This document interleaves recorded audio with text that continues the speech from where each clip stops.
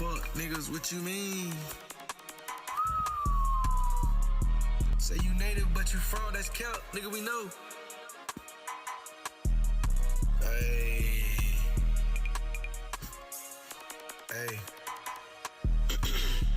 Say you native, but that's cap, that's fraud, nigga, we already know. Quoting fairy tales, boy, you know we know how that shit go. Faking views, faking news, cause you don't want your numbers to be low. Whole panel full of circus niggas, this a fucking clown show. Faking streams, faking dreams, my nigga, you still chasing clout. Quoting Dr. York, my nigga, you know this a fucking code. You quoting the Washington Empress, nigga, that's all she wrote. But the only thing they standing on is them license plates. Say you Omic, but your granddaddy from Kentucky. That's a Tubi movie, my nigga, the script real clumsy. All them hours on the stream, but your cash low. You popping Bud Ice cans, nigga, smoking Newport shows. Faking pride, faking facts, that's a religion. Ducking real debates, my nigga, you don't want precision. Say Egypt's in America, nigga, that shit is all fiction. You quoting Barry Feldman, nigga, but he don't even say what you be saying. You talking copper-colored tribes, but you be bending the facts. History ain't even a costume, nigga, you out here playing the act. You ducking out of sea, my nigga, you must be late for class. You streaming all them niggas, my nigga, just out here talking out your ass. Whole doctor sounding goofy like a TikTok skit.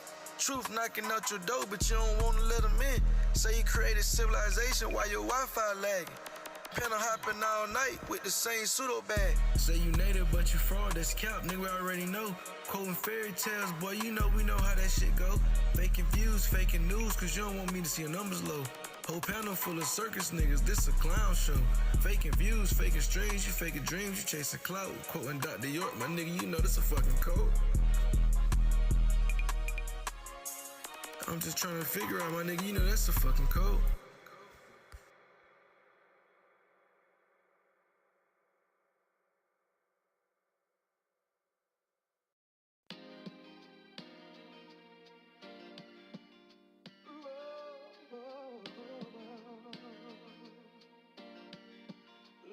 Yeah, baby. Thanks for the slap, Ali. Smoking gas in this bitch on the Twitter space, yeah. Don't tell me you love me, that ain't the truth. Got my eyes on my paper, I need the blues. I'm sticking to the script, but we don't fuck with Tom Cruise. OG told a young nigga you gon' lose if you snooze.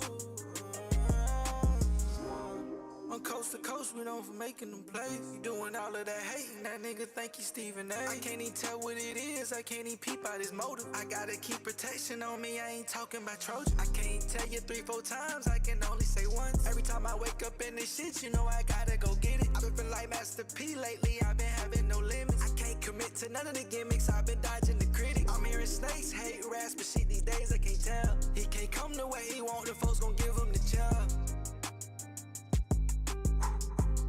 Come the way you want, the folks gon' give them the chill. I pull up wine, kick my feet and recline. FBI start paying weekly, niggas dropping them down. So many locked behind the cells, they can't get back their time.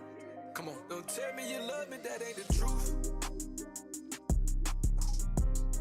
Got my eyes on my paper, I need the blues. I'm sticking to the script, but we don't fuck with Tom Cruise.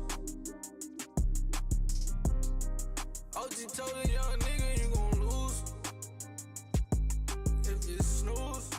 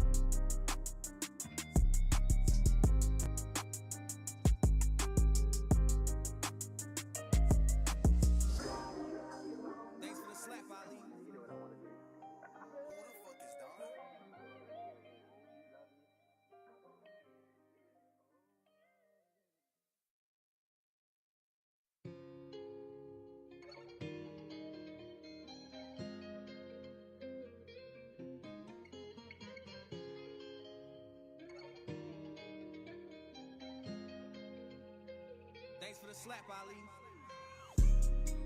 I prove it to myself before I prove that shit to you.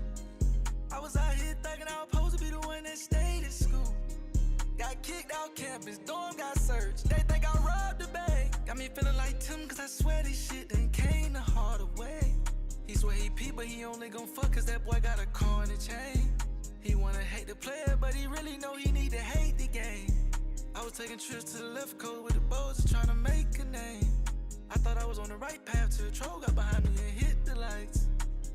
Pack touchdown in Gainesville like I'm Percy, telling me that I'm more handsome in person. I been found my purpose, can't pop me no perk. I tapped in some shit you can't reach it like cursive. I'm tapping some shit you can't see to believe in. Some shit you can't see to believe in. OJ on trap on Sunday like a deacon. Name ain't Steven, he tryna get even. He hide his mind, he gon' fight through the demons. Lost in his mind, he can't find him a reason. I prove it to myself before I prove that shit to you. I was out here thugging, I was supposed to be the one that stayed in school. Got kicked out campus, dorm got searched. They think I robbed the bank. Got me feeling like Tim, cause I swear this shit done came the harder way. He swear he pee, but he only gon' fuck cause that boy got a car and a chain. He wanna hate the player, but he really know he need to hate the game. I was taking trips to the left coast with the bows, trying to make a name. I thought I was on the right path till a troll got behind me and hit the lights.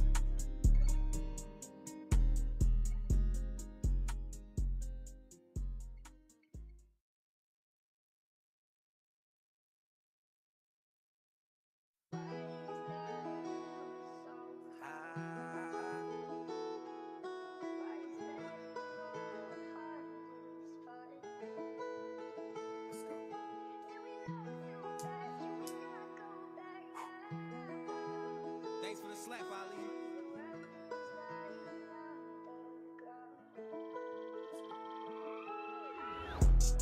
I tried to tell these niggas don't wanna listen. Everybody cheap don't wanna play their position. You gon' pop in the net, but we knowin' it's fiction. I ain't even trippin' about none of that shit, my nigga. I was in them trenches, keeping it too confidential. I risk it all behind this shit I'm implementing. I pray to God every day I don't get implicated. Don't stab me in my back, look at my face and betray me. Don't stab me in my back, look at my face and betray me. Stab me in my back, stab me in my back. Don't stab me in my back, look at my face and betray me. On these hooks I'm starting to feel like Kareem. I make shit shake, I'm starting to feel like Hakeem. Even to pop an X pill, cause ain't no I in the team. I heard a gangster started singing, I guess that nigga thought he was Jodeci. I heard a gangster started singing, that nigga thought he was Jodeci. I don't understand what these niggas do when they be trying to approach a G. I been staying to myself, I'm trying to stack up these trophies. I tried to tell these niggas don't wanna listen. Everybody cheap don't wanna play their position. You gon' pop in the net, but we knowin' it's fiction. I ain't even trippin' about none of that shit, my nigga. I was in them trenches, keeping it too confidential. I risk it all behind this shit I'm implementing. I pray to God every day I don't get implicated. Don't stab me in my back, look at my face and betray me. Don't stab me in my back, look at my face and betray me. Stab me in my back, stab me in my back. Don't stab me in my back, look at my face and betray me. They say life's by choices, you can't even avoid it. Try the best, they cross you out, then double back to count on you. These niggas ain't tryna put in work, but they need all the employment. I was in the trap thinking about white papers and roadmaps, nigga. This devil gonna do his best to walk you down to like a staircase. I just talked to my lawyer last night, he called me, told me they finna drop the case. I protect my energy, I can't let these niggas infiltrate. That boy internet gangster, he only thuggin' in Twitter space. I tried to tell these niggas don't wanna listen. Everybody cheap don't wanna play their positions. You gon' pop in the net, but we knowin' it's fiction. I ain't even trippin' about none of that shit, my nigga. I was in them trenches, keeping it too confidential. I risk it all behind this shit I'm implementing. I pray to God every day I don't get implicated. Don't stab me in my back, look at my face and betray me. Don't stab me in my back, look at my face and betray me. Stab me in my back, stab me in my back. Don't stab me in my back, look at my face and betray me.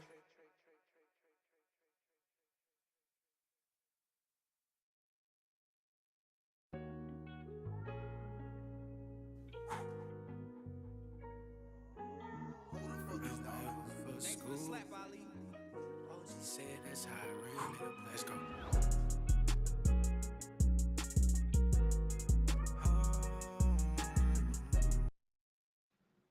Hey man, peace to everybody just pulling up. Shout out to everybody, man. I'm about to get started after this record. School, just trying to chase a little bread. First that boy dropped out of Cat college. Patel, we on your ass. He ran out with this and that shit. That's what so and so said. He gon' surge it like some gas, but he know damn well it's me. Yes, sir, we on your ass, Kash. But it was all in his head. Oh, you say you want to smoke? That boy brought all of the six. 7 second guess a house stepping. Don't you never in it? That's how you never in it. That's how you never in it. OG say that's how. That's how a real nigga play it. That's how a real nigga play it. OG say that's how a real nigga never in it. I was grabbing 2 and brought back 4. That's what that network do. I was in that trap. I was working hard just like the warehouse nigga. I can never trip you all online with that hate in your heart. I'm a businessman. I've been giving credit like I'm working at Visa. Remember taking trips out to Chico cause I can't smoke me no meat. I'm trying to stay up out the way cause I just dodged a little bit. They gon' try to trick you off the street. They see you got shit going. He gon' flag me down to set me up, but shit I'm already knowing. I need that top shelf smoke. Only elegant flights. Cabernet Sauvignon. It's been a hell of a night. This kush gon' take me away. It sweep me right off my feet. I twist a split, take a sip, then go and catch a little drip. I count up 10 every week and then break that shit right down the middle. We double out, we can't do loss. This nigga's not a beginner. I gave a base a couple O's to try to get me a runner. His granny thought he was on point, then find out he a sinner. Come on. Remember screaming fuck school, just trying to chase a little bread. First that boy dropped out of college, then he caught him a bit. He ran out with this and that shit, that's what so and so said. He gon' surge it like some gas, but he know damn well it's me. He thought his partner crossed him out, but it was all in his head. Oh, you say you want to smoke? That boy brought all of the six. 7 second guess a house stepping, don't you never in it? That's how you never in it. That's how you never in it. That's how I real nigga play it. That's how I real nigga play it. That's how you never in it. OG said that's how a real nigga play it.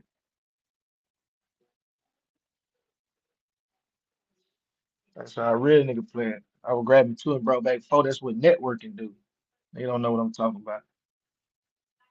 But yo, man. Oh, salute to you, check. Fire. When you said you heard from Root Words. Salute, man. You know, me and Root Words beefing right now, that nigga. But hey, man, I hope he get him some help. You know what I'm saying? I support all black creators, even when they be crashing out. But let's get into this Kash Patel. So Kash Patel, he been on the hot seat. I've been having my eyes on Kash Patel for a little minute anyway. He fumbled this whole Epstein fiasco, so I'm on your ass anyway. Cause like when I first started doing these lives, I got 2 lives that I like to kind of focus. I like to do the grifting off low IQs, where I tap in on the political side with this Nick Fuentes. I've been investigating Nick Fuentes now, and at the same time, I'm tapping in and I'm noticing at the same time, I'm looking up and I'm keeping tabs on Jeffrey Epstein files and shit like that. So sometimes I do the elephant in the room, or sometimes I might call it grifting off low IQs, just depending on what the majority of the conversation gonna be about. But today just happened to fall slap in the middle. You know what I'm saying? Kash Patel, I'm on your ass. So apparently the rest of the world is on Kash because he had to go before the Senate committee. So let me see what he had to say on Fox News first. I'm gonna get some context of what's going on, and then I'm gonna get on your ass, Cash. Before the assassination attempt. That's what the governor said yesterday. And what did that say? If you could. So share what I'm that able with to us? say, I'm sorry. So what I'm able to say is I addressed it partially earlier. Is that the written note we believe what did exist, and we have evidence to show what was in that note, which is, and I'm going to summarize, basically saying the suspect wrote a note saying, I have the opportunity to take out Charlie Kirk, and I'm going to take it. That note was written before the shooting. Evidence of its existence, we now have learned, existed before the shooting, was in the location in the suspect and partner's home. But we have since learned that the note, even though it has been destroyed, we have found forensic evidence of the note, and we have confirmed what that note. Hold up, bro. I'm so tired of Cash. He's just a bad liar. Gang, first of all, what is this? Let me back this up. Yo, Cash, bro. You gotta work on your lie. I see they got you. They told you that because look, the last time you was on TV, your nostril was wide open, and your pupils was from top to bottom. So at least they tell you, hey, Cab, man, don't do a bump right before you get on. Like you gotta at least, if you're gonna do your little key bump, you gotta do it at least 3 to 4, you know what I mean, 3 to 4 hours before you get on. Cause you know, Cab, he be coming on lives, he be loaded. I be like, God damn, Cab. When he was on Joe Rogan, man, that boy was allegedly, but I like he just got out of the snowmobile. You know what I'm saying? Like he just got off the snow train. He was riding on the slopes in the Alps or something. I don't know what that boy be doing, but his eyes be, man, ain't sometimes he be having locked jaw. Listen, Cash, we on to you. Okay, we know what it looked like. We know drug use, brother. This is America. But I ain't gonna get into that. Let me see, because he lied too bad. He lied too bad, man. And it's like, come on, Cash. Did you get the information or did you discover it? What are we talking about? I'm so lost. I thought you found a note. Now you saying you don't have a note. Then you saying that it's but you found forensic evidence, but you've been told about it, evidence. What are we saying? Come on, Cass. Come on, Cass. Get your life straight. Hold up. They're gonna try to take. I don't want to hear you talking about it. See, hold up. Don't even get me started on that. Let's focus up. Cash Patel reveals the arrest of 1,500. Nah, we're gonna go there talking about you revealing the arrest of child predators, but you let top Israeli data analysis get out of here. Come on, man. We're not doing that. We're not doing that. Cash, we're not doing that. What the fuck them Epstein files at, Cash? Don't tell me about 1,500 child predators. I don't want to hear about none of that shit right now, Cash. You bullshitting and you trying to cover your ass. Come on, give me this lie again. Home, but we have since learned that the note, even though it has been destroyed, we have found forensic evidence of the note, and we have confirmed what that note says because of our aggressive interview posture at the FBI. Was it a written note? Did he write a written note?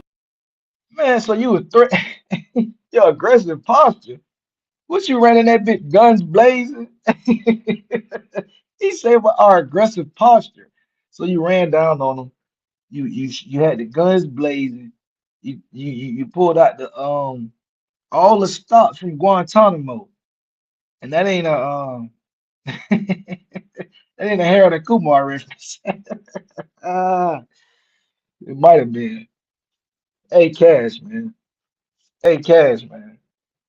What's going on with you, bro? What's going on with you?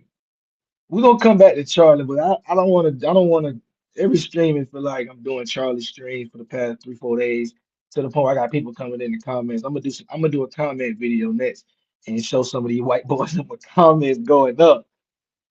Yeah, but man, Cash, that was the worst lie you done told in a couple weeks, man. I mean, that you was all over the place just then. That was terrible. You said you said the shooter left a manifesto. He had a note that was just 'cause first of all, that's what killing me about this whole situation. So I'm willing to believe he's a leftist shooter if there's evidence for it, bro. I'm willing to go there. But I'm not seeing all of the evidence. I'm hearing the evidence. I'm hearing people say it, but I'm not seeing it. And then the hardest thing you trying to tie him to is this gay trans situation. That's what you feel like you wasting all your ammo on instead of getting to the real evidence of what's going on. Because if he was gonna be on the left, in my opinion, he would have wrote a long ass manifesto. Like motherfuckers on the left, they be extrally fake deep. You know what I'm saying? They're gonna motherfucker from the left, he gotta tell you a million reasons why he going to the grocery store. So I'm just assuming like if it's somebody from the left who been radicalized, he gonna leave some type of manifesto that might quite possibly rival some thesis papers for motherfuckers trying to get their masters. That's the type of shit they be doing there because they're overly dedicated like that, you know. But that's not what we got. We got a letter that he said that they got forensic evidence, but what's killing me is if you got forensic evidence, how did you How did you attain this from your strong posture and questioning? And at the same time, you saying somebody told it to you. So I'm really trying to get an understanding on that. I'm gonna have to play that. Maybe I'm gonna play that clip again. But right now, Cash, you got some splaining to do. Now you on here talking about you made arrests of 1,500 child predators. You discovered 4,700 child victims and captured more than 23,000 violent criminals. Listen to you spewing off these. It's like somebody gave you a little sheet and told you, "Hey man, make sure you hit these points when they start pressing you, so we can get our base rounded up." You're not worried about the real questions that's getting asked and answered. What you're trying to do is you're posturing. When you're saying this shit, you're posturing, guy, and you're not even good at it. Come on, Harold. What you think he look like, Harold or Kumar?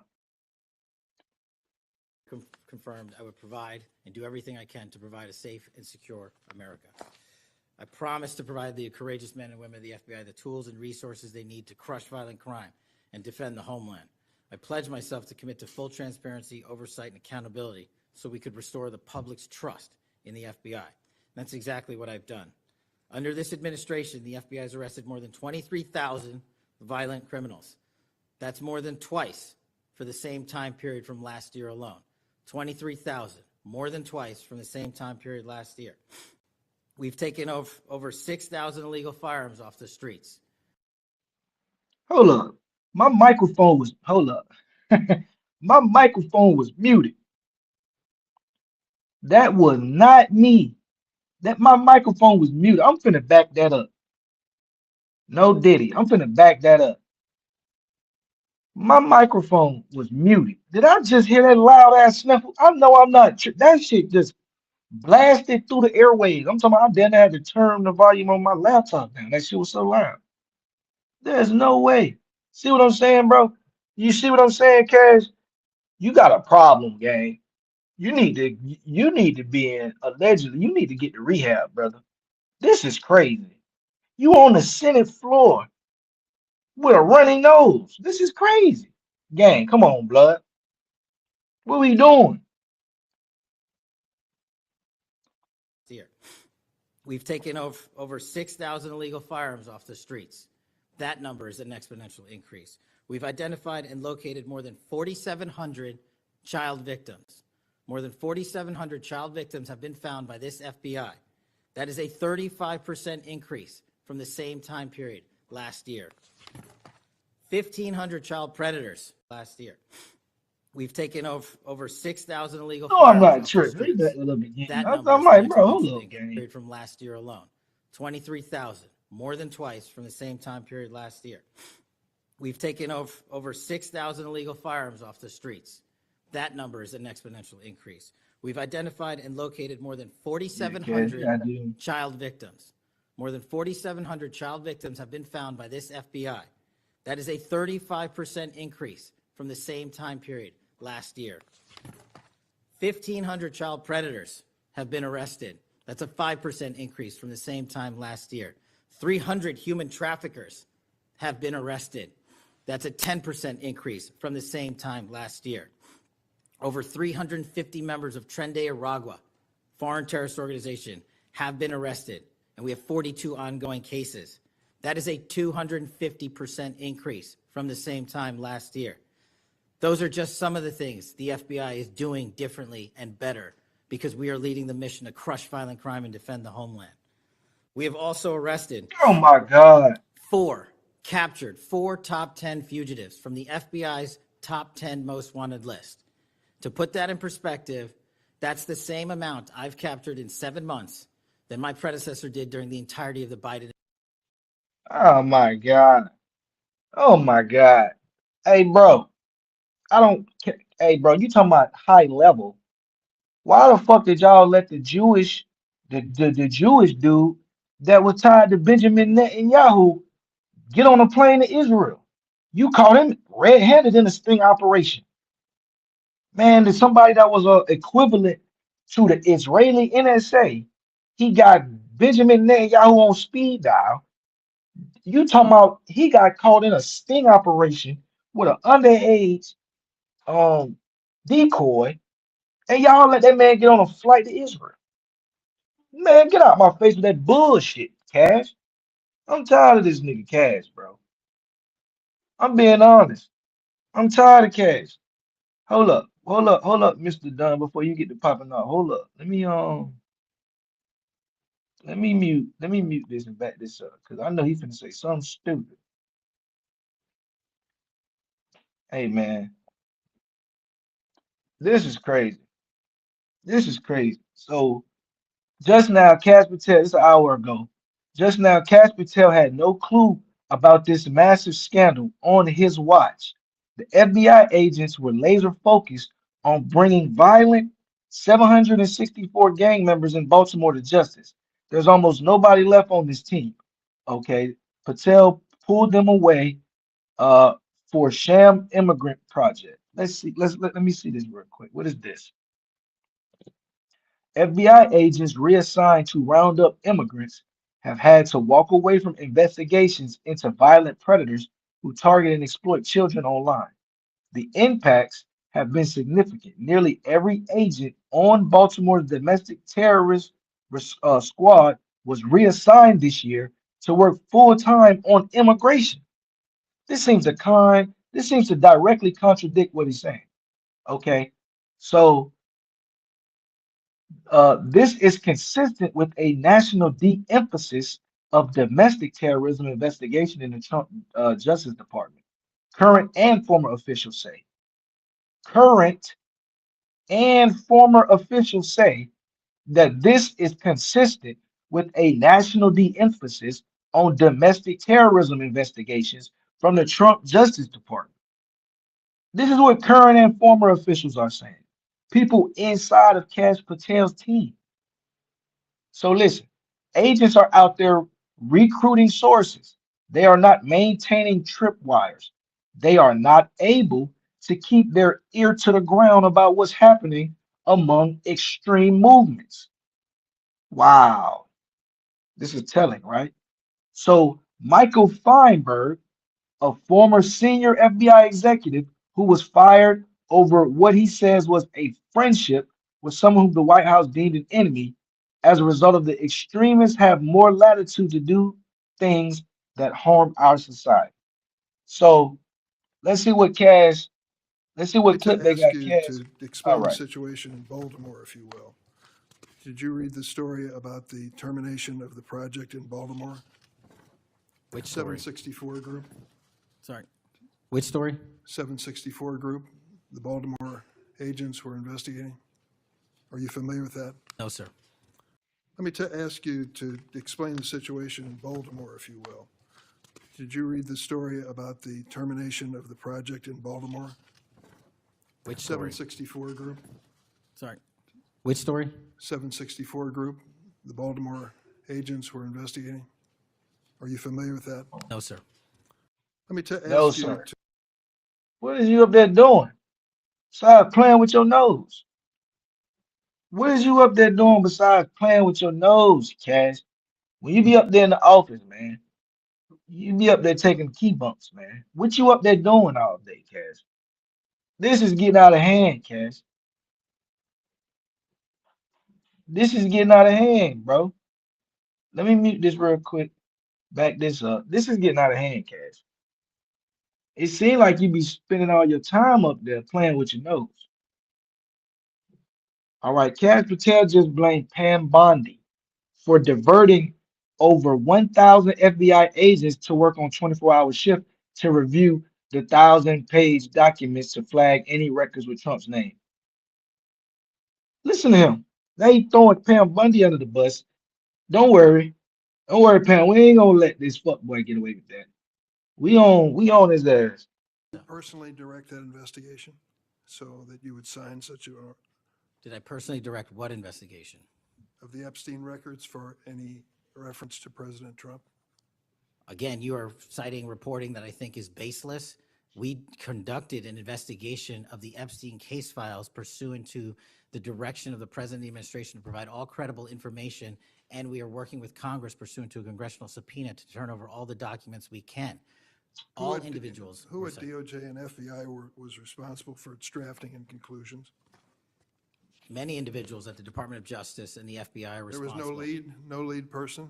The Attorney General leads the Department of Justice, and I lead the FBI. So the Attorney General was responsible for that? The Attorney General leads the Department of Justice. All right, fam. These folks, that's what I'm saying. He think he's so damn arrogant. So basically, bro, it sounds to me like you and Pam Bondi had 1,000 FBI agents on 24-hour shifts looking through the Epstein files. That's what it sounds like, gang. That's what it sounds like. You trying to pass the buck. Like, bro, you can't pass it. It's a chain of command. It's Pam Bondi and it's you, gang.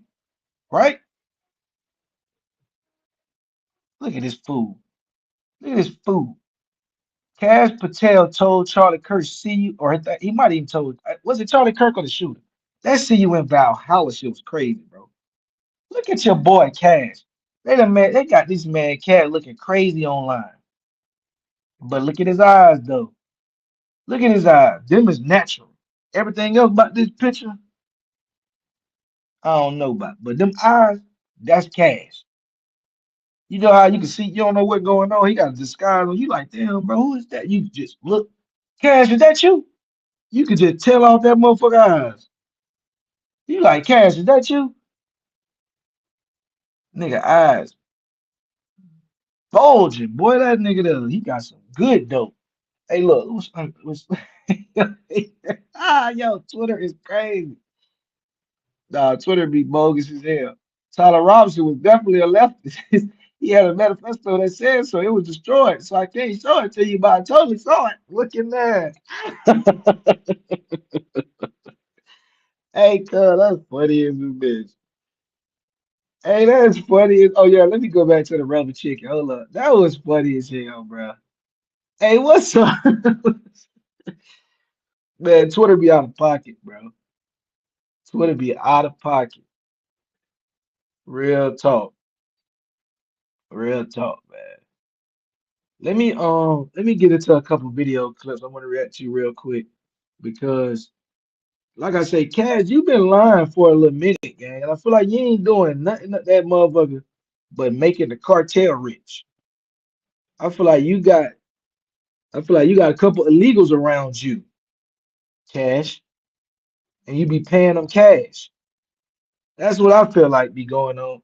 I feel like Cash be keeping a bunch of illegals around him and he be paying them cash. So he keep them key bumps on deck. Cause I mean, like it's too many times I done seen Cash where he just look loaded. He just look like he's not all. He's just he like he going through a lot, and he just decided to give his life to the cocaine, like, or maybe it's Adderall, And I understand if it's Adderall, cause I had my little and day and a half with Adderall. The Addies was cool. The little Peach John, they was cool back in the gap. But you with the FBI now, champ. You can't be sniffing Adderall before you get on the Congress floor. You talking about the ISUPK? Not the ISUPK. Yo, that is a fact, bro. He got the ISUPK fit on. Oh shit, man. Hey, if they would have, man, that's crazy. Yo, that's crazy. I can't unsee it now. He got the Captain Tazariot rubber chicken. Yo, that's the Indian Captain Tazariot. I mean the damn, I can't even say India because we got abos around this motherfucker. That's the oh, that's the Hindu. I don't know what caste is. Let me not slur cat. What the Patel? I'm pretty sure the Patels are from India. I'm pretty sure the Patel lineage from every city got Patels. Patel some of the richest folk, but I'm talking about I think they interstate. I don't know, bro. I don't want to get the line. I know every city, every state got a Patel who running some supermarkets. They got a a car dealership. Yeah, that name is prominent, very prominent. But Mr. Sniff-a-Lot, we get back to you. So let me get into this into what the young Turks got to say. And actually, I got a clip I got to speak on. They got Cenk Huger saying some old off the wall shit. I ain't gonna lie, they caught my boy Cenk out of bounds. They definitely did. They caught that boy out of bounds. It's a clip going around of him saying a whole bunch of crazy shit. And one thing I can say, like I like the young Turks. But Tank, he do got a propensity to kind of fly off the handles a little bit sometimes. He lash out, I'm gonna speak for my boy. He ain't mean no harm, I done seen the clips and I seen some of them in live when it was going on. And I could just say he was lashing out. He don't mean no harm. But they got that boy Tank looking crazy, talking extremely strong. That's all I'm gonna say. Let me share the screen real quick. We're gonna change page. We're gonna go over here. We're gonna see what the young Turks got going. Y'all, if you into listening to both sides, I know a lot of people might just be on the right, but in my opinion, it's good to hear from both perspectives. So I like to use the left and the right to make my own distinct understanding. You understand what I'm saying? So we finna chop it up. We finna listen to what the Trump administration fears with Kash Patel. So we're gonna see what the young Turks put together here. Shout out to Tim Dillon too. That boy Tim Dillon be having some of the freshest shades. I don't support nothing else Tim Dillon do, but them shades he be having on, them bitches be fresh. He be having the cool dad shades, you feel me? I throw them bitches on, get me a little drink, put a little whiskey in the cup so it look like I'm drinking a little Slurpee. Be slide dead good. You know what I'm saying? Little dad shades, little whiskey in the cup. Nobody knows. Whatever say, nobody knows. Looking at. But yeah, Tim Pool, that nigga be having them clean ass. He be having white boy be having them clean ass shades. He be having, like I said, he be having them daytime drinking shades on. With DoorDash and Kash Patel was investigating it, would I get the credit? I imagine I would not. I imagine if there was a discrepancy on a DoorDash order, the head of the Federal Bureau of Investigation, Kash Patel, would not be able to secure my credit of $11.90. Well, comedian Tim Dillon isn't the only one taking some punches. Fair to say. And Vino, I'm gonna give you a little story one of these days. Like I did, I'm gonna give a little prequel to it. When I was in college, my first semester, I had a ethnocentric views class, and we took a little test to see what we were, what side of the aisle we fell on, and you know, 73% of my answers they were Republican-ish when I was 18 years old. About 73% of my answers. I think that's what my test score was. Um, but I was more libertarian than anything. You understand what I'm saying? But again, we get into the weeds. A lot of motherfuckers don't know what I'm even talking about. People don't even know what that is. But to be honest with you, I'm more libertarian at heart. You know what I'm saying? But I'm gonna let my dog rock out because he just said exactly what I was saying, bro. If I had the DoorDash order and the DoorDash driver ran off with my shit, Kash Patel would not be able to get me my refund. He too busy back on the corner sniffing it up. And I'm gonna stand on that, bro. I'm gonna play a couple more videos because I got a theory. I got a theory. And my theory is Kash Patel be sniffing Adderalls, bro. That's why he don't know what's going on. He too fucking wired up. He got Mountain Bull. He got motherfucking Mountain Dew Red Bull and um and pre-workout eyes. How you got Mountain Dew Red Bull pre-workout eyes, gang? Like you own something. You know what I'm saying? You on pre-workout, you on something, bro. at Kash Patel, the FBI director, of course, and his handling of the investigation following the murder of Charlie Kirk. In fact, there's a new Fox News exclusive which alleges that, well, there are very high-level members of the Trump administration who are not pleased with Patel. They spoke to 10 sources across multiple federal offices who all said that Patel is under fire over his handling of Charlie Kirk's murder investigation. So one of these anonymous sources with knowledge of ongoing personnel discussions stated that the White House, Attorney General Pam Bondi, Deputy Attorney General Todd Blanche have no confidence in Kash. Pam in particular cannot stand him, Blanche either. Now, let's just remember that Pam Bondi kind of hates Kash Patel because of a problem that she created herself by promising the release of the Epstein files, pretending. Let's start there. See, Anna don't be playing. I vote Anna too. Anna be sliding. See, she ain't gonna let this shit slide.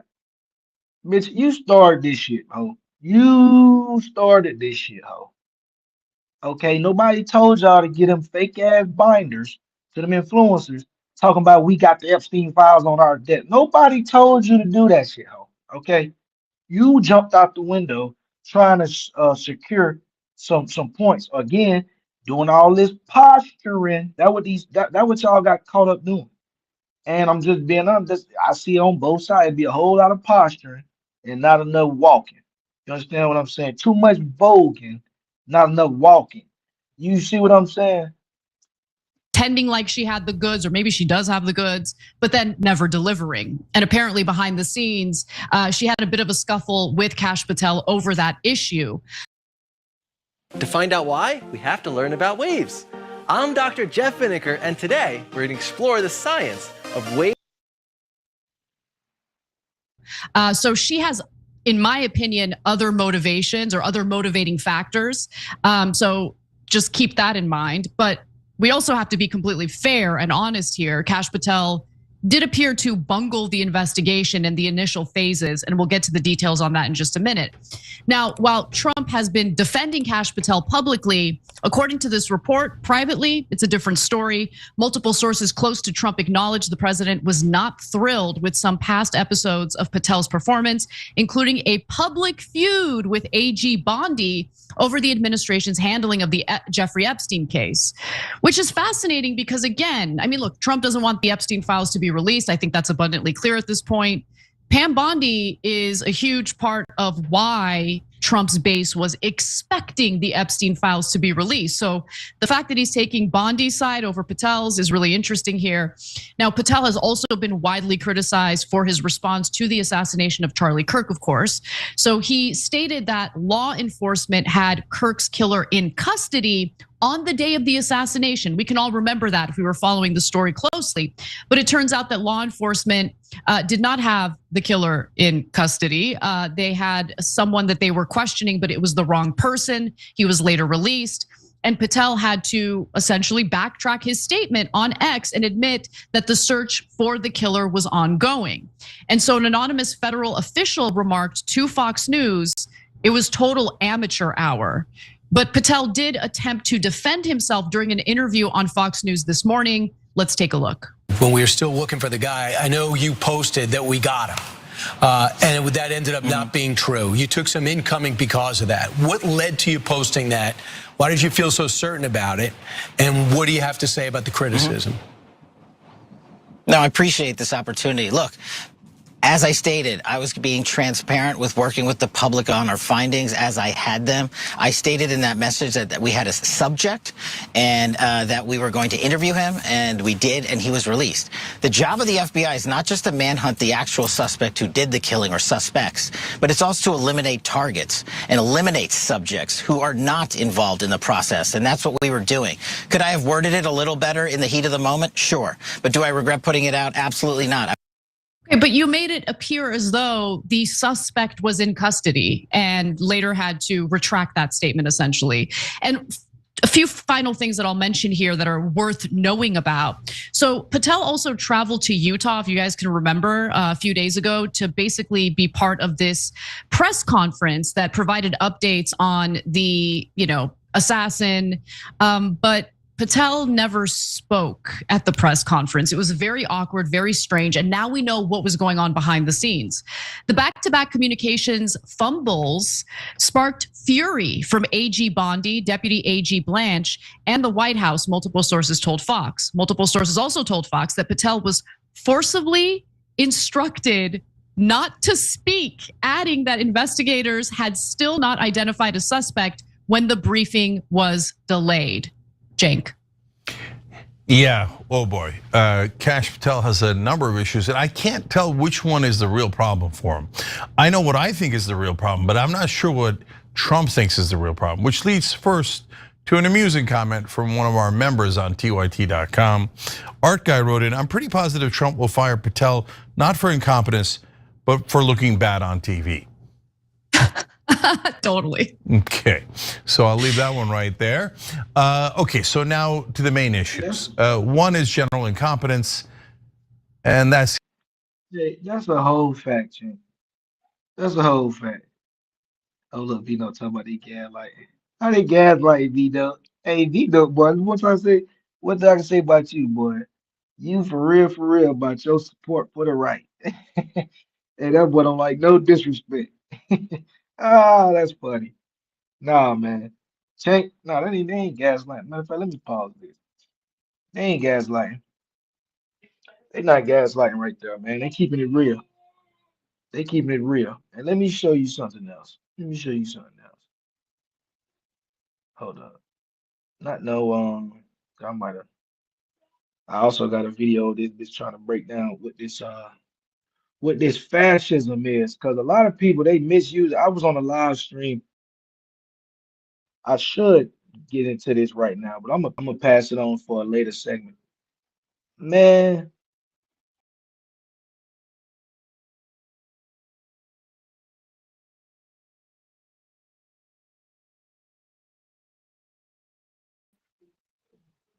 yeah, I'm gonna pass it on for a later segment. But man, I was chilling over on the conservative,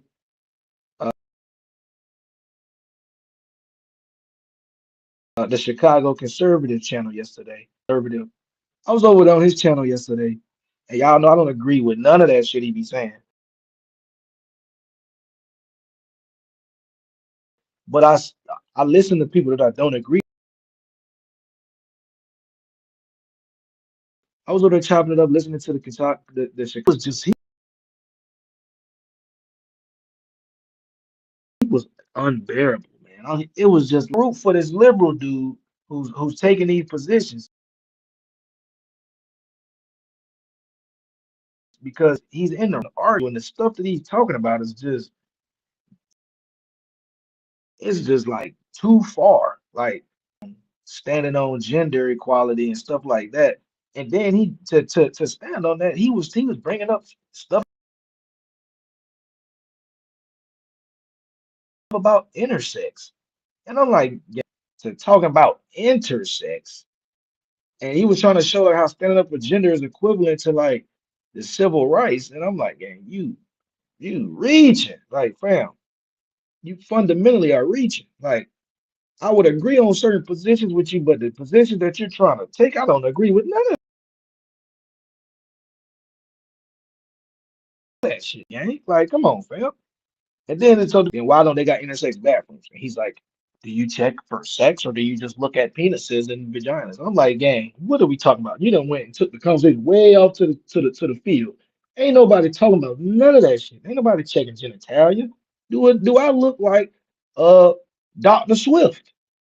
Do I look like Professor NPM Dr. Swift? No, I don't. Okay, I'm finna roll up, and later on, I might roll up again. So I'm not looking at nobody genitalia. Tell you, gang, might beat my ass. Fuck is wrong with y'all? First of all, so that's dead. Some of these points that they be making, it just they lose the crowd. They lose the crowd.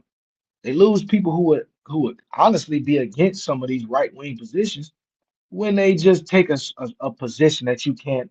It's damn near untenable. Like I don't see why he even brought up intersex in the conversation about gender equality versus racism. he brought up intersex. And he was like trying to bring that shit into the conversation. It's like, gang, you setting up more barriers to entry. You setting up way more barriers to entry than me. Like, so, but I want to play some shit where my boy was just looking crazy.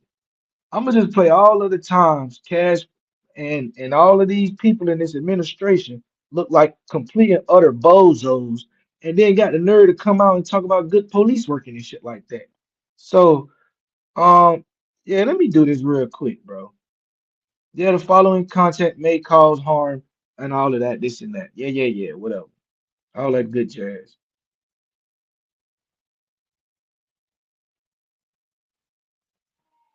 Hold up. I know my audio ain't up. All right, I got this shit muted. My fault. This shit, I got too high tech for your boy. There's no question about it. Just ask Prince Andrew. All right. Let me give you some context on this one. This is Boyzilla. This is CoffeeZilla second page. I'll go subscribe to CoffeeZilla.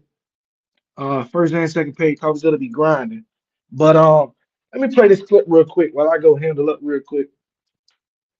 Tell me, first of all, I got two things. Tell me how many times you are lied to by this administration. And then on top of that, tell me if this motherfucker don't look like he off that booger sugar, or he done took a ride with that Adderall and done crushed it up. Yeah, he done crushed up that Adderall. He done put it on that little key, and all I heard in the back seat was, and that nigga said, "Woo!" And then that nigga, he went on Joe Rogan.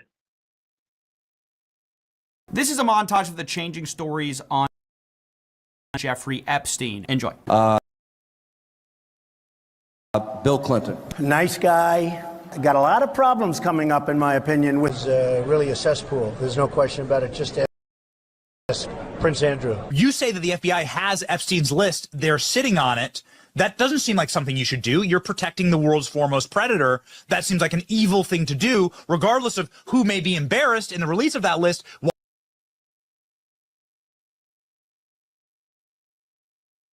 Enjoy. Bill Clinton. Nice guy. Got a lot of problems coming up, in my opinion, with the famous island with Jeffrey Epstein. That island was really a cesspool. There's no question about it. Just ask Prince Andrew. You say that the FBI has Epstein's list. They're sitting on it. That doesn't seem like something you should do. You're the foremost predator. That seems like an evil thing to do, regardless of who may be embarrassed in the release of that list. Why is the FBI protecting the greatest in human history? Simple, because of who's on that list. Who killed Jeffrey Epstein? This doesn't look right. It doesn't look like a suicide. You know, Epstein's an intelligence asset for people in the Middle East, right? I'm like, no, I didn't know that. I'm like, you sure of that? The person, let's say, is like, I'm absolutely sure of that. His plane and that island, the cameras, there's a big assumption out there that these videotapes were exclusively in the custody of Epstein. That's a huge mistake. The reason they wanted this story to go away is because there's an assumption like, oh yeah, Epstein had him. No, he wasn't the only one who had him, according to this source. These assets, that's why this blackmail story makes so much sense.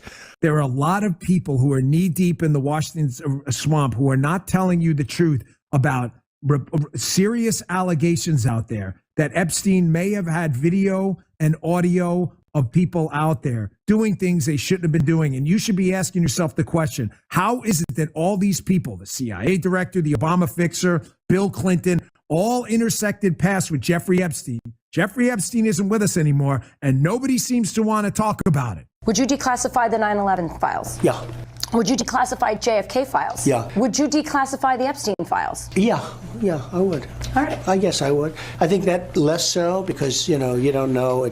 You don't want to affect people's lives if it's phony stuff in there because there's a lot of phony stuff with that whole world. But I think I would, or at least Do you think that would restore trust? Help restore trust? Yeah, I don't know about Epstein so much as I do the others. Certainly about the way he died. It'd be interesting to find out what happened there because that was a weird situation and the cameras didn't happen to be working, et cetera, et cetera. I want to talk to you about the Epstein case. I have worked on this for years, trying to get those records of who flew on Epstein's plane and who helped him build this international human trafficking ring. Absolutely, Senator. Child trafficking has no place in the United States of America, and I will do everything, if confirmed as FBI director, to make sure the American public knows the full weight of what happened in the past. Release the list. Seriously, we need to release the Epstein list. That is an important thing. The DOJ may be releasing the list of Jeffrey Epstein's clients. Will that really happen? It's sitting on my desk right now to review. A lot of people are wondering, because you said last week that you have the Epstein files on your desk, is when can we see them and what's taking so long to release them? I do. Jesse, there are well over, this will make you sick, 200 victims. 200. So we have, well, 250 actually. So we have to make sure that their identity is protected. Other than that, I think tomorrow, Jesse, breaking news right now, you're going to see some Epstein information being released. There are tens of thousands of videos of Epstein with children or child. What kind? Are we going to see who was on the flights?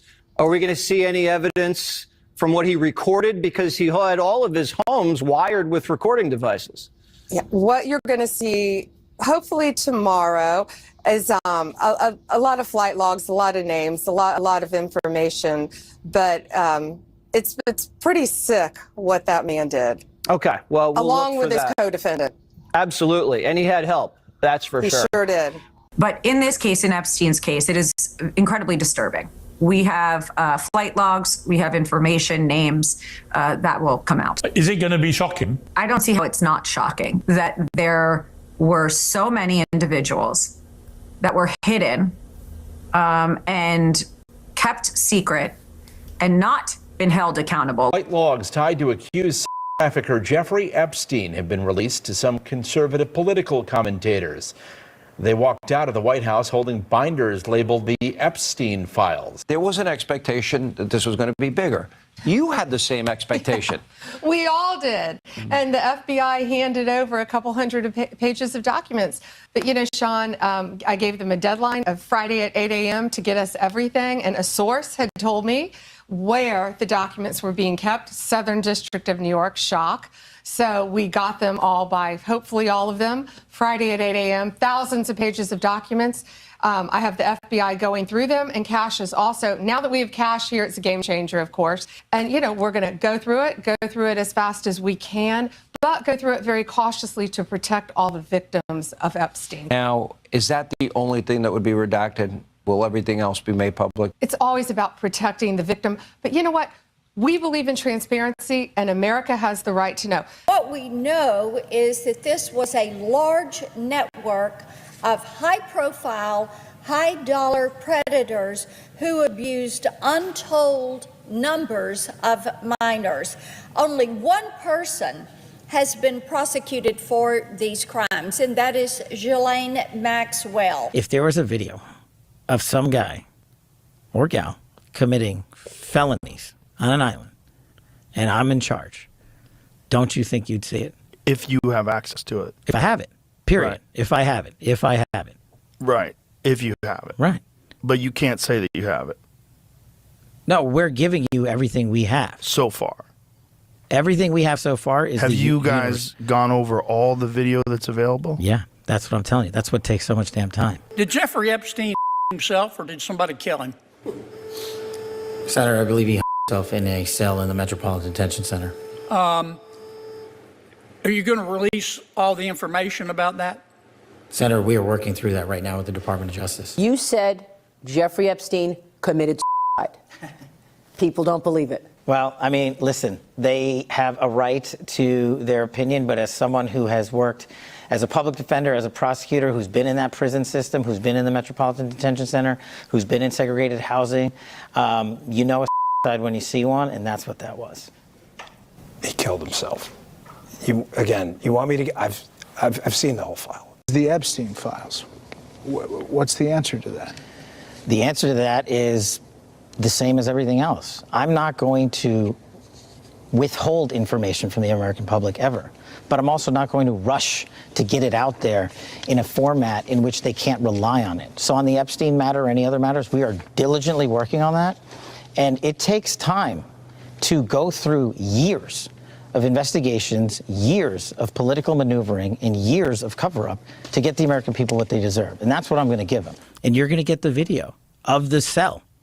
And you're going to see for yourself. We do have video. It's not the greatest video in the world. I don't want to set expectations on fire. However, the video does show in that specific block that he goes in, made a phone call. You'll see 12 hours of guards going to basically check on him, come back. You'll see no one really comes out in that bay, in that area, than him. There's no one in there. When you combine that with the other evidence we will be releasing in the coming weeks, we're still finalizing some of the products. I think it's pretty clear. Overnight, the FBI and Justice Department releasing 11 hours of footage they say helps confirm notorious financier Jeffrey Epstein died by suicide in his Manhattan jail cell in 2019. But perhaps the biggest bombshell, investigators say they found no incriminating client list of Epstein's, no credible evidence that Epstein blackmailed prominent individuals, and no evidence that could predicate an investigation against uncharged third parties. Alex Costa, he allegedly said that he did work for an intelligence agency. So could you resolve whether or not he did? And also, could you say why there was a minute missing from the jailhouse tape on the night of the set? Yeah, sure. If Pam, could I just interrupt for 1 second? Are you still talking about Jeffrey Epstein? This guy's been talked about for years. You're asking, we have Texas, we have this, we have all of the things. And are people still talking about this guy, this creep? That is unbelievable. Do you want to waste the time, and do you feel like answering? I don't mind answering. I mean, I can't believe you're asking a question on Epstein at a time like this, where we're having some of the greatest success and also tragedy with what happened in Texas. It just seems like a desecration.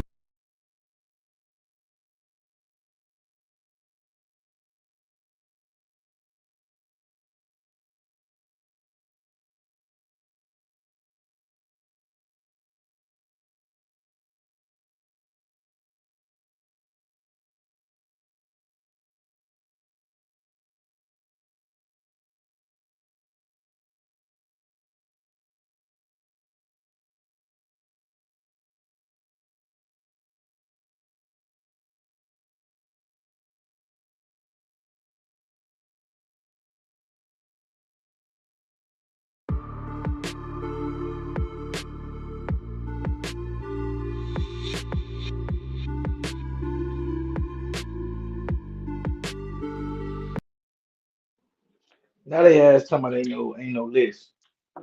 Right? Kash looked like he was tweaking, turned up, off one, on one, whatever you need to say. That boy Trump looking sick. I'm like, gang. Cause see, before I'm like, listen, bro, this whole little shit, it gotta be like some type of shit that the Democrats is covered up in. So they ain't trying to. But then when this nigga came into power, right? Because you see the clip from the beginning when he first was running on his campaign. Hey man, Hillary, she got something to worry about with them files, gang. That's what he was saying. So then it went from she got something to worry about with them files. You get in the office, the motherfucker get clipped or pass away, however this shit go while you in office. The file never came out. Then we get Biden get back in that motherfucker. Then now you back and you still ain't dropped them hoes. Come on, bro. And now we got the book coming out. We got the book coming out where in the book you writing all these graphic ass things, and you talking about you done shared women with the man and all this goofy shit. Like, bro, it's so much to dissect there. I'll be going for days, right? I'll be going for days. But let's get right into it. Cause Kash Patel, if you live in a you're Florida not zip code safe, and right? have 0 DUIs in the last 5 years, listen carefully. I was an insurance agent for 30 years.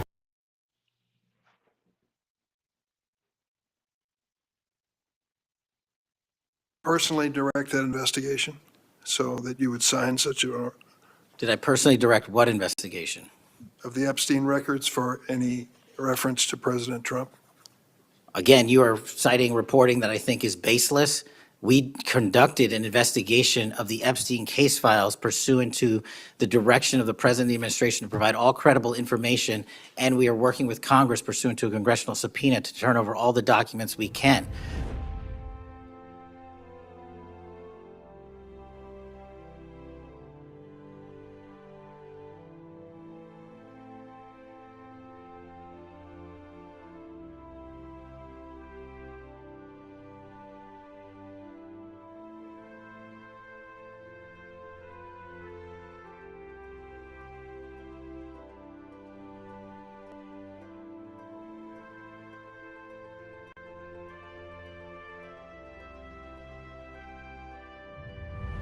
Thank you very much, Senator Durbin.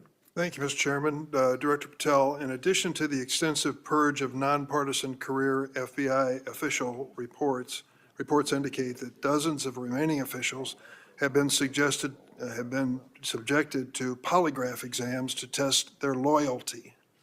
My understanding is that approximately 40 officials have been asked to sit for a polygraph.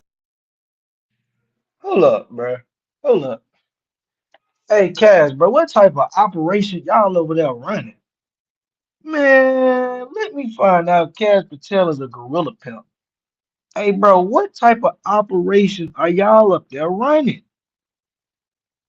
Your eyes, let's just start there. Your pupils, they're highly irregular all the time. Every time I see you sniffing, it just, you always got something running in your nose or something. Now you telling me you had people taking polygraphs to prove their loyalty? Oh man, you on dope. I don't care what nobody said at this point. This has been confirmed. Okay, this is confirmation for me. You putting people on your team under polygraph to test their loyalty. Man, that's that dope, bro. You sniffing, bro. And I mean, bro, at this point, like, bro, you paranoid, bro. That's paranoia. That's because you doing it too much, right? You done graduated from the key bumps, I see. He went from key bumps to snorting it out the key. That's what this is, bro. It's like I said, bro, you got a bunch of illegals working around you. And it's like he slid you the little blade. You just cut it open, put your finger, gave it a little taste. Yeah, that's the one. Go ahead and leave me some for you. That's like, bro, Kash. You got people taking. Man, hold up, bro. Let me let Durbin grill him. My fault. Let me let Durbin grill him. This is crazy. This who running the government.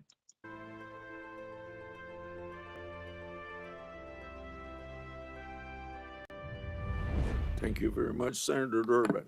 Thank you, Mr. Chairman. Director Patel, in addition to the extensive purge of nonpartisan career FBI official reports indicate that dozens of remaining officials have been subjected to polygraph exams to test their loyalty.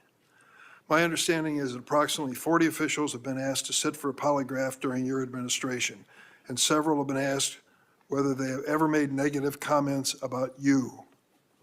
Director Patel, FBI agents pledge their loyalty to the Constitution of the United States, not you personally. What is the basis for requiring polygraph exams of your workforce and asking them if they've made negative comments about you? I don't know what reports you're referring to, Ranking Member, and I reject any reporting that has false information in it, so I'm not going to respond to that. As far as polygraphs go, generally they are always and always have been utilized at the FBI to track down those that leak sensitive information and have unauthorized disclosures to the media, and we will continue to use them to ensure the integrity of the FBI.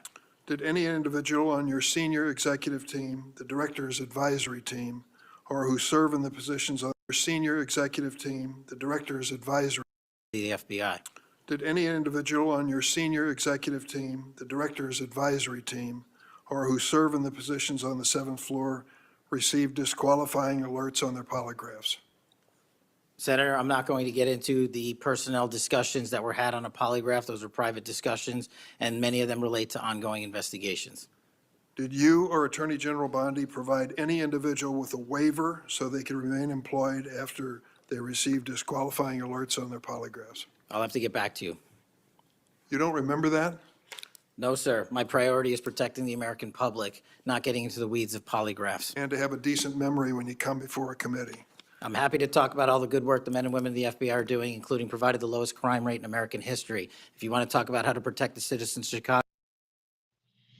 Yeah, that boy. Oh, he gonna get fired. Oh, he gonna get fired. See, bro, you cannot be that flippant in front of the Senate Is that the Senate Intelligence Committee? Let me not get the whooping. I don't know what I'm talking about, bro. You cannot be on the floor of the Senate and be that flippant and be that brown. What's wrong with you? He finna, man. Cash finna get his Indian wake up call. He tripping, bro. You tripping, bro. You sitting up there on them people floor. They gave you a job after you was buck dancing for Trump on the podcast fair selling coffee mugs. They gave you a job because you was selling coffee mugs and you was jerking Trump off every day. So they said, oh yeah, he a good lap dog. We gonna put his brown ass in position and we gonna get right. This is what you was, brother. And now you on the floor of the Senate with this flippant attitude, like you can just come with talking points, and these other white people gonna accept what you say. Gang, brother, you do not have the complexion for the protection. I hate to be the one to break it. I hate to be the bearer of bad news and have to play that game with you, gang. But they gonna play it with you. I'm just telling you, don't shoot the message. They gonna play with your ass, boy. Alerts on their polygraphs. I'll have to get back to you. You don't remember that? No, sir. My priority is protecting the American public, not getting into the weeds of polygraphs. And to have a decent memory when you come before a committee. I'm happy to talk about all the good work the men and women of the FBI are doing, including provided the lowest crime rate in American history. If you want to talk about how to protect the citizens of Chicago has seen a 30% reduction in its murder rate because of the men and women of the FBI. You take credit for that? I'll happily do that. You The take interagency partners and the men and women of the Chicago PD have never been more include powerful. local law enforcement, please. Have you ever seen my testimony across this country where I always lead with our interagency partnerships with state and local law enforcement? It is the pillar of what I am doing. And on the 7th floor, for the first time in FBI history, I have installed police officers and sheriffs right on my 7th floor to report to us every day what's going around the country on the street level, because that is a priority of the FBI and is the only way we are going to work. I don't take credit for anything, but I will defend the men and women of the FBI and the cops that help us get it done. You should. Director Patel, to your knowledge, did a whistleblower ever make a disclosure to done? You should. Director Patel, to your knowledge, did a whistleblower ever make a disclosure? Help us get it done. You should. Director Patel, to your knowledge, did a whistleblower ever make a disclosure to Attorney General? You should. Director Patel, to your knowledge, did a whistleblower ever make a disclosure to Attorney General? Hey man, I don't know where y'all from. I'm really from the churches, bro. Did you just see that? I'm talking about, bro. Look at this nigga head nod. Look at his eye gestures. I'm like, bro. Cash. This is bad for you, bro.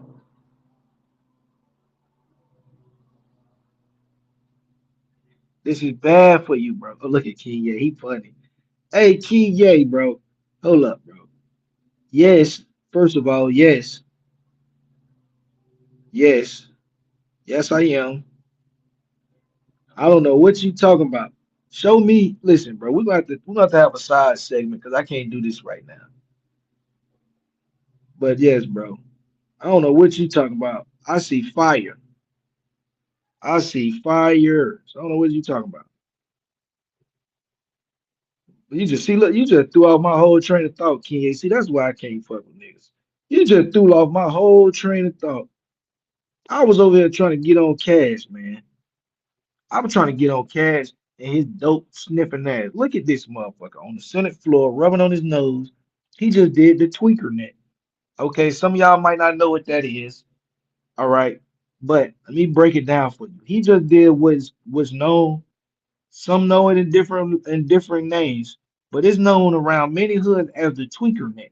Okay, now sometimes when that dope get in your nostrils And you know, they might already done had their little ride or whatever. They already good. They ain't got no more money to buy nothing else, but they got this little snot rocket, you know, and they that little snot rocket, that shit still got about point 0.2 of that crystal in it.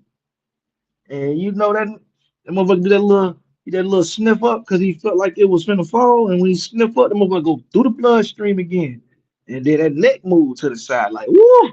You know what I'm saying? We just seen it in real time. Watch this. And look at his eyes too. Watch his eyes. They get to move from side to side. Them big ass glasses. Look at his eyes. Right on my 7th floor to report to us every day what's going around the country on the street level, because that is a priority of the FBI and is the only way we are going to work. I don't take credit for anything, but I will defend the men and women of the FBI and the cops that help us get it done. You should. Director Patel, to your knowledge, did a whistleblower ever make a disclosure to Attorney General Bondi indicating that? I'll tell you, boy had the tweaker neck. You see that? Like, he was like, "Ooh, that was good." Like, but he just got a new dose. He got him a fresh 5 minutes back in the game. The New York field office was withholding Epstein-related records? I'm not familiar with that whistleblower. You know that there was such a whistleblower? I'm not familiar with that whistleblower. In response to the blowback she received, Attorney General Bondi also pushed the FBI to review approximately 100,000 Epstein-related records on an arbitrarily short deadline in March, and the FBI was directed to flag any documents that mentioned President Trump. Nothing came of that review until July, when DOJ and FBI released an unsigned memorandum stating there is no incriminating client list. Why was this July 7th memorandum unsigned? Would you prefer I've used AutoPen? Well, why was it The unsigned? memorandum had the insignia of the Department of Justice and the Federal Hey, Bureau of bro. Investigation. Hey, bro. Hey, bro, I'm trying to get past this. Like, bro, he is on that nigga is on drugs on the Senate floor. Bro, look at his eye, look at his neck move. Like, bro, first of all, like, gang, just because you got on glass, and this is a thing I had to teach niggas too in the hood. Bro, just because you got on glasses, don't mean we don't know you are under the influence, bro. Them glasses are not shades. Your eyes, they highly glossy. They extra glazed, like you say, like somebody just hitting bitches with some eye drops, right? So you might have took a couple bumps too many and had to hit the bong before you went in there. I don't know what you up there doing, gang. Your eyes is hella glossy, like you done smoked 8 Black and Miles.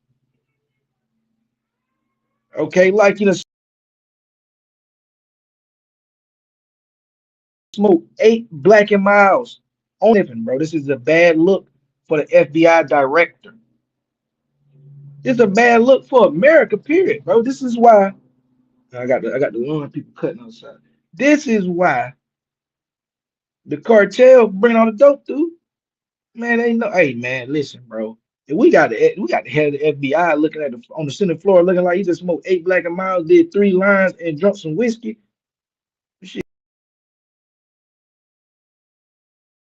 bro. Random unsigned.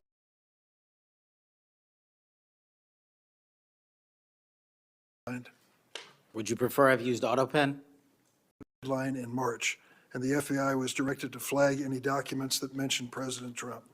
Nothing came of that review until July, when DOJ and FBI released an unsigned memorandum stating there is no incriminating client list. Why was this July 7th memorandum unsigned? Would you prefer I've used AutoPen? Well, why was it unsigned? The memorandum had the insignia of the Department of Justice and the Federal Bureau of Investigation. And Like he really thought he said something just then. Bro, he asked you a real question. This one saying you finna get fired, bro. You taking this shit like it's a game, bro. You taking this shit like it's a game. You finna get fired, bro. Look, bro. You're finna get fired, Cash. He asked you very simply, why did y'all come out y'all mouth and say that dumb shit I just played? You remember that video I just played to you, saying out all of that shit. Oh, Pam Bondi, Ron Bongino, Dan Bongino, whatever the fuck this nigga name is. You got all these different people trying to say that they gonna release these files. You gonna say, then you come out your mouth and say there is no client list. You say he was trafficking to himself. Man, this man asking you questions, and then he asks you, why did you release this without no signature? Basically, why didn't nobody put their name on this bullshit memo that came out? Well, I put the incendiary seal on it. Come on, that goofy shit, gang. Would you prefer I used an auto pen? Like, bro, these little flippant answers, it might work on a podcast, bro, when you're trying to get one off on a shit lib. That shit not working on the Senate floor, bro. And it really be like these niggas be trying to score style points with their fringe fans. And then you worrying too much about the style points. You ain't worrying about what's really going on, bro. You haven't released these Epstein files. You have not deported more people than the other administration reported.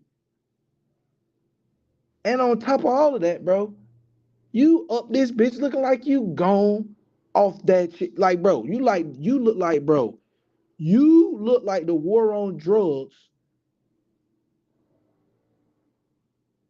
was lost. That's what you look like. Like, for real. And in our effort to secure transparency for the American people, because the 3 prior administrations had not done so, we conducted an exhaustive search of every 3 prior administrations, one of which being the Trump. What are you saying? Like, bro, what are you saying, Cash? You're gonna get fired, Cash. Cash, you're gonna get fired. You're gonna get fired, Cash. I'm here to let you know. You're gonna get fired, bro. These answers are not valid. Let me back it up. He asked you simple, bro. Why the fuck you ain't put your name on that? You talking about the auto pen, and then you talking about previous administrations, bro. I don't know. Nobody ever told you.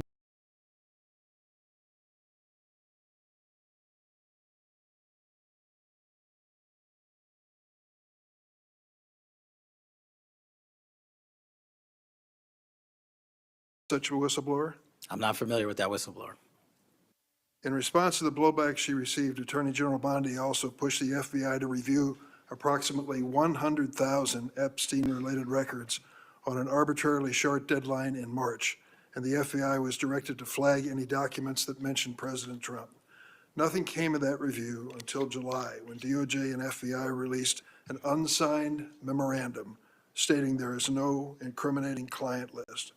Why was this July 7th memorandum unsigned? Would you prefer I've used AutoPen? July 7th memorandum unsigned. Would you prefer I've used AutoPen? Well, why was it unsigned? The memorandum had the insignia of the Department of Justice and the Federal Bureau of Investigation.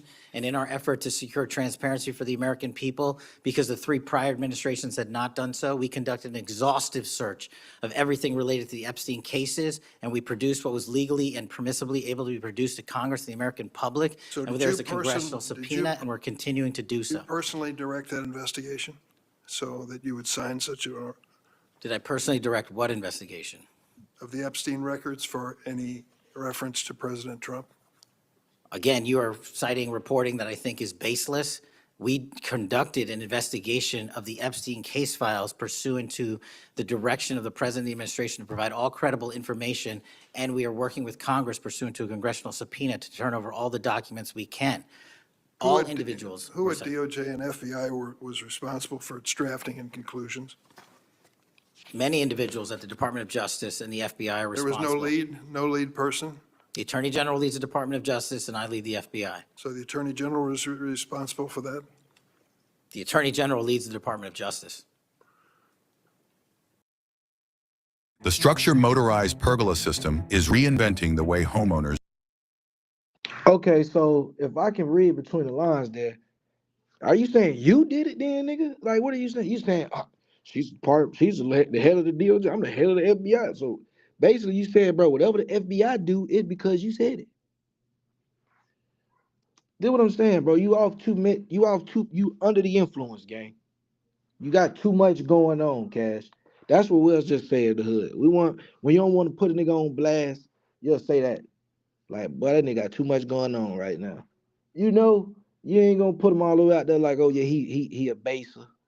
He's strung out. You just gonna say he got a lot going on right now. He doing a little too much. He got a lot going on. I know in Cali they might call his ass he catting out. They say he catting out, or you on a bender, shit like that. That nigga, he on a bender. Like you, Deputy Director Dan Bongino was a conspiracy theorist who built a lucrative career making inflammatory and unsubstantiated statements about the FBI that would be disqualifying in any administration that cared about nonpartisan law enforcement. For instance, Mr. Bongino called the placement of pipe bombs outside the DNC and RNC headquarters on January 6, quote, an inside job, and went on to say this was a setup. I have zero doubt, and whoever goes into the FBI, you better get an answer about why. Director Patel, you and Deputy Director Bongino are now leading the FBI. What is the evidence to suggest the pipe bombs placed outside of the DNC and RNC on January 6 were an inside job? I appreciate the opportunity to discuss Director Bongino's mind record. So many on this committee and the media jettison our 31 years of public service. Can you answer the question, sir? I'm answering the question. You're questioning the integrity of the Deputy Director of the FBI and mine. And I'm going to answer the question. The pipe bomb investigation is ongoing, and I'm not going to discuss the details of the pipe bomb investigation. Mr. Bongino was a Secret Service agent for 15 years, a police officer for 5. I served this country in multiple administrations for 16 years. Citizens, and we are now back in government service, and what we have the ability to do is set aside our personal beliefs to deliver the mission of justice for this country, and we're doing it day in and day out. And I find it disgusting that everyone and anyone would jettison our 31 years of combined experience that is now at the helm of the FBI, delivering historic results at historic speeds for the American people. So you have no evidence? I got a lot of evidence, and I'll give it to you when I can. Yeah, I'm looking forward to it. Man, come on, Kash. You failed. You failed miserably. We don't have no evidence for what you talking about, bro. We've been waiting on this evidence to the point where y'all gave them boy them fake ass binders. Do you not remember your whole fake binder photo op? That shit was a fucking photo op, bro. Do you not remember that? Do you not remember that? What's up, buddy? That's a photo op. It's a whole photo op. Everything is a game. It's all a game. Let me rebrand. Bless you. Let me rebrand. Drop this re-screen share real quick. Let me see, bro, because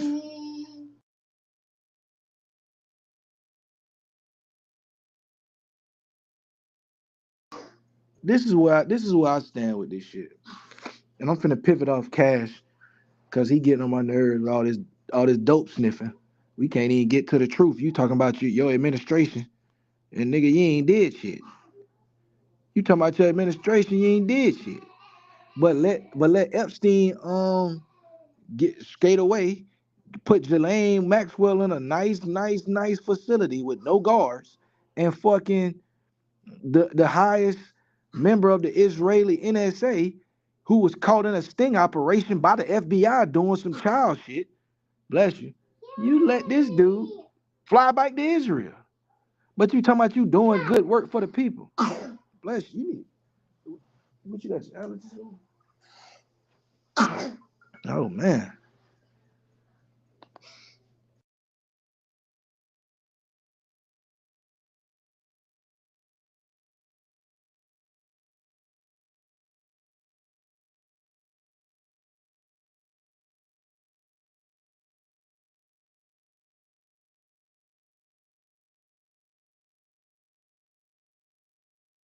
Business interactions, and he felt like he was taken advantage of, but there were claims of PD involved. Yeah, so essentially, just so y'all know, obviously FaZe, the biggest gaming team on the internet, the full FaZe reign, recently left. He went on live, said that not only were there bad business interactions and he felt like he was taken advantage of, but there were claims of pedophilia involved. Yeah, I did see that. And he wound up basically implying that it was banks. You feel me? And then he just said he just gave out the whole story that there was a pedophile involved. Fans made the assumption that it was Banks. Yeah, he didn't imply that it was Banks. And then said what it really was, which was FaZe Temper, which is like the founder of FaZe. Right. So Which was weird FaZe, to me though as well that he just put that out in the ether like, oh, there was a pedophile involved. That's what made me think this is like they told on themselves. grabbing clout type. Rain has been holding it over them for a minute, saying that if he doesn't get paid, he's gonna put it out there. As he should. But I mean, That's like, crazy. but that's a very in the first place. If you knew that he was with kids, these Yeah, this No, is not for sure. something you Sure. laud Like- over someone's head for money. This is something that if you really feel in your heart is wrong, you should, get him out the picture as soon as possible. Like, I understand trying to leverage the situation. Thank you so much, brother.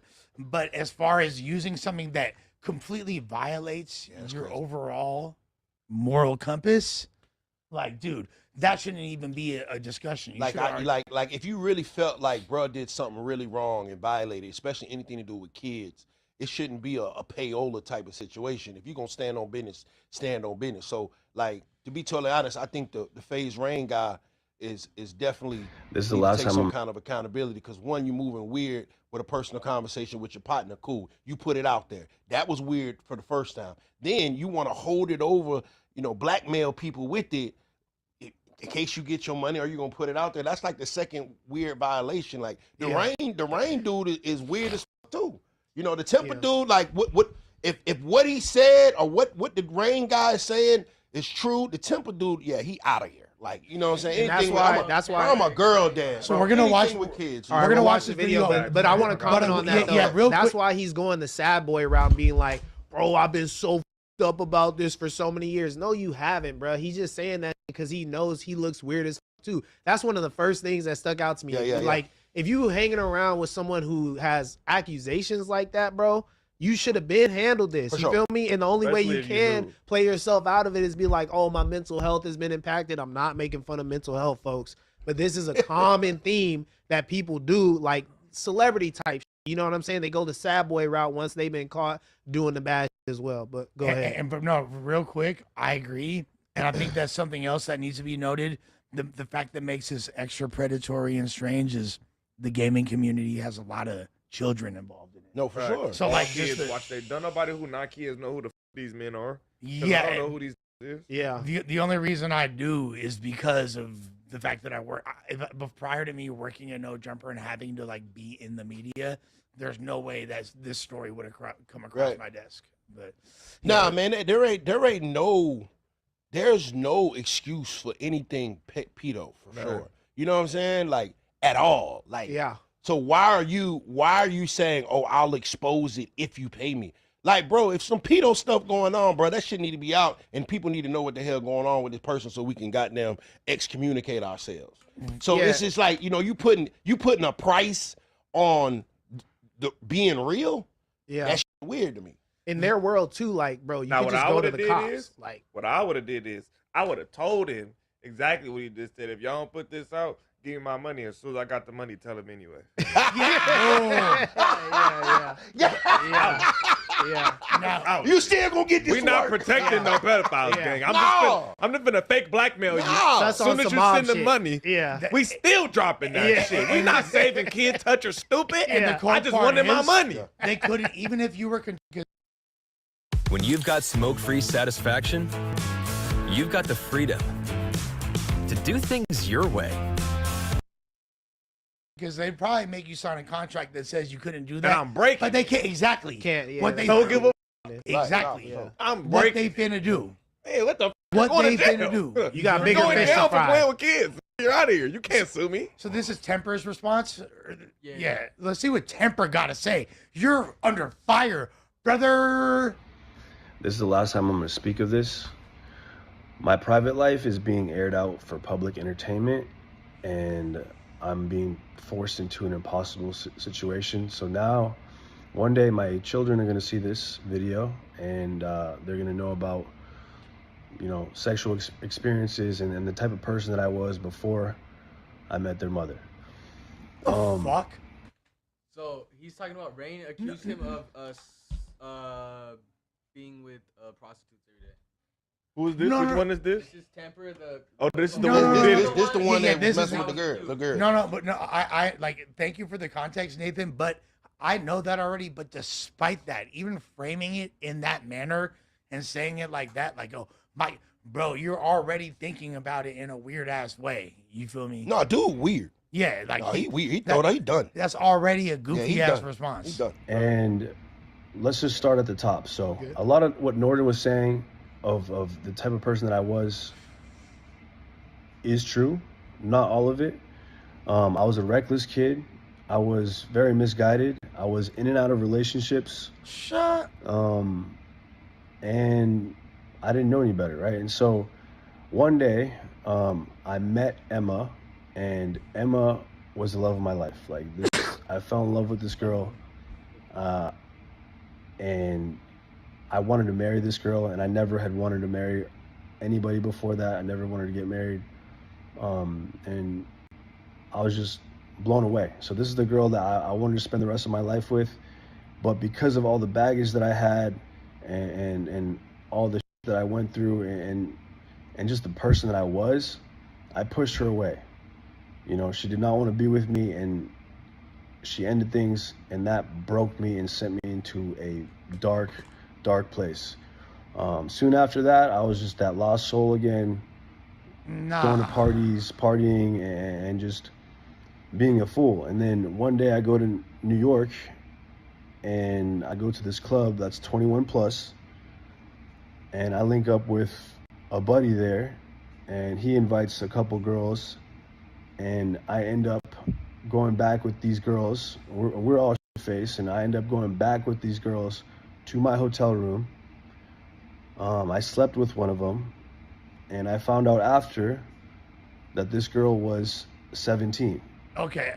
And there's really that's the age of consent in there's New nothing York. else to say, right? But Right. regardless, All right. How old was he? He was 30, supposedly. Damn. This happened recently. All right, this fool is a Crazy. I really don't care whatever justification he's gonna try to make, like this or that, da da da da. Bro, like you know what a little girl looks like. You're weird. No, out of here. Like, bro, yeah. You know what? It's really.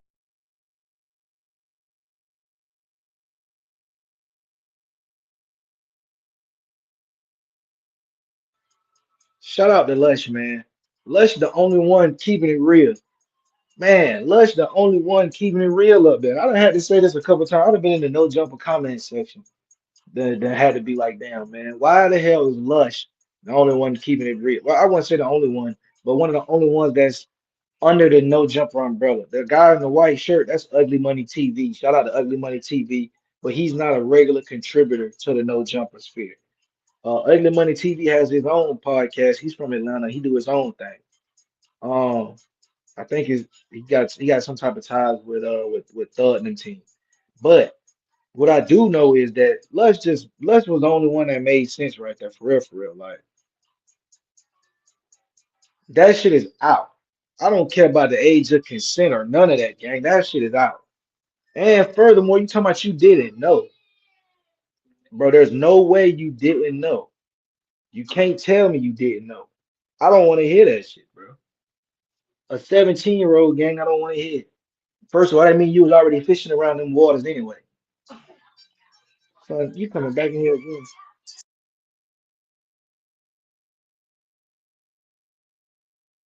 It's really hard to talk about this, like, especially on a public platform like this. Like, I know it's like hot news, so we discuss it.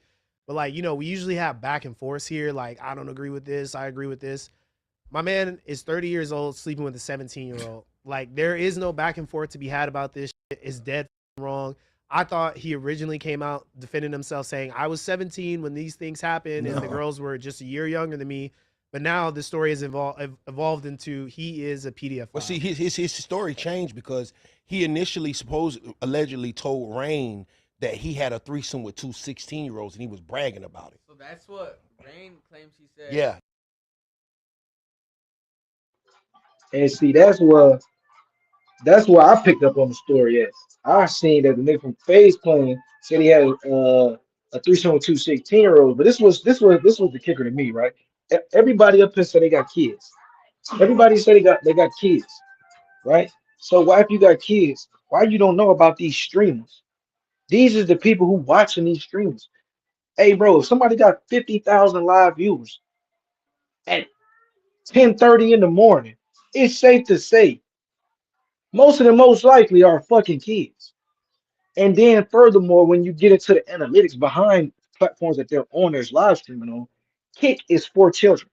So these streamers that do gaming, they do this shit and they have kids watching. That's why kids are radicalized into the whole Nick Fuentes, into the things, because we got streamers that's playing video games all day that take time to stop playing video games to start playing racist content, or they start playing content about their favorite white boy that they like because they secretly call it racist. But the person who playing the video game is 32, 33, 34 years old. His whole entire audience is under the age of 18. So when you get this dynamic, you don't understand where it's coming from because you ain't paying attention to your kids. You know what I'm saying? Motherfucker be sitting there on YouTube watching a video game that they play on my son do it right now. And he ain't even 5 yet. But the little games that he play on his tablet, he finds people that plays them on YouTube and he'll watch them. And I gotta watch him be like, hey son, hold up, you can't watch that. They commentating over the game. So you gotta be tapped in with your kids first of all. That's crazy, but they don't even know who these streamers to be. But the FaZe clan already had rumors of the pedophilia. People from Kick already done had predatory stuff with this pedophilic stuff already been dropped. I should say PDF. I gotta catch on with this PDF stuff, right? So this is to me is bogus. The first time I heard it, like Ugly Money said, way to shoot it off the hip. First thing I heard was he said he had a threesome with two 16-year-olds. Now he trying to clean it up. That he didn't know that the one chick was 17. Gang, that shit is creep. That shit is not in. You will die behind that type of shit, bro. You'll die behind that type of shit. Yeah, that's what Rain He said. claims he said this story. Your mic is on, right, Nick?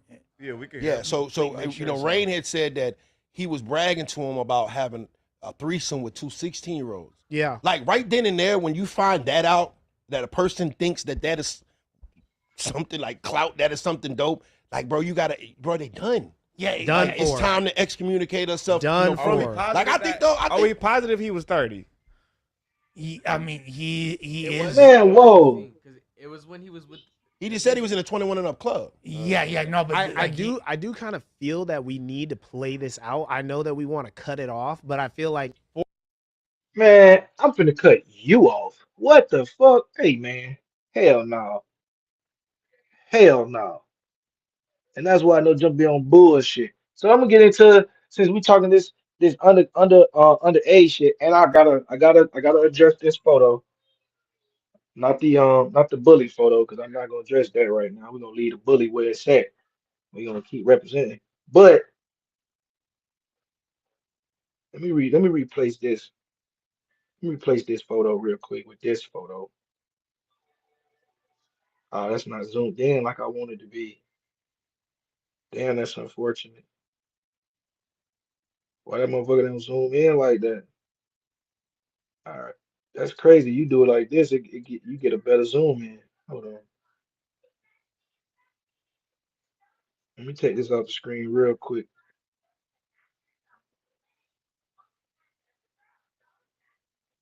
Just a little quick sidebar. Yeah, I know the age of consent is. I know it's tricky. For a lot of these states, I know the age of consent is like 16. For a lot of these states, I do understand that 16, 17, shit like that in certain states. But the federal law is the law. It's the law of the land, bro. The federal law is the law of the land, right? So when it comes to these crimes, especially when it becomes inter state, what they call it, that's trafficking, that's interstate, that's over with. You gone, gang. You go, that's over with. You feel me? But furthermore, you 16 dealing with a 30-year-old. The 30-year-old has to be I don't care what the consent is, bro. You 30, you 31. What are you doing? Right? But on the sidebar, I'm gonna blow this up. I'm gonna find a way to blow this up.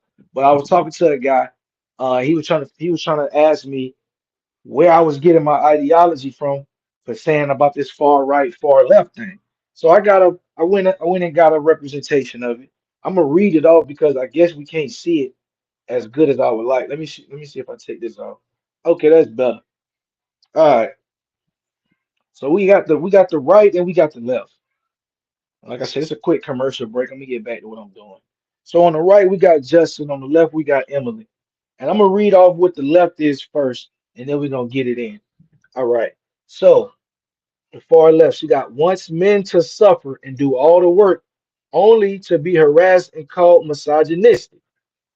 Everybody knows somebody on the left that's like that. Come on, we can speak for that.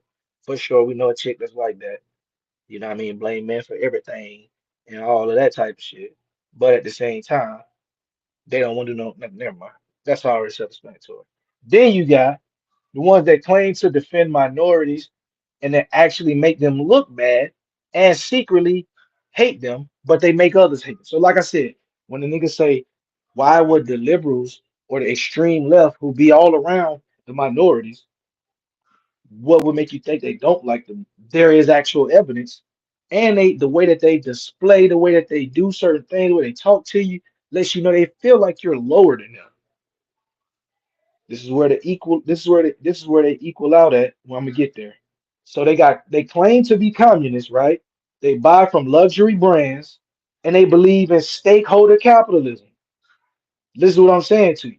They act like they communists, they act like they with all the minorities, but they're secretly staunchly racist, extremely bigoted, and they support monopoly-like tactics when it comes to this capitalistic shit. But they talk, they under the guise of communism. They doing that finesse work, right? So on the right side, we got they watch too much Andrew Tate edits and shorts, and they never touch the grass, right? They online too much. So listen, so what? So everybody knows it's a symptom of being online a lot, right? Let's start there. So one party known for being online a lot, other parts of another party known for being online a lot. Let's start there. Then we got believes that the whites are inherently superior, right? This is the alt right. This can be confirmed. I can play clip after clip after clip after clip of Nick Fuentes and the like saying that out of their own mouth. Okay. And then on top of that, they're dogmatic. No, I ain't make the bully picture myself. This is actually old. This is actually old. This is age-old propaganda. This is an American pastime.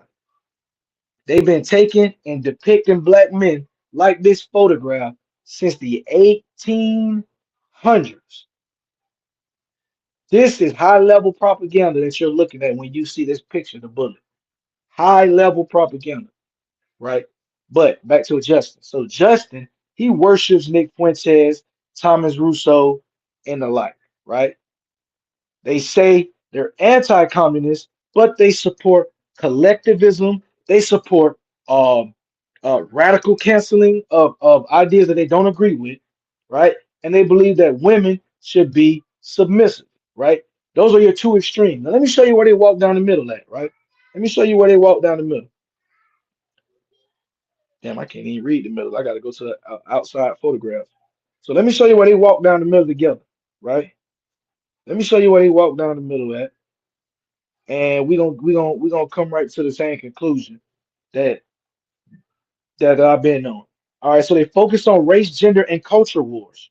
They're pro-discrimination, both of them. Focus on what I'm saying. They're both focused on race, gender, and culture wars. They're both pro-discrimination. There's a third position of economics and practice.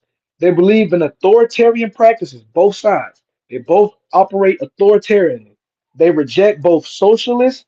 No, I'm sorry. They are rejected by both socialists and conservatives. This is a key point to understand. They are, I know it used to be worse niggas than Nick Fuentes. What I'm saying is Nick Fuentes took up the mantle. Nick Fuentes, right, stood on the shoulders of people like Gavin McGinnis, Richard Spencer, and all other people in the alt-right. I seen this whole movement when it started jumping off. Right. I've been tapping in with these people trying to understand what's going on. Right. But what I'm saying is when you look down the middle, they focus on race, gender, and the cultural wars, both sides. They both pro-discrimination. They both authoritarian in practice. They both are rejected by socialists and conservatives. That should let you know they love rioting. They both are low IQ voters, which means they do most of their voting, most of the information they get is from online. They're low IQ voters. If you tell them to do something, they do it. Right? They see something on Twitter, they do it. Just like people don't. Everybody knows somebody who act off shit they got from Facebook. You don't know shit about that shit, but you've seen it on Facebook. You finna move with it. That's low IQ, right? That's a low IQ voter. If you look these terms up, they'll tell you these terms they've already been coined. Low IQ is known. They call them low IQ voters, right? So they love rioting. They're low IQ voters, and they listen to this, right? Both sides. This is very important. Both sides include atheists, neo-pagans, and Satanists. It's not something where the right, they all Christian, and the left, they're Satan worshiping. No, bro. It's very, very, very dynamic. First of all, it's very, very dynamic.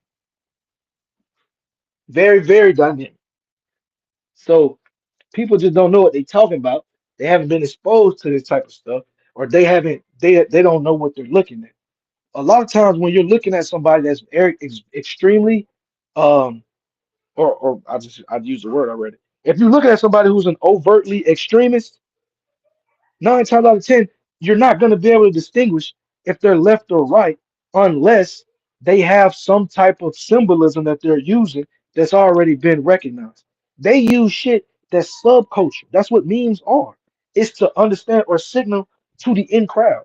So if you don't know what they're talking about, that means you're not a part of what's going on, or you're not in that little circle, so you don't get the cool points. When you understand the meme, everybody gathers around it. It's like some fake pseudo social currency. This is what it all is about.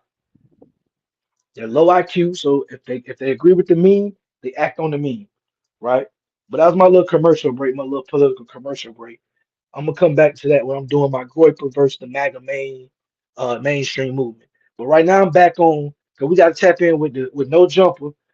I call him Rico jumper. I can't call him no Rico. I gotta call him yes Rico. I gotta call him yes Rico or Rico jumper. Because every time I go at that bitch, it's a Rico coming out. So we can't call him no Rico. We gotta call him yes Rico, or we gotta call him Rico jumper.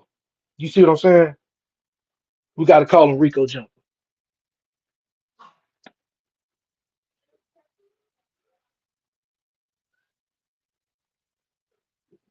Let me share my screen, bro. Why you ain't shared your screen yet?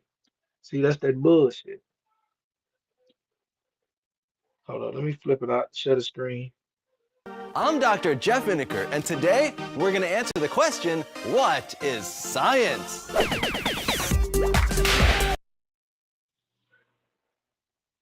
Yo, this case right here is an example of people lie in your face. Like, bro, 3 months ago, it was like report out there, that he was arrested for pimping and pandering with a minor who was like 16. You saw that? You knew that? Yeah. Oh, you did? Yeah, but he supposed, to my knowledge, he was like 17. No. He was a minor too, so I heard. No, hell no. Oh, what? That's what I heard. Hell no. He's 22 years old now. You feel me? No, but the incident though was an incident that took place this year. You feel me? Okay. Right? Now, he came online and said, man, what? Man, I would never, 22? Nigga. I would never, no. Bruh, he went to Fig and beat the up dog out the bitch. Out of Escort, and who was telling people that he was arrested for that. Yeah. Come to find out, he was arrested for it, but the state dropped it because the state knew that the feds was coming.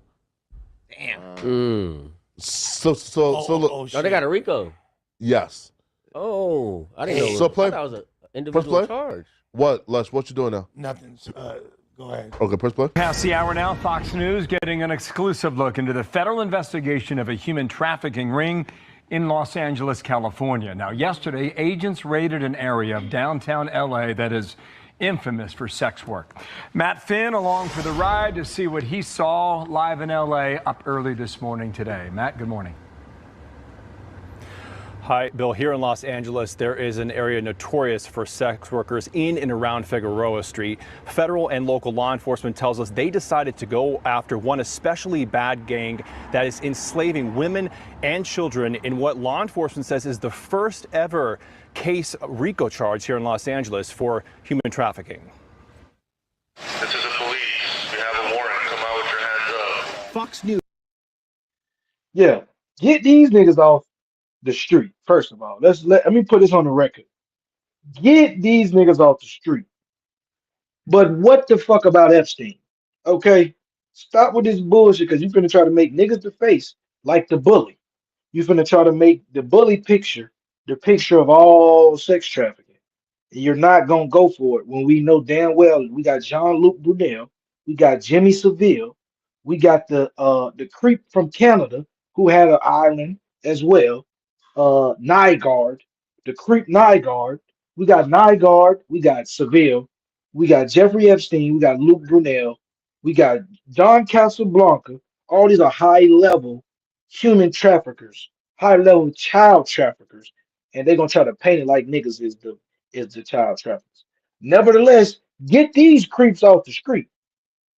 But let's focus up on what's really going on and why the fuck we ain't got these Epstein files. News exclusively on scene in a pre-dawn takedown of the Hoover Street gang that the federal government says runs a heinous sex trafficking operation. That's why they was exploiting not victims as young as sweating y'all when y'all 14 was years doing old the with the BT promise of a dub. lavish lifestyle. Has he been here? Is he in the residence? Has he been here the last told couple y'all of days? about this In a too back in partnered March. investigation, including the DOJ, Homeland Security, and LAPD, 11 suspects across LA were targeted in a RICO case. At a downtown motel used to allegedly sell women, federal agents surrounded one of their 11 suspects and took him into custody.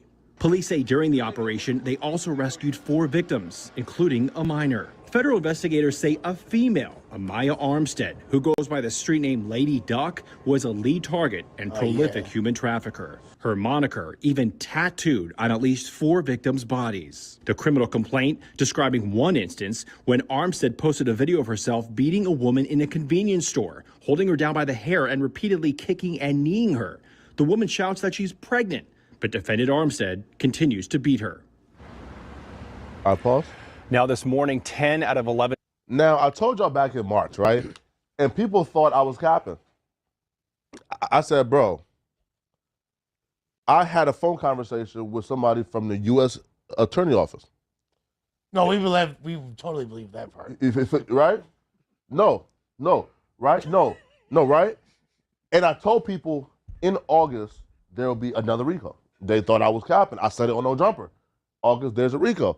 Listen, bro, fam, there's people that I know, personally, that we all know, who is gonna get arrested for a RICO before January.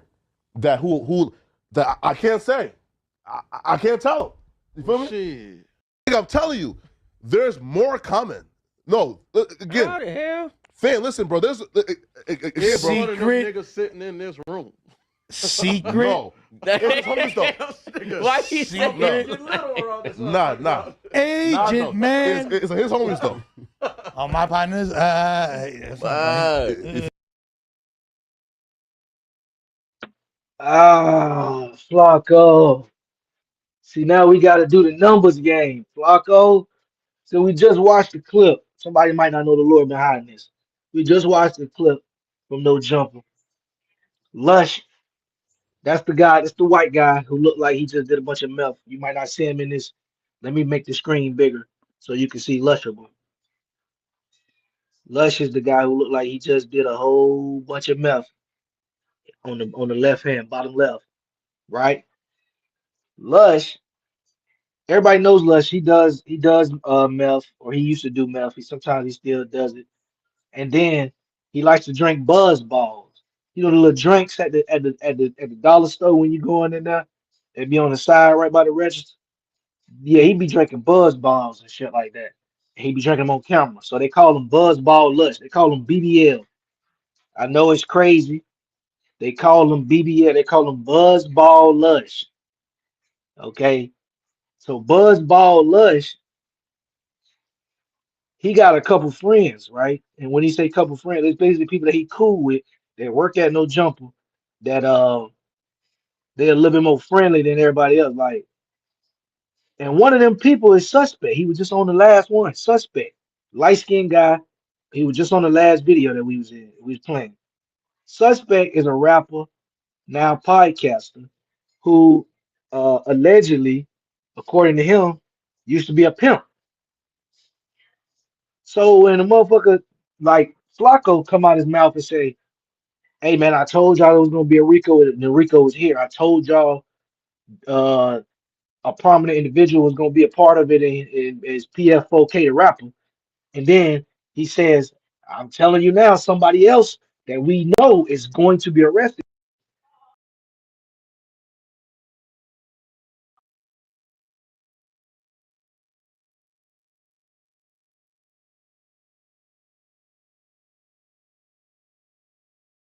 Female, Amaya Armstead, who goes by the street name Lady Duck, was a lead target and prolific human trafficker. Her moniker even tattooed on at least 4 victims' bodies. The criminal complaint describing one instance when Armstead posted a video of herself beating a woman in a convenience store, holding her down by the hair and repeatedly kicking and kneeing her. The woman shouts that she's pregnant, but defendant Armstead continues to beat her. I pause. Now this morning, 10 out of 11. Now, I told y'all back in March, right? And people thought I was capping. I said, bro, I had a phone conversation with somebody from the U.S. Attorney Office. No, we totally believe that part. Right? No, right? No, right? And I told people in August there will be another RICO. They thought I was capping. I said it on No Jumper. August, there's a RICO. Listen, bro, fam, there's people that I know, personally, that we all know, who is gonna get arrested for a RICO before January. That that I can't say. I can't tell them. You feel me? Shit. I'm telling you, there's more coming. No, again. How the hell? Fam, listen, bro. There's again, There's bro. one of them niggas sitting in this room.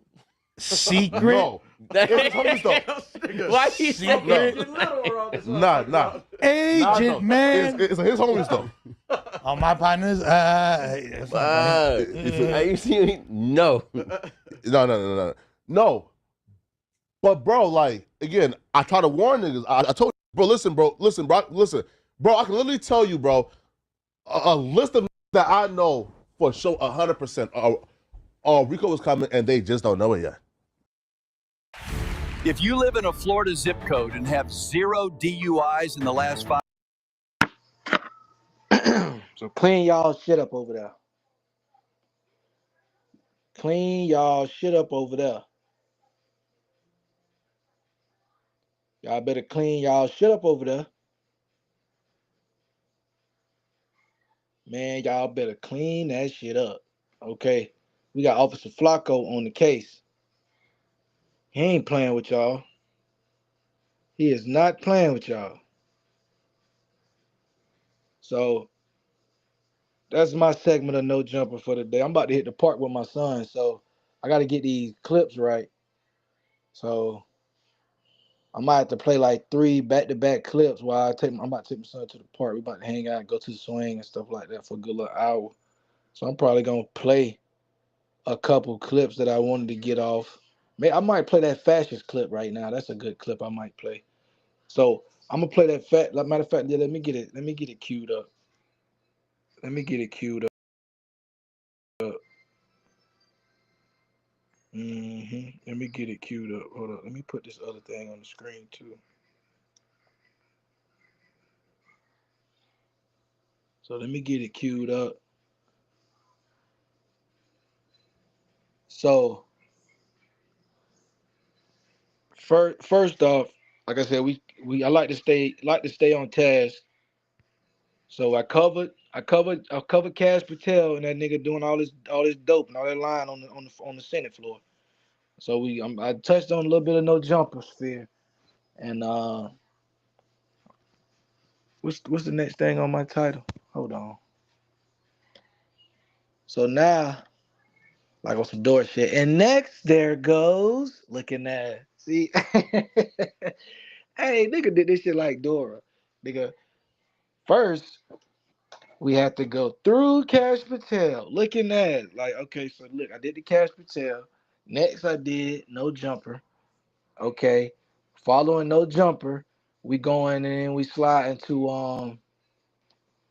I think we're gonna go Nick Fuentes, but it's gonna be Nick Fuentes adjacent. Not just gonna straight play some Nick Fuentes because I'm starting to get a little Nick Fuentes fatigue. So, and it be something like, bro, before this shit even cracked up, like, bro, I told you I've been watching shit. So there's some things that he say that I agree with, but I can never co-sign the shit that he say because he's a fucking extreme racist. He's a white supremacist at the end of the day. So I gotta make sure everybody understand that, okay? But I'm gonna go Fuentes adjacent. First of all, I don't know if anybody knew this or not. We got SETI. Matter of fact, hold up. Let me get the SETI video first. I might put the SETI video up first and then go with the fascist video. Cause SETI is entertaining. And SETI, please don't strike my channel down. Cause I'm finna go to the park. So I'm not gonna be able to do my commentary in between as many spaces. Please, please, please, brother. I'm asking you nicely. Please, please, please. Don't strike my channel down. I'm finna let you get your shit off. I might mute it a couple times. I'm finna be at the park. So I might not be able to do as much as I. Matter of fact, I'm gonna play it. Yeah. I'm gonna do it. But I'm gonna play it second though. I can't go off the top ropes with this. I can't go off the top ropes with SETI. I'm gonna come with this fascist clip first, and then I'm gonna play SETI, General SETI addresses Nick Fuentes. Gotta do it. Okay, that's must see TV. That's must see TV. General SETI must see TV. If my computer ever stop on it freeze and shit, it's froze up right now. I'm about to restart it. It froze up. But I'm saying though, gang, this is hilarious. We got my boy General Sarasu SETI, and he ain't going for it. He letting it be known he ain't going for it. So let me go ahead, bam. All right, I got my shit queued up. And we got on the chopping block. Like I said, we got Nick Fuentes, General SETI, and we got this fascist clip because it seems like a lot of people don't know. A lot of people don't know what a fascist is, I would say. So I'm gonna go ahead and lock in what a fascist is real quick. Maybe I can get an understanding. And then I'm gonna circle back and we're gonna see this General Susan SETI going up and addressing Nick Fuentes. Got to. Must see TV. Gotta see that. All right. Gotta be seen. So give me 1 second to cue this up. I had to step out and step back. So we going Nick Fuentes, and then I'm gonna follow it up with the Groyper movement versus the mainstream MAGA, and I'm gonna close it out with that. So right now, like I said, I'm queuing up for this fascism video. I'm finna play this fascism video while I'm at the park with my son. After the fascist video is over, we might get a little commercial break in there, and then it'll immediately start playing the General SETI addressing Nick Fuentes video. Once it immediately starts playing that, then I should be almost getting ready to come back to the house because it be hot as hell outside. My son don't be want to be at the park too long. But we gonna go up there, we gonna have a good time. And then when my dog ready to come back to the crib, we gonna leave the park and I'm gonna be able to commentate on what I just saw as far as these videos is concerned. So I'm queuing up right now. Let me get my shoes on too so we can walk right out the house. I'm gonna queue up, get my shoes on. Make sure my son ready because we been done put his shoes on and then he been done took them off. He done sat down, started playing the game. He like, man, y'all take too long. So let me make sure my boys in the clear. And we're going to go ahead and get it started. Make sure my boys in the clear. I could have swore I just switched this up, bro. What is this?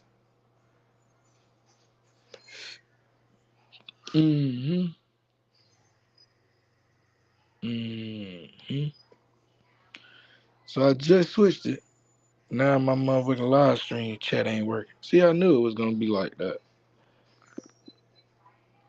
I'm still working out the kinks on this technical difficulty shit.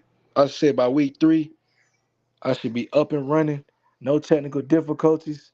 I got this platform that I want to use with, cause I like Restream, but I'm about to use something with Restream so that when I'm gone and I can walk and I can hit the park with my son, I'm able to still live share the screen from the phone and shit like that. I'm not gonna give out the sauce yet, but just know by next week I will for sure be ready to go. I will be sharing tabs from the phone, adding all, doing all of that. So don't worry. Right now, just bear with me that first week. Like I said, if I leave the computer, we might not be able to skip videos and do all of that. But next week, we will be locked and loaded. Next week, we will be locked and loaded. So let me get this on the screen, bet. And then we're gonna get the fuck on. I feel like I'm talking to myself. That's one thing about this. One thing about this online shit, boy, they make you feel like you're talking to the computer screen, boy. Got to be a special type of nigga. They just get to talking and talking and talking. Ain't nobody talking back.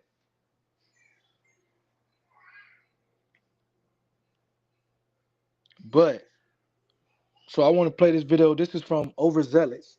It's the liberalism to fascism pipeline. Liberalism to fascism pipeline. Neoliberalism explained. So, again, you're gonna see both sides of the argument when you over here with Luck, man. On NPM Stay Swift, you gotta stay swift. All right, you're gonna see the left opinion and you're gonna see the right's opinion. It's on you to stay swift. So that's the whole thing, and that's what I stand on. So I'm gonna play this clip, and then after that, we're gonna get to that boy General Seti on Nick Fuentes. You hear me? Stay swift. Squeezed out of the labor force and their jobs are taken. But all over the world, they're coming into our country from Africa, from Asia. And you know who's being hurt the most by millions of people pouring into our country? The black population and the Hispanic population. The crime is going to be tremendous. The unions are suffering because of it. They're poisoning the blood of our country. That's what they've done. You would think that at a time when economic stratification and marginalization are running rampant, a time where the rich grow richer at the expense of everyone else, politicians would tailor their rhetoric to tackle the real issues at hand and not just stir division amongst races, genders, creeds, and religions. But no. Why do figures like Donald Trump point the finger at immigrants as though they are the reason for economic instability and not oligarchs? Will he ever mention the fact that in 2022 alone, undocumented migrants paid nearly $100 billion in tax revenue while being shut out of the very programs they helped fund? Why is the blame for a failing economic model rarely placed on the model itself, but instead transferred to groups who are already having a hard enough time? Why does this economic instability lead to divisive in-group, out-group rhetoric and not toward a productive discussion about the innate instability of the economic model we live under? I hope I can answer that question by the end of this video. But first, we have to go back in time just a bit. In the aftermath of the Second World War, Western governments and economists alike were scratching their heads trying to come up with economic reforms that would prevent a calamity like the war they just endured from ever occurring again. The Great Depression still lingered in the minds of many, with unregulated capitalism widely seen as its cause and an unstable economic model. Western governments didn't want to scrap capitalism altogether, but they believed that by guaranteeing their populations basic dignities and social safety nets, It would prevent them from entertaining alternative economic and political ideas. Keep in mind, it was the disillusionment and suffering of the German citizenry post-World War I that allowed for Hitler's rhetoric and ideas to flourish. By preventing that level of economic instability from occurring again, Western governments believed that they could prevent fascism from gaining traction in the future. They also wished to prevent socialist or communist sentiment from strengthening. It's important to note that post-World War II, the socialist bloc was guaranteeing employment, healthcare, and housing to its citizens. If the capitalist West didn't try to appease its populations in a similar way, it feared that revolutionary leftist movements would flourish, and in the eyes of many liberals, fascism and socialism are totally the same level of evil. One for one. And that brings us to this dude, John Maynard Keynes. Keynes was an economist who stressed the demand side. To put it very simply, he believed that when people have more money to spend, especially workers who make up most consumers, it drives demand, keeps businesses running, and helps the economy stay healthy. And when that doesn't happen naturally, he argued, the government should step in to boost spending and keep things moving. Think of it as a kinder form of capitalism that Keynes was advocating for, one designed to prevent catastrophes like the Great Depression and keep the economically downtrodden from revolting against their governments. After the Second World War in the 40s and 50s, Keynesian economics began to rise to prominence. Western governments embraced Keynes's ideas and enacted policies that built the foundation for what we now call social democracies. They were done with unfettered capitalism and knew that a mixed social democratic type model was the way to not only keep their populations happier, but keep both fascism and socialism at bay, because again, those two things are totally morally equivalent. One for one. Now, I have my issues with social democracy. We'll get into that later in this video, but one thing that's for certain is that the social democratic model was an improvement to the unregulated capitalist hellscape that preceded it. At DeVry, our #1 goal is helping you achieve yours. Whether you're looking to move into management or move on to something new, DeVry helps turn your passion into possibility. You work toward your goals. DeVry works for you. Are you researching dental implants? There's a lot of dental offices that'll talk about doing their teeth in the day process. A lot of times what they mean is they'll do the surgery and give you some sort of teeth the next day, but those teeth are not permanent teeth. They're temporary teeth that you wear while you're healing. In the old way, you would get a set of acrylic or temporary material teeth that gets screwed right onto the implants. In reality, you're getting, let's say, a converted denture. These smile-in-the-day teeth that you get too, they're made with dentures. It's basically plastic. It's going to break. Here at New VA, we're able to deliver permanent teeth in 24 hours. 24 hours after my surgery, my beautiful arches were fixed in my mouth. And not only did I have a bite and a smile, but a lot less mental anxiety.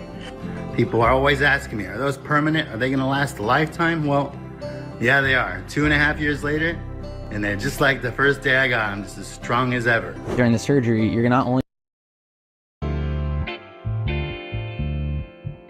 As the Western world continued to embrace Keynesian economics and shift toward social democracies, there was a very notable man who was just not fucking with it. This guy, Friedrich Hayek. Hayek was an Austrian economist who believed that an overemphasis on collectivism would fast-track a society to totalitarianism. He believed that social democracy and expansive welfare states would erode the individual and eventually morph into authoritarianism. In 1944, Hayek published a book called The Road to Serfdom, in which he made his argument, and it did not take long before this book of his was picked up by business communities and wealthy, powerful people who saw his ideas as a way to champion a reversal of the Keynesian era. While Keynesian economics improved financial stability for the average person, the ultra-rich resented it because it limited their ability to maximize profits. The business communities and the ultra-rich saw in Hayek's ideas a chance to reverse labor protections, taxes, regulations, and usher the world back into an era where unfettered capitalism ruled supreme, an era where they could grow their wealth exponentially without having to worry about who or what they exploited.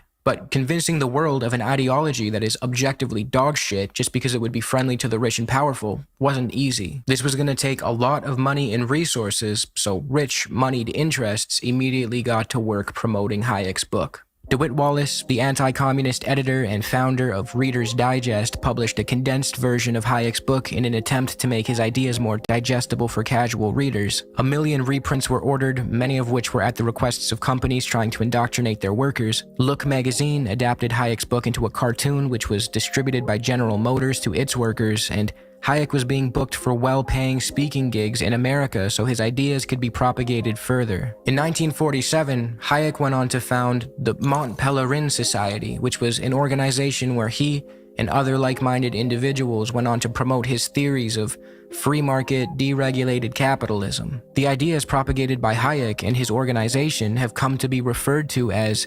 neoliberalism, and this doctrine of his was financially backed by some of the richest, most powerful interests on Earth. Forces such as the Koch brothers, William Volcker & Co., General Electric, DuPont, and many, many more. They saw in Hayek's neoliberalism a way to liberate themselves from the regulations and responsibilities that Keynesianism imposed on them. Now, neoliberalism as a term in the modern day tends to be used mostly as a pejorative by people critical of the ideology, but it absolutely still is a real and pervasive parasitic force. To define it can be tricky, but here are a few attempts that I think do a good job. Historian David Harvey says, "Neoliberalism is a theory of political economic practices that proposes that human well-being can best be advanced by liberating individual entrepreneurial freedoms and skills within an institutional framework characterized by strong private property rights, free markets, and free trade. The role of the state is to create and preserve an institutional framework appropriate to such practices. The state has to guarantee, by force if need be, the proper functioning of markets. If markets do not exist in areas such as land, water, education, healthcare, social security, or environmental pollution, then they must be created by state action if necessary. But beyond these tasks, the state should not venture.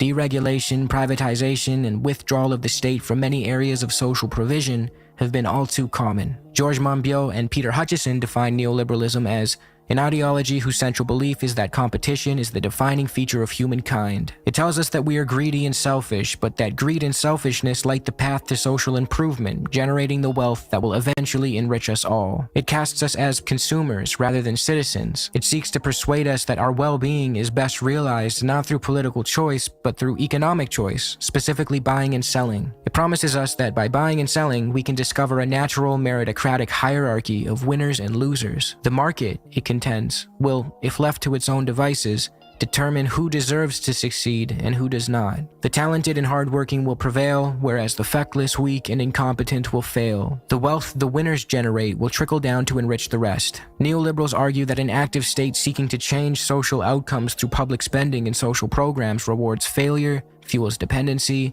and subsidizes the losers. The role of governments, neoliberals claim, should be to eliminate the obstacles that prevent the discovery of the natural hierarchy. Put very simply, neoliberalism is the ideology that clears the way for unfettered capitalism to rule supreme. As you can probably tell, this is the perfect ideology for the ultra-rich to get behind because not only does it frame financial success as purely meritocratic, but it also paints monetary gain as some sort of moral accomplishment that the state should by no means interfere with, even if that gain is achieved through exploitation or injustice. It treats the market as a wholly infallible force that rewards the strong and worthy, while ignoring the fact that markets are indifferent to human suffering. Since this market fundamentalism is a key component of the ideology, markets are often forced into sectors where they shouldn't be. This ideology, in an almost Calvinist sense, allows for the rich and powerful to reframe their opulence and greed as moral and just. It allows corporate interests to ignore those pesky market externalities, to forget about the pollution and exploitation their operations create, because if the free market rewards them with riches, then they must be on the right path. No wonder the ruling class jumped at the opportunity to push Hayek's ideas. But again, they were faced with the obstacle of democracy. Neoliberalism, to most normal people, is not a very enticing ideology, and they sure as shit wouldn't vote for it if they knew what it was. Despite the millions of dollars that went into promoting the ideas of Hayek and his cohort, Keynesian economics remained as the mainstream economic consensus, but that was soon to change.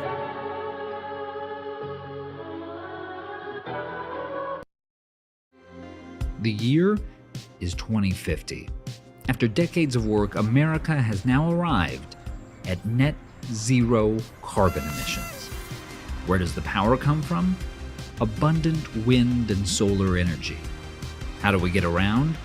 On highways filled with electric cars. When most people think of a zero-carbon future, this is what they're envisioning. It's also the scenario around which our elected officials are planning.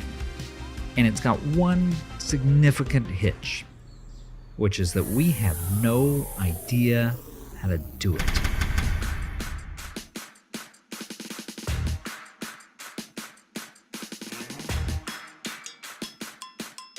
Okay, here's the scenario.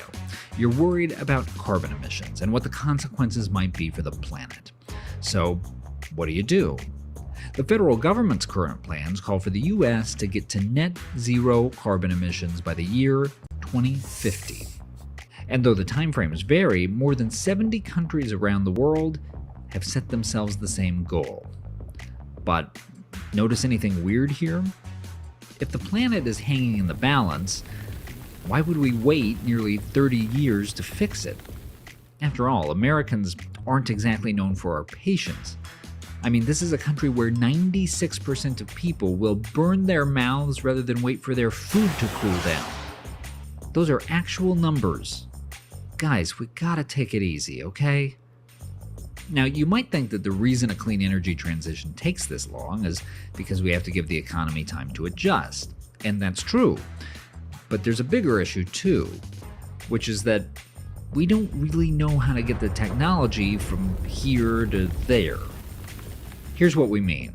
When you hear about this zero carbon future, you're usually hearing about wind power, solar power, and electric cars.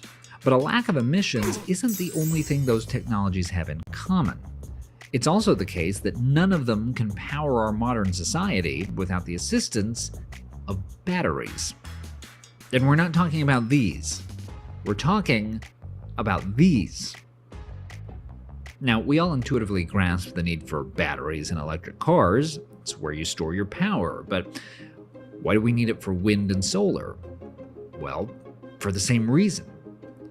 Wind and solar may be renewable forms of energy, but they're also intermittent sources of energy, meaning they only give you power when the weather's cooperating. No wind, no sun, no juice. So the idea is that we capture the excess energy generated by wind and solar when the weather's cooperating, so that we can store it and use it when the weather's not cooperating. Then you've got a sufficient supply of clean energy, and you can safely kiss fossil fuels goodbye. All of which seems and is, in reality, not at all straightforward. In fact, it's incredibly difficult, and maybe even impossible, at least at the scale we need. Here's where the problem starts. Not only would you need to build a lot more wind and solar, which, despite all our massive investments, only provided 12% of the country's electricity in 2021, you'd also have to deal with the fact that it would rarely be working at full power. Because, as these statistics from the Department of Energy show, wind only operates at its full capacity about 1/3 of the time, and solar only about 1/4 of the time, the lowest of all our energy sources, which means we're going to need a lot of batteries. And there are at least 3 big complications with that. First, there's the question of where we're going to get them. Remember what it was like to be dependent on Middle Eastern oil? Well, we may soon be in the exact same position with Chinese batteries. Currently, China produces 76% of the world's lithium-ion batteries, compared to 8% for the US. And there are limits to our abilities to catch up, because most of the minerals required for batteries aren't mined here. And 40% of the world's copper, 59% of its lithium, 68% of its nickel, and 73% of its cobalt is refined in China. Second, there's the cost. Not only is battery storage not cheap, it actually gets more expensive the more renewable energy you use. In fact, one analysis of California estimated that jumping from 50% renewable energy to 100% would make electricity in the state nearly 33 times as expensive. And that was the number using the assumption that battery prices will actually decrease by 2/3. But even putting those issues aside, the biggest problem will likely be just how many batteries we need.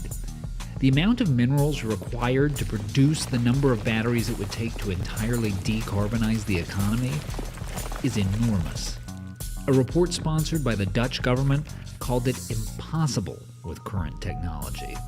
Another from Finland's government suggested that the amount of minerals it would require may be more than the proven reserves on Earth. The Finns said that. And when the people who warded off the Soviet army on skis tell you something's impossible, it's probably impossible. But that doesn't mean that there's no hope.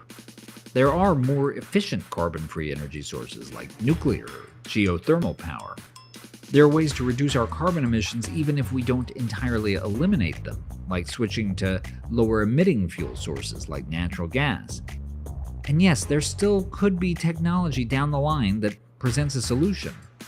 But if there isn't, betting everything on batteries could leave us stuck with more expensive, less reliable energy without solving the carbon problem.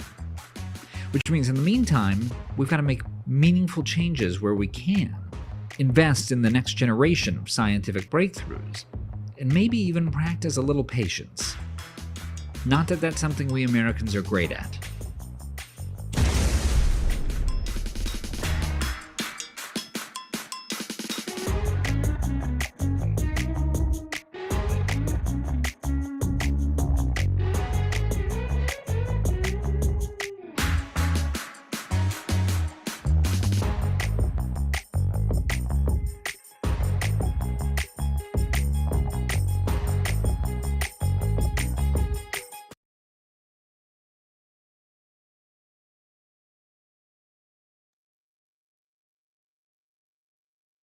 I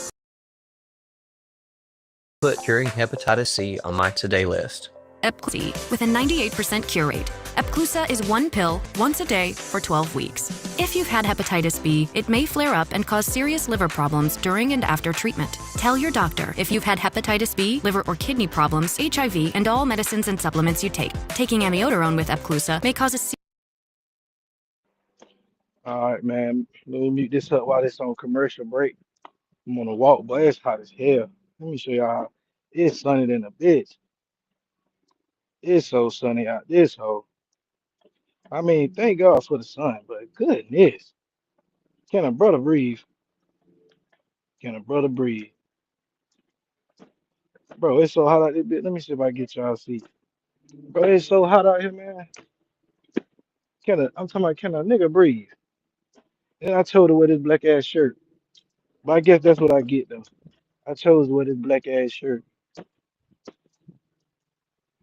Let me unmute the video.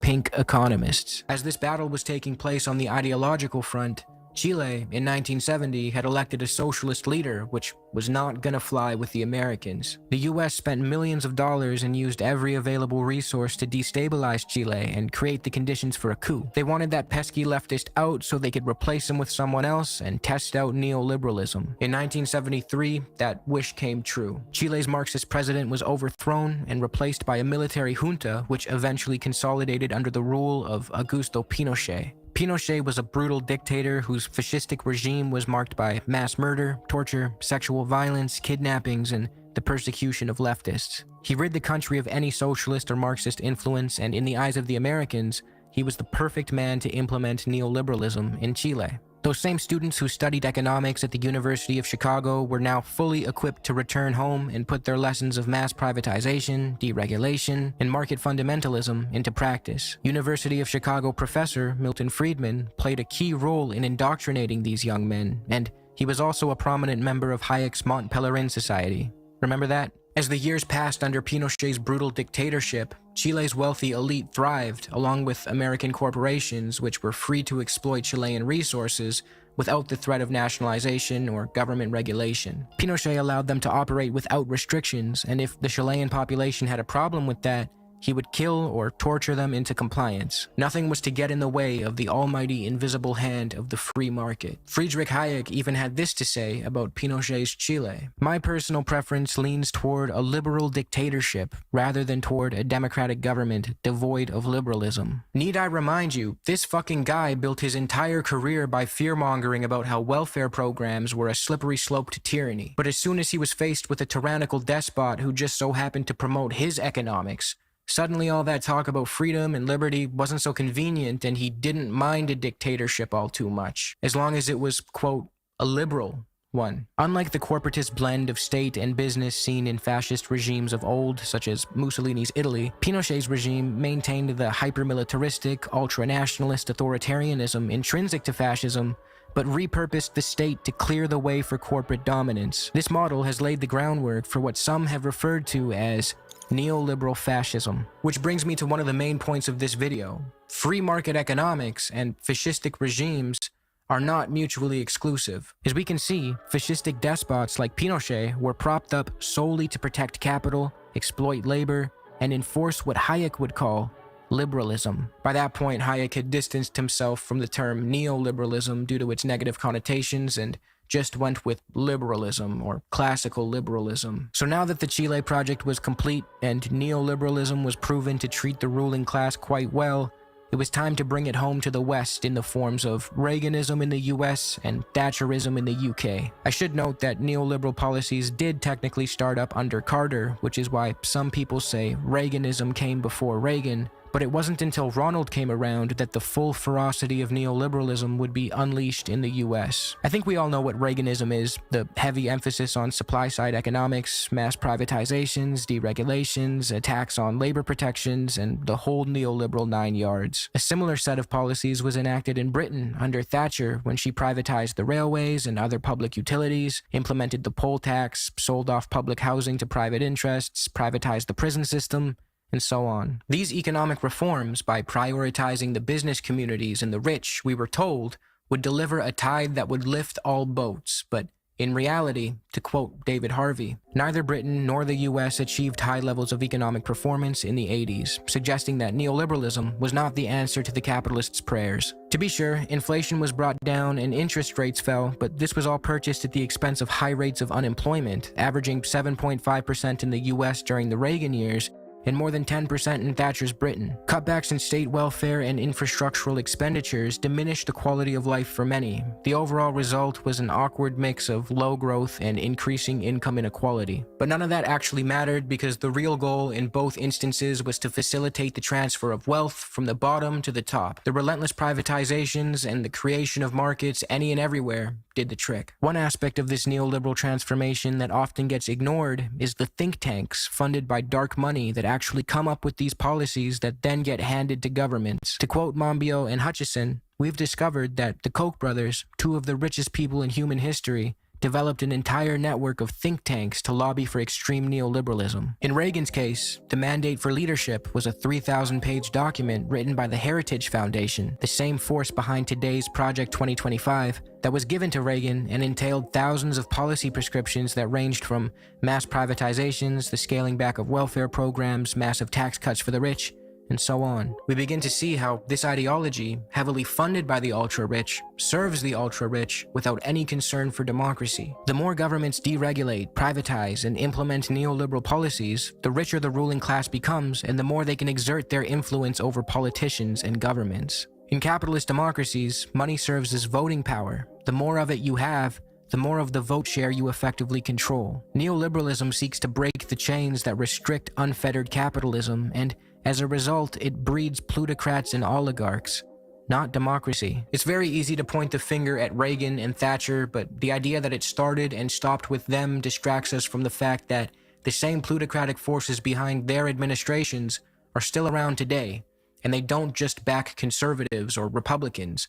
Everyone is a neoliberal now. Some of the most grotesque displays of neoliberalism often come from Democrats, Canadian Liberals, UK Labour, and similar parties. From Bill Clinton's repeal of FDR's Glass-Steagall Act, legislation designed to regulate the financial sector, the revocation of which played a role in the 2008 financial crash, to Tony Blair taking a neoliberal hatchet to the UK's beloved National Health Service, These displays of neoliberalism should not go unmentioned. And this brings me back to the question I asked at the start of this video. Why is it that instead of blaming the neoliberals running our failing economic system, the blame always gets dumped on marginalized groups? And the answer is simple. Because when we're conditioned to believe that hard work guarantees success, that the so-called winners and overachievers will naturally rise and reap the rewards, it's a lot easier to scapegoat an outgroup when that promise falls apart than to question the system itself. It's reassuring to believe that all we need to do to live a fruitful life is work hard. But those who were told to work hard did work hard, and oftentimes found the results underwhelming. This creates an opening for fascistic, divisive rhetoric and strong men to rise to power. We saw this with Trump, who blamed everything on immigrants and the swamp, but once he was in office, he did nothing but serve the same corporate interests. He slashed taxes for the wealthy, he boasts a horrendous anti-labor record, and on his last day of his first presidential term, he rescinded Executive Order 13770, lifting restrictions that had made it more difficult for government officials to transition between public office and the private sector, particularly in terms of lobbying. After all that talk about draining the swamp, we were left with an even more corrupt corporate shill who used populist rhetoric to stoke hatred and distract us from the real enemy: neoliberalism. If you think this video is going to end with me calling for a return to Keynesian economics or a push towards social democracy, then you would be mistaken. Social democracy would undoubtedly improve the lives of many people living within it, but it does not adequately address the underlying issue. It's still capitalism, and therefore it is still animated by the profit motive and not human well-being. If we look back at the era where Keynesian economics ruled supreme, say in the US for instance, yes, the quality of life domestically was better. However, it's very easy to forget the fact that that way of life was paid for with the blood and sweat of the developing world. Capitalism, fundamentally, is a system founded on colonial looting and the transformation of natural resources into private property. As President Eisenhower was blessing his population with a 91% top marginal tax rate and a 52% corporate tax rate, his administration was overthrowing democratically elected leaders in Guatemala, Iran, and more, just to turn those countries into outposts where American interests could siphon away the wealth and exploit the labor and resources. So yes, although he was taxing the rich domestically and funding social programs, we often forget about all the exploitation abroad that Keynesianism or social democracies not only fail to address, but oftentimes thrive off of. Social democracy is essentially a compromise. It occurs when a capitalist state, often through tripartite negotiations,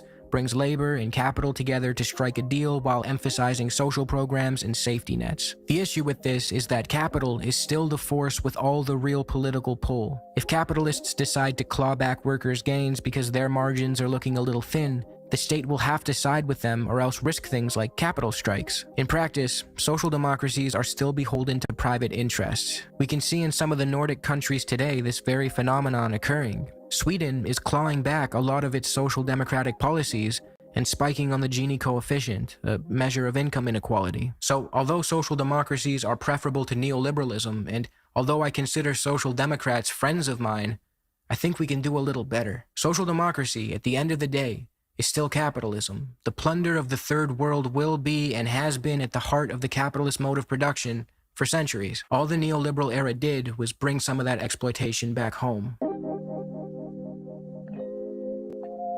When I talk about liberalism leading to fascism, it's not because I think all the ideas from liberal thinkers or the Enlightenment era are bad. I don't. Concepts like empiricism, anti-dogmatism, rationality, and freedom are great. However, the economic model that emerged from the Enlightenment era was capitalism, which I believe jeopardizes the very principles I just mentioned. Whether it takes the form of Keynesian liberalism, where the majority of the burden is placed on the developing world, or neoliberalism, where that suffering makes its way back home, the embrace of capitalism by liberals will lead to the demise of the very ideals of freedom and democracy they claim to uphold. We've seen this in Pinochet's Chile, where the interests of capital were protected by violence. We've seen it during the Reagan-Thatcher era, where the will of moneyed interests began to brazenly take priority over the will of the majority. It's not what a healthy democracy is supposed to look like.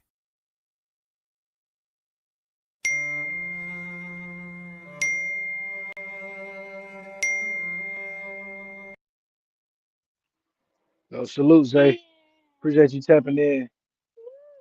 Yeah, man, I gotta agree with the brother on this video. I gotta agree with him. This plutocracy that's developing. the Elon Musk of the world, the Peter Thiels of the world, all these rich donors that's running the political system. That's why I call it a techno feudal. It's techno feudalism. They got you online all day, and they got you arguing, but they win. You're not making no money off of it. This is a feudal system. We're on the feudal farms right now, and they're farming us technologically. This is what I've been saying. But uh, I don't know if I take the position he takes as far as how he feels about democratic socialism. Oh, matter of fact, hold up, my nigga said he on deck. Hold on, let me mute up. Steady kick back, get your mind ready for some information that's guaranteed to be heavy.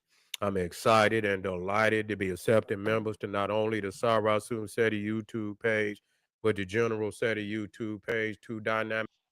Oh, he just getting started. All right, while he just getting started, I'm gonna get my little shit off. We tapping in. This a General Seti moment. Shout out to General Seti. Got to get a General Seti moment in here. I ain't had a General Seti moment since I've been live, and I can't. I would be inauthentic if I did not have a Seti moment. You know, I watch Seti. You feel me? I've watched Seti since I was 17, 18 years old.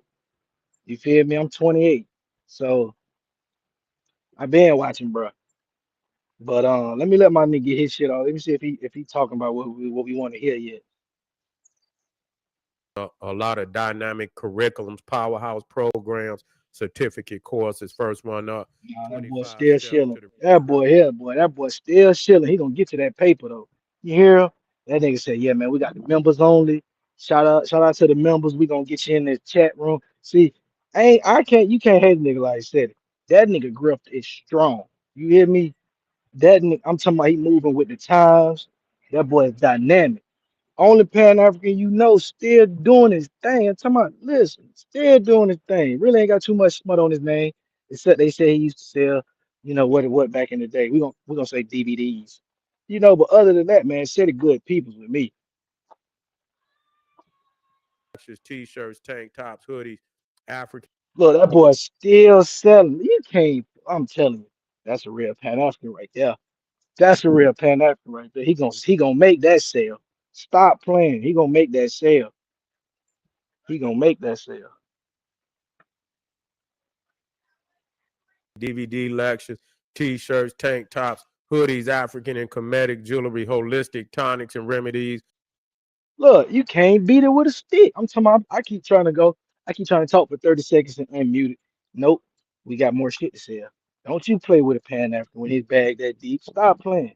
He got a DeMar DeRozan baseline type bag. He got a Kobe Bryant baseline type bag. That nigga is not playing. He gonna sell what he gotta sell. And you understand me? You gonna buy it. Obviously, somebody gonna buy it. He keeps selling it. He been selling coursework. He was selling how to read the metal netter. Man, my dog doing it up. Yeah, family, because it's waiting on you, and you'll never regret it. To all the family out there that donate to the General, I thank you. I appreciate you for the fact you appreciate me. Any of the family would like to donate, the link is right there in the chat, and I appreciate you very much. Make sure you subscribe to all my YouTube channels, King Seti, General Seti, Sarasun Seti. Rock that notification bell. Get a video a thumbs up, like it because you love it, share it with your family and friends, and comment. Just don't say nothing stupid because I will ban your ass. Here we go. We got this other, we on top of these motherfuckers because they've been talking greasy about us behind our back. See, it's all coming out now. You see, it's all coming out now. It's all becoming much, much clearer now. You know, and this is how they always think about us, but the beast gonna be the goddamn beast. You can't be confused about his nature. That's the problem. We've been confused of not, and we saying we as a united people, but as many of us are not confused. So real quick, because we might get some white people that come in and out of here. Listen, white folks, everything he say do not line with the views and opinions of this channel. But just as y'all motherfuckers will sit around and watch Charlie Kirk, you motherfuckers will sit around and watch Nick Fuentes, you motherfuckers will sit around and watch Asmon Gold. Okay, I'm gonna sit around and watch General City, and I don't give a fuck what a nigga say about it. Oh, you already know what he is. You see what I'm saying? They come out on that, you know, faking and fly. You already know what he is. You see what I'm saying? That motherfucker, I won't know how old he is. That's going to tell it up. Motherfucking the shade all the hair off. When they get the shade, you already know what they up to. Yeah, well, let me see what this motherfucker. Yeah, let me see how old this motherfucker is. Yeah, you on some bullshit. I already know you. Okay. So he just 20. Okay, he 27. Got enough nerve to and he talking about he don't come around black people because he's scared. Yeah, well, goddamn, you scared because of what your great-great-grandfather and great-great-grandmammy done to black people. And now they on that, and now they on the goddamn rampage. You see what I'm saying? And yeah, you ought to be. You didn't do right. You didn't do right. You should have came and broke bread, you know, but you can't break bread with blood on your hands. You see what I'm saying? Y'all got blood on y'all hands and y'all have never, you see, showed any kind of remorse, because you can't show no type of remorse like that for all of that. That blood, you know, the spilling of our ancestors' blood. You ain't got no goddamn remorse for that, because you wouldn't be talking to us crazy today like you don't understand the predicaments we in and why we, you know, and yeah, why, don't blame it. Yeah, give us what you owe us, bitch. Give us what you owe us. That's what you need to do. And let our people get out, and let the ones out here leading our people in the right way, get our people together. And you understand, and get on away from you and let you go and do what you gonna do. You can't do nothing without us, bees. We've much confidence that we'll go back to the heights of civilization. We don't need you. More boxes, more options. Grainger has over 1,700 box types in stock and ready to help you pack, store, and ship everything. And you can count on Grainger to deliver your boxes fast. Count on Grainger. So far, I have not heard a lie. I gotta let the record reflect. So far, I have not heard a lie. You know, we get to shave in your face. Hey man, we know it's something nefarious going on. How old are you? Why you ain't got no facial hair? You over the age of 25, right? We looking at you funny. Okay, we looking at you funny. Second of all, we know you've been talking shit on the sly. So since you're talking slick on the sly, we finna tap in and see what you saying. Then on top of that, motherfucker, you ain't shit without me. Okay, and I'm standing on that. Just like he said. Motherfucker, we'll go back to the height and keep doing how we doing it and won't even miss a beat. And I agree with that. Motherfucker, I wish your great-great-grandpa would say you don't want to be around, but don't be around us. Stay out and quit getting money off of us, motherfucker. That means don't get no money off of us. No, let us get our own money. Move around. Let the entertainers live. We need to take over every goddamn thing. That means move around. Don't get no money off of us. Nothing. We don't want nothing from y'all. You're separate but equal until we can get our shit out of here. You see what I'm saying? Or do what or get your shit out of here. However, we gonna do that. You see what I'm saying? Because we got to be making a stake, a claim on this land over here. You see, we got to be making a claim on this land over here. We ain't got to go. He got to go. He the motherfucking one came over here raping and robbing, stealing and polluting. And so, goddamn it, anybody got to go. He got to go. So we got to be making a stake and a claim for this land over here. And so and they know what it is. So you can imagine what it's going to get down to. You should be very, very, you know, you see, nervous about the predicament the society is in right now. You see, you know, not nervous meaning being scared, but very concerned. I'll say that, being very concerned about the situation over here, because you got a lot of maniacs out here being vocal. You see what I'm saying? And you can, you know, people is out here with their guard down, not really understanding, you know, the predicament our peoples is in right now. They not really understanding it, so they lollygagging out here. They skip to the loo out here. You see, not understanding that the beast is mobilizing, and they gonna use this man's death as a means to start a fucking crusade over here. you know, where they can justify, and that's what they doing. And a lot of what Donald Trump is doing is by the council of, you know, guys like this Nick or whatever his name, Fuentes, whatever his name is. I don't want to. That's I right. ain't trying to learn the motherfucker. You know, Fruity That's right. Tales. You see, Nick Fruity You see, Tales. You Big see, Fruity that's what his Tail. name is, Fruity Tales. You understand what That's I'm saying? right. That's what his goddamn name. That's exactly what That's he what his looked like. motherfucking name That's is. A Fruity exactly what Tail. he looked like. So you know you can't take nothing serious that come out of his mouth, because you already know he ain't nothing but a Sodom and Gomorrah. He ain't nothing but a Sodom and Gomorrah. That's all he is. So we ain't got to listen to nothing that he talking about, because you know he's speaking from a place of wickedry any goddamn way. He ain't doing nothing but Hey, look speaking at this from a nigga place quoting the of Bible. wickedry. I got a video that I He just talking happened to about. see. You know, let me listen, No, that's a and fact, Dave. he's Mississippi, ranting on black right? I was people, gonna. talking about I'm gonna bring that up he'll later never on. come around black people Mississippi, ever again. and the dude I was a think he said college ever graduate. again. Well, goddamn it, praise the Lord. Goddamn it, goddamn. You say you ain't never coming. I wish you can convince the rest of your goddamn people. God damn it, I take it. That's the most beautiful thing I ever heard you say. God damn, he say he don't never want to come around black people again. Well, let me, goddamn it, a standing ovation for him. You understand what I'm saying? Standing ovation. I read down in the comments of the video, and they just had nothing but racist comments down there. They all was in unison, in unity with the comments that he made. So they all feel the same. Take my hats and take my hat off to you, and I want to give y'all a standing ovation. I hope you can convince the rest of your people the same shit. But when you do that with the money too. You understand? Our black people, our musicians, and all of that. You know, we need to get our own goddamn.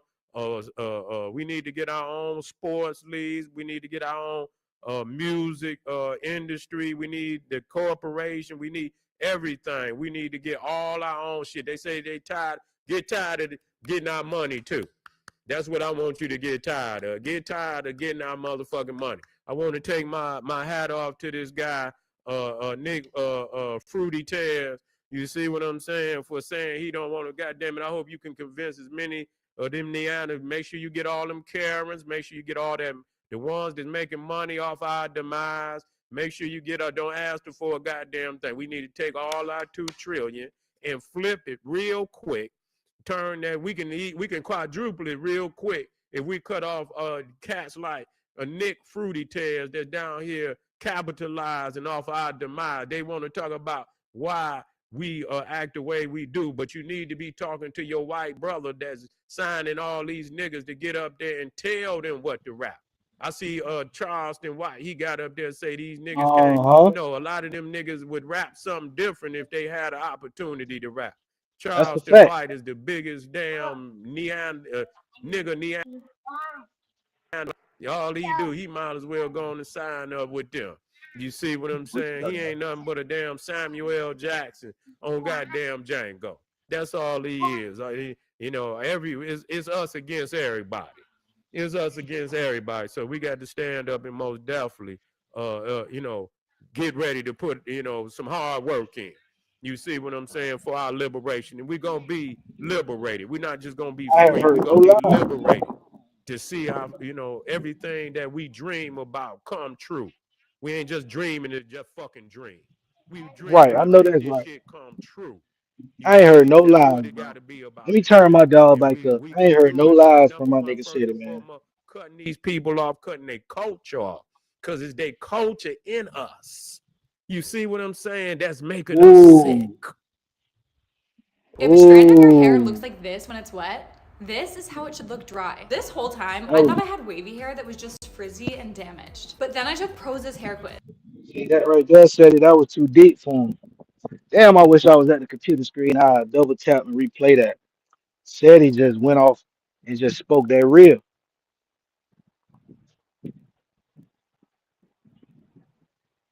So if Seti was just Seti keeping it real, man. And that's one thing about Seti, you can't never take away from him. He gonna say exactly what he thinking about. And 9 times out of 10, it's some other nigga who it's some other niggas who think about it. You know, there's some other people who think about it as well. So he going in, right?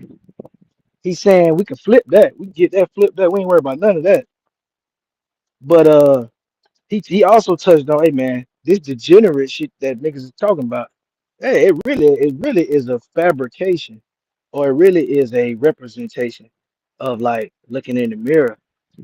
Cause this shit ain't got nothing to do with us, gang. And Thomas Sowell told niggas that. I'm gonna quote Thomas Sowell. I'm gonna play some Thomas Sowell videos because the white boys love Thomas Sowell. Tell Thomas Sowell tell you niggas that that's redneck culture. That ain't black culture. I say both of that shit degenerate. We throw all that shit in the trash, except on the weekends when I like to be a little.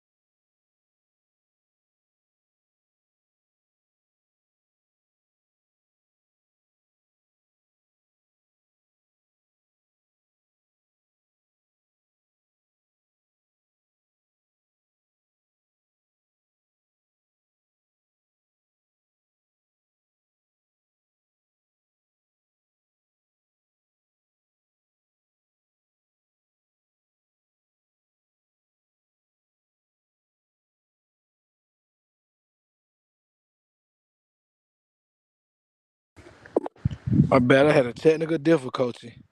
Phone died. My fault. Said I had muted you up for my phone to die. That's bad work. Bad work, Lucky. That the movement died. The movement died. It came up again, but the movement died. You had too many of our people running out here like lost sheep. You see what I'm saying? Not knowing who they were. You see, they were detached from their mother culture. You're not here to be nothing but who you supposed to be. We got detached from our mother culture, and we began to become ill with this cancer of Western civilization in our minds, saturating our minds. We out here immolating them, killing our people. You see what I'm saying? We just went over there, and we gonna get on this Neanderthal doing the drive-by. Where you learn how to do a drive-by? Watching them goddamn gangsters on them goddamn movies, even back in the goddamn 40s and 50s when they showed the gangsters in Chicago, the Al Capones and you know and all them with the Tommy guns and shit, and they riding by in the old cars and shit, the Henry, the Ford T's, the looking ass cars and shit, you know, and they riding by, turning the corner with Tommy guns out the goddamn car, shooting up the people, and you can see the motherfuckers just, you know, and so that's where niggas got the goddamn you know, the drive-by shootings from. You see, they wanted to be Scarface. That's why the rapper's name Scarface, Irv Gotti. Then you got this motherfucker, Mav Hoffa. He done named himself after Mav Hoffa. Then you got, you know, any motherfucker, like I say, motherfucking Escobar. Everybody want to be Escobar. You see, and shit like that. And so, yeah, this is what happened. We immolated them. We began to immolate them. How did they handle their disagreements with us? They come down and ride and shoot up the motherfucking, you know, the block while they out there eating and drinking tea on, you know, in the restaurants where they got the tables on the outside, and you see the movies come by and they shoot up everybody at the table. We seen this shit before. We know where our people got this shit from. They got it from you. They got it from you. And so that as you projected this shit, our people thought that was something to emulate, to be against. I ain't gonna never be a teacher. That's what they thought. I ain't gonna never be nobody, you know, in great no. Even though we didn't have all type of great scholars and doctors and lawyers and inventors and leaders, all black women and men. You understand? You know, we never were taught that. And now they want to erase it out of there because they know that our people eventually will come back into that. You see, they will come back into that because they lost, they missing their spirit. They missing that connection, that spiritual and biblical core to their ancestors. They done severed it. You see what I'm saying? But we got to reconnect to our ancestors. You see, that's why we act in the fucking way we act in today. And they are and they're continuing today still, even though they want to erase, our history out of the museums, even though Donald Trump want to they knocked that damn statue down in DC. Even if we're from different companies, the same dream. Yeah, said it on point today. Said it on point today. Sometimes he could be a little over the top, but that boy on point today. They trying to play these little mind games, these asymmetrical punishment ass mind games. Hold up, son. I'm finna leave the park in a second though. It's getting up. We too hot, man. I don't know how much more pushing I can do on this swing. Son, I hope you're ready to leave. No jingle bells right now. It's too hot for jingle bells, bro. We watching General Seti outside and you singing jingle bells, son. Come on, man.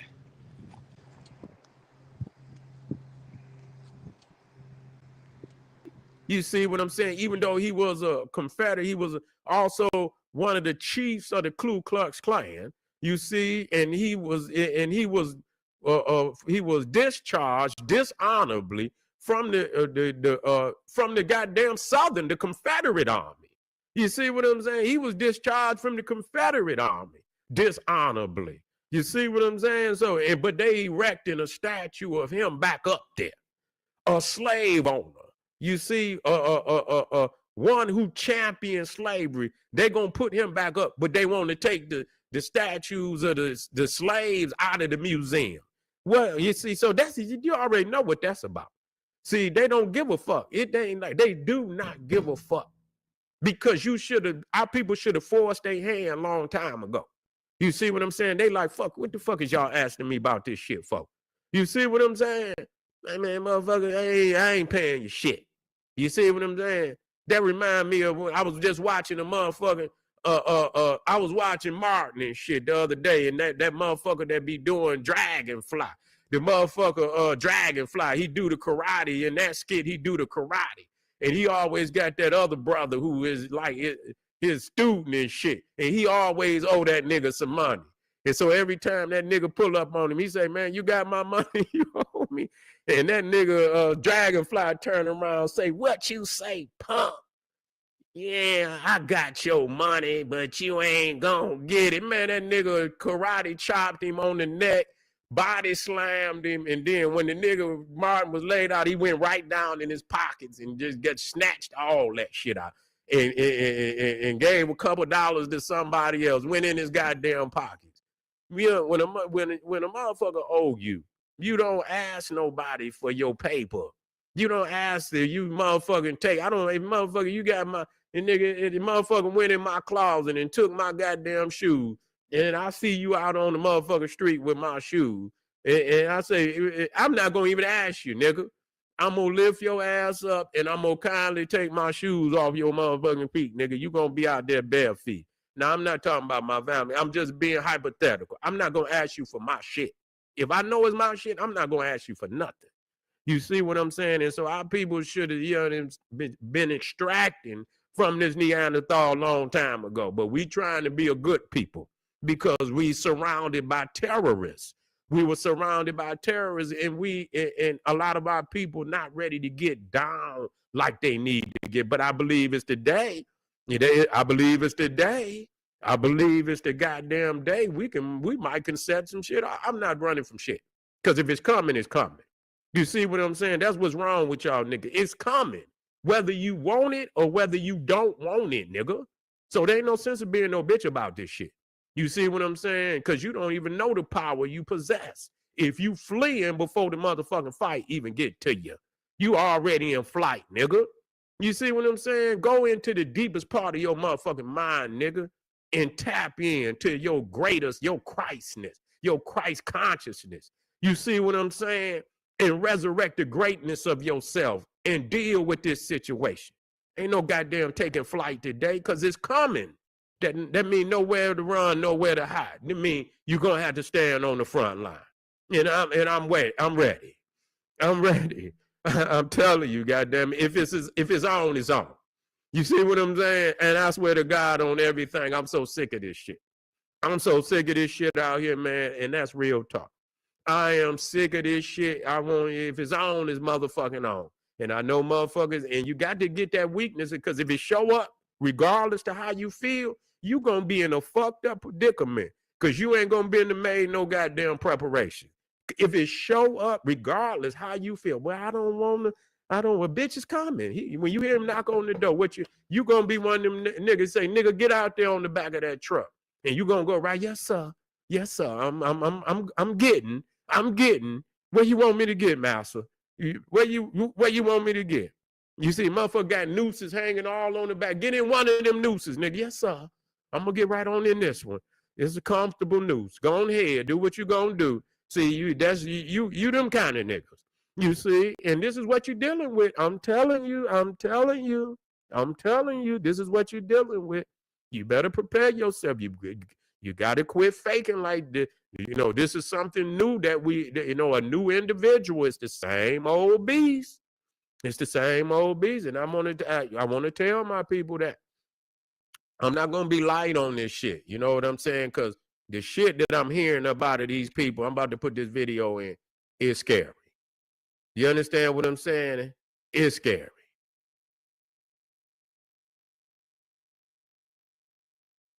Zaxby's just dropped new lemon pepper, so you can get that zesty lemon and cracked black pepper flavor you love on the chicken you love. Lemon pepper fan. I don't know if my mic might be patchy. I'm walking. Let me be the first to tell y'all. That lemon pepper Zaxby's is the real deal. Let me be the first to tell you. That lemon pepper dry rub from Zaxby's. Listen. I'm willing to sweat by that, y'all. I'm willing to sweat by that. My son, I ain't gonna lie, this nigga bougie. All he want to eat is Chick-fil-A and Zaxby's. He don't like Wendy's nuggets. So when we be at Zaxby's, hey man, I need that lemon pepper. Stop playing.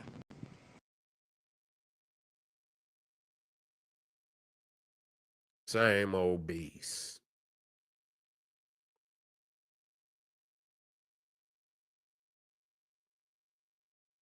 I think there's a video. Let me see.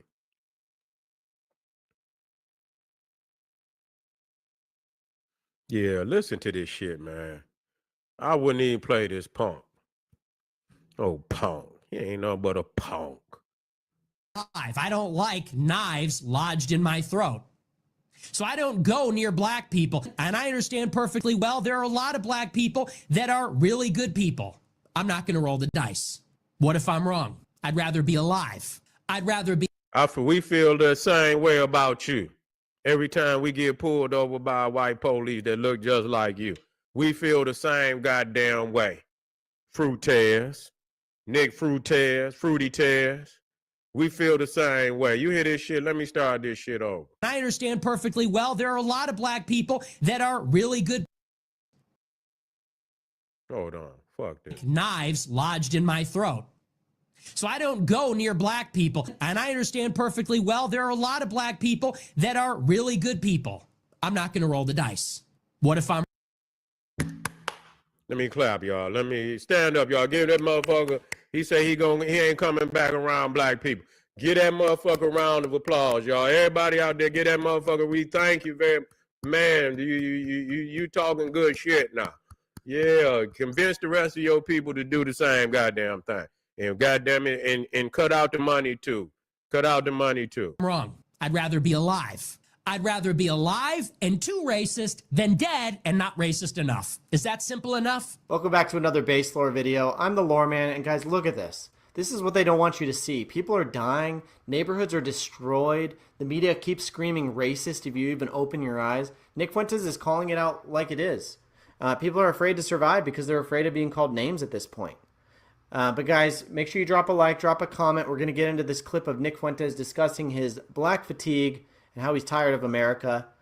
I'm going to play this uninterrupted because it is important to get Nick's message out there. Watch closely because if you ignore, you're gambling with your life at this point. Let's get into the clip. Ain't that a bitch? And I said earlier in the year, very bluntly, very honestly, I said, this is how I feel. This is how a lot of people feel. We don't want to be around black people anymore. Okay, I want to ask something to that. Would they stop being a goddamn police in major black cities? That's what you need to do, Nick Fruity Tears. That's what you need to do. Stop coming down trying to see, but you don't want to. But you want the police. You want to be the police so you can beat motherfuckers up and kill motherfuckers and do all of that. See, you know what I'm saying? So that's what you're saying. But convince, don't become no police. Don't do shit in fucking black communities. Move around. Go out there and goddamn police your own. Don't become a fireman. Don't even fucking goddamn fucking come on a goddamn ambulance. Don't do none of that shit because you might give a motherfucker one of them death shots or something and shit. Motherfucker die anyway. You see what I'm saying? So we don't want to see you. We don't want to see you in the surgery room because your motherfucker might, you know, clip a motherfucker artery and shit or do some shit like that. So we don't want to see you, and we ain't never wanted to see you. It ain't like we come out there looking for you. You understand what I'm saying? Most of the time, our dumb people going out there to your stores and your malls and shit, spending money, you understand, that they really ain't got. Or they do have, but they shouldn't be goddamn spending. And some of them are spending money that they ain't got. But he says he don't want to be man, wait a minute. Do I got to clap on this motherfucker? Hold on. Wait a minute. Okay. I got to get a clap on this motherfucker, man. I got to get a clap on this motherfucker. I should have a clap on this motherfucker. God damn. I need a goddamn clap on this motherfucker. I'm sure gonna get one. Because goddamn it, I'll be, man, where my clap on this motherfucker, man? Goddamn it, I'm gonna clap my goddamn self. Let me motherfucking clap, goddamn it. Ooh, that's about the best shit I. Is that nigga playing Dora the Explorer? Was that what that was? Hey, that nigga said it is out of bounds. This nigga said it. Hey, I need a soundboard though. I need a soundboard fucking with Seti. He done motivated the nigga. Yeah, by next week, I'm gonna be sharing my phone screen without being on Zoom. Yeah, I'm gonna be sharing videos off the phone screen whilst having a soundboard fucking with Seti. He finna make a nigga upgrade his stream style. For sure. I have heard no lies from that boy Seti this evening. I noticed. I think he shot this last night. I don't hear my dog lying on nothing. I really hear that boy standing on business. I really see that boy standing on business. So, how many more minutes we got? Damn, that boy still got a good 20. Y'all go over there to Seti shit. Let me go. This is my backup page. I don't even want nobody to see what the name of this is. So I'm gonna subscribe to him even on my backup page. You know what I'm saying? I'm gonna subscribe to that boy on the backup.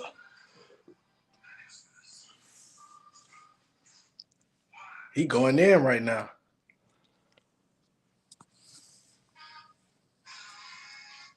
I can't even lie. He going in. I just came off this long ass walk, man. I'm telling you, it was hot as a bitch out there. Hot as a bitch out there. I'm talking. I'm sweating. I came out, my girl like, damn. She like, what the like I just got done with a CrossFit workout. I ain't playing. Like I just got out of a CrossFit workout, bro. I'm talking about nigga sweating profusely. Ain't that what it's called? Nigga sweating profusely. This shit is crazy, bro. I'm talking about can't even breathe type sweat. Like nigga hot. Like nigga can't breathe hot. Like, bro, I don't know, you can see the sweat droplets on the nigga ass. Nigga, look, bro, look at the side. Nigga got sweat droplets on that bit. Like, bro, I can't even walk back to the crib. You understand what I'm saying? I can't even walk back to the crib. I'm having bad I don't know what they call that shit in the skin. When your skin when your skin get clogged up, bro, I'm gonna have that shit, bro. I put cocoa butter on before I went out the house. Nigga, I done sweated. That shit done got stuck in the nigga pores and shit. That shit crazy, bro. It's too hot. It's September 16th, bro. It should not still be this hot, bro. And why my background look like? Let me take that off the background. That shit making the nigga camera look bad. Like I got an iPhone 11 and shit like that. Hold on. What's in the background? How I take that off? I don't even remember doing that. That's when a nigga be doing too much. When you know a nigga just overdoing shit, nigga just get a new toy and they get to trying shit. That's what that was. That was. I don't even know what the fuck that was about. Let me get this off the screen. Bam. That shit had a nigga camera looking bogus. Man, you see all this sweat a nigga got? Man, this shit crazy, bro. Nigga head still glistening, bro. I been in the house. My shit shining. Like I look like a shiny black. You feel me? I like a shiny black. But either way, man.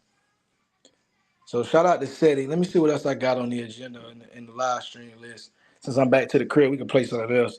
Let me see what else I got.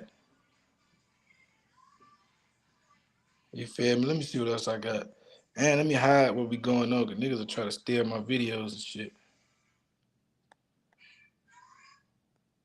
Yeah, let me do that, matter of fact. Let me hide what's going on in the background. I'll slap one of these photos up. We'll put the bully up. We'll put the bully up while I'm pulling up this next video clip. Now that I'm back at the cribbing chat. So what I done touched on today? Touched on neoliberalism. We spoke on no jumper. What else we got? The Groypers. Okay, I remember now. We got to tap in on this Groypers versus the mainstream. But I'm low key over that shit for a little minute. I might come back. I might just do like little smalls in it, because it's not even really. It's really like I'm beating a dead horse now. Everybody done picked up on the fact that this gunman quite possibly could have been a Groyper, right? At the very least, he's a radical online zealot, right? And we seen, I just showed the overlap, how the online creates overlapping. It's already a natural overlap, but the online makes the lines even blurry. Then when you're dealing with people who have been suppressing their sexuality, like now you got a whole different conversation. And we do know that the Democrats got this shit, but we do know that the people on the right, I told niggas, and let me show this because I keep saying it, but motherfuckers think I'm playing.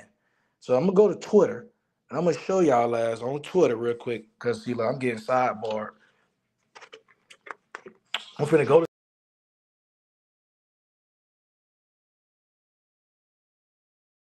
hopefully my mic didn't fuck up. Matter of fact, I'm gonna just exit and come back in. Cause I think I just got a phone call. My mic probably acting bogus right now.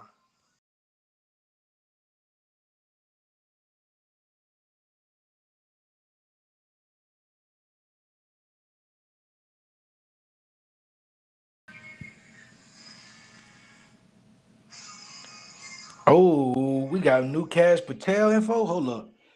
Oh, we got a new Kash Patel. Hold up, we got a new Kash Patel. Let me put that in the bracket. Yeah, we're gonna put that in the bracket. I got to see this new Kash Patel. But let me show y'all what's up. Let me do this. So there was a report that came out, several reports that came out about the RNC, which is the Republican National Convention. So RNC, they held these things where all the Republicans, they pull up, they gather around, and they have a little convention. So during the RNC,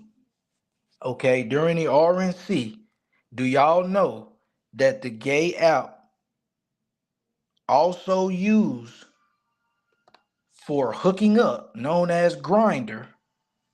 Are you aware that the app for gay hookups crashed multiple times due to the amount of traffic in the region. Look at Vito. Look at Vito. Look at Vito. That's my boy. That nigga Vito. Look, I know it. I know it, Vito. Vito still thinks that if you have a transgender boyfriend, that you can't be a Republican. I don't know where you get that from. Now, listen, Vito. This person might not be a Republican. He might be a leftist, right? But you acting like he's got to be a leftist because he gay? Come on, fam. That's not going to work. There's plenty of Republicans out this big gay in a pair of ice skates. So let me shut the tab real quick. It's a couple of this that I want to do, right? I'm going to run down this. I'm going to show the RNC angle of it. And then I'm going to show that the fuck, who was it? Washington Post. One of these news broadcasts. They dropped the whole article where they had a DC escort. Washington DC. That's where the Capitol building is. They had a DC escort, a male escort. Came out and say his highest paying clients is Republican senators. He see them very regularly. Even went out to say one of the persons that he sees just recently got married, to the point where they was like slick trying to out the nigga on Twitter. Like they was trying to figure out everybody on the Senate floor who just got married or just got a girlfriend. Like, come on, bro. Niggas need to tap in. So let me take this real quick. I'm gonna veer off. He's still talking about engravings that was being retracted. Show me a transsexual engraving, Vino. Right. So they doing everything and they can to make this nigga leftist. Only way he's leftist is what? Because he got a gay boyfriend and what else? That's it, gang. But I'm gonna just let the official narrative come out. Cause I don't have a dog in this fight. I'm not a leftist liberal at all. And I'm damn sure not no conservative nor am I a Groyper. So this shit ain't got nothing to do with me or the price of tea. So as you can see, this type of shit that be on my shit. You want to see this type of shit that be on my shit. Socialism, a future beyond capitalism. What is socialism? You're witnessing the death of American capitalism. I'm looking at fascism. I'm looking at all this shit, bro. I'm well versed in this shit. A lot of niggas, they just watch Aboriginal content. This is all they know. So let me show you what I was saying. So the RNC was crashed, right? Right? There was a whole article. Come on, bro. What's up with your computer? All right, bet. Here go the article. See, shout out. I know a nigga on Twitter was gonna pull it up. They wasn't playing. So the grinder crashing at the RNC means that won't tell you anything. What? Hold up. Damn, boy, they can't read. Okay, grinder crashing at the RNC means that won't tell you anything. Oh, let me look at this. No, I ain't even gonna look at the post. Let's just look at the article. Okay, let's do this. All right, so reports of the Grindr app crashing increased by more than 90% in the past 48 hours across the country, according to Down Detector, a digital platform that tracks service issues among apps. Down Detector heat map shows where Grindr outage are taking places. Milwaukee is one of the few hotspots for the outage, according to the website. Listen to what I'm telling you. All right. And I don't want to be the one to out these boys, but it's already out there. So Grindr executives are calling the RNC. Look, listen to this. Listen to this. So Grindr executives are calling the RNC the Grindr Super Bowl. Hold up, bro. Let me read that again. Since niggas think that in order for you to be on the right, you got to be like, bro. Y'all think everybody on the right is a Christian, straight man who pay their tithes and they take care of their kids. Man, them motherfuckers be having 13 baby mamas. They ain't paying none of them. They got a trans that they talking to on the sly. All this shit go on every day.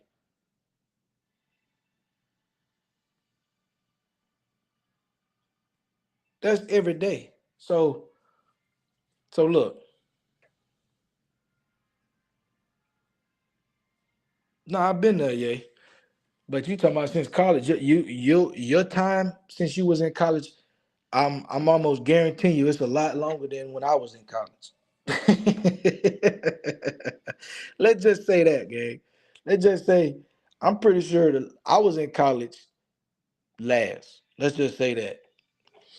All right. So again, he says so grinder executives are calling the RNC the grinder Super Bowl. Why is you calling it the grinder Super Bowl? Let me tell you something. The openly gay former congressman continued. Just come out the closet, boys. Come on, it's fun. You can be gay and conservative, but look, Grinder's already outing you anyways based on the hits. And guess who's in town? It's all you conservatives. So again, this right here is already known. This post is from July 20th, 2024, right? Everybody already knows what's going on. But just the low the low information guys, the ones who don't have all the information, they're the ones that still saying this dumb shit. Like, oh, in order for you to be gay, that means you're in the left. So let me see if I can get to that report of the DC Escort. That's what I really want. That's what I really want. Let me do the DC Escort one real quick. Hold on. Because I don't know why, but there seems to be this myth that only gay people are left. I don't know where this came from, but it seems to be a prevailing myth. So let me go ahead. And then again, this guy nigga sound like he caping for the right. I mean for the left. I don't even consider myself a liberal. I don't consider myself a progressive. I don't. You feel me? I told y'all I'm more like a libertarian type. But at the same time, I do have some progressive values. You understand what I'm saying? And I'm like, bro, these people on the right just flat racist. So they can't stand next to you, no way. You know what I'm saying? I can't stand next to you, no way. So let me pull up this Washington D.C. Escort, right? This D.C. Escort had a lot to say about politicians.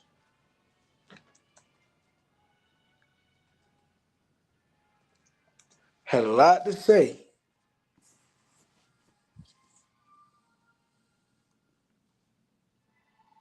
Had a lot to say. Oh, damn, I forgot about this madam. There was a DC madam that ran an escort service. Yeah, I forgot about this. Man, let me go ahead and, let me tap in. I forgot about this. Yeah, I forgot about this. Hold on, man. Hold up. I don't want to give my sauce away. I want to show y'all nigga what I'm. God damn, that's crazy. I forgot about that.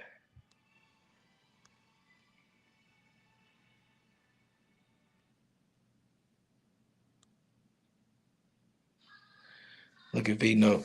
Hey, Vino, this is the closest to the truth you've been. Seem like you've been doing a little bit more digging than you was yesterday when I talked to you. So you say he came from a Republican family, but since 18, he didn't choose Republican or Democrat, but he definitely ran from the right, so he ain't a Republican. Like, no, I ain't never gonna go full libertarian. Just chill. Just chill. But nah, man, Vino, listen, bro. Just because he probably was and this is what's so crazy, he probably was an extreme centrist. He could have been an extreme centrist, somebody who felt alienated from both parties. Vito, see, Vito, this is what I said. Vito got one of them things. It's called delusions of grandeur. They also, it could be categorized as like the Dunning-Kruger model. Well, like Vito, his dad, he be swinging and swinging. You feel me? But that nigga don't be connected on nothing. You know, like the little brother who like, he probably like too small. You got long ass reach and you just put your hand right on that nigga, like on his shape up and he just swinging, but he can't reach you. That's Vito. I'd be just holding that nigga back. He just be swinging and swinging and swinging. He just be swinging his little arms. I'd be like, Man, Vino, sit your lad down. Man, Vino, get out of here with that shit, little nigga. Hold up, we got some Mary Ann Hall. That's something I'm about to look into that. I'm about to look into that. No, I did not. He just said earlier I said I'm a liberal at heart. No, I didn't, Vino. See, like I said, Vino, he funny. We got to give Vino his own show. He need a stand-up show. That nigga funny. Talking about I'm a liberal at heart. I ain't say that, gang. I said I took my test. I said I was a libertarian at heart. And then I said when I took the test, a lot of the stuff that I had was when I took that bitch, they was trying to tell me I was 73% conservative. And I'm sitting there I'm in the middle of Nebraska too. Like I'm a nigga from Florida. I'm in the middle of Nebraska. And I got this white dude telling me I'm 73% Republican. I'm like, gang, you don't know me. I done that dropped out the next semester. I'm like, bitch, nigga, you do not know me. Fuck you talking about I'm Republican. Like, now then I got offended. But nah, you tweaking, gang. I'm gonna look up Mary Ann Hall, Escort, and Slaves. I'm gonna look that up right now while I'm on. Cause I don't even know about that name. Let me share my screen again. Back to the DC Escorts. Mary Ann Hall. Let me put that in the Google tab though.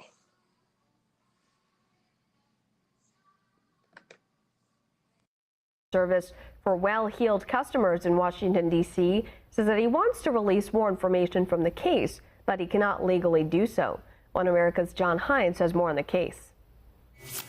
The U.S. Supreme Court has denied a request from a lawyer who once represented a woman known as the D.C. Madam to release records from her famous escort service. The records were ordered sealed back in 2007 and contain information that the lawyer in the case says could affect the 2016 presidential election. The lawyer in the case, Montgomery Blair Sibley, says that he wanted the Supreme Court to lift a lower court order keeping the records sealed. And the judge presiding over the lower court where the case sits bottled up, that would be D.C. Circuit Court Chief Judge Merrick Garland. In this particular case, he's the chief administrative judge there, and therefore he has his hand on the throttle or the brake of the processing of all the cases. My case has been up there since March 9th. So we're closing it on 30 days. I did make a motion to expedite it based upon, the Wisconsin primary yesterday and other compelling factors.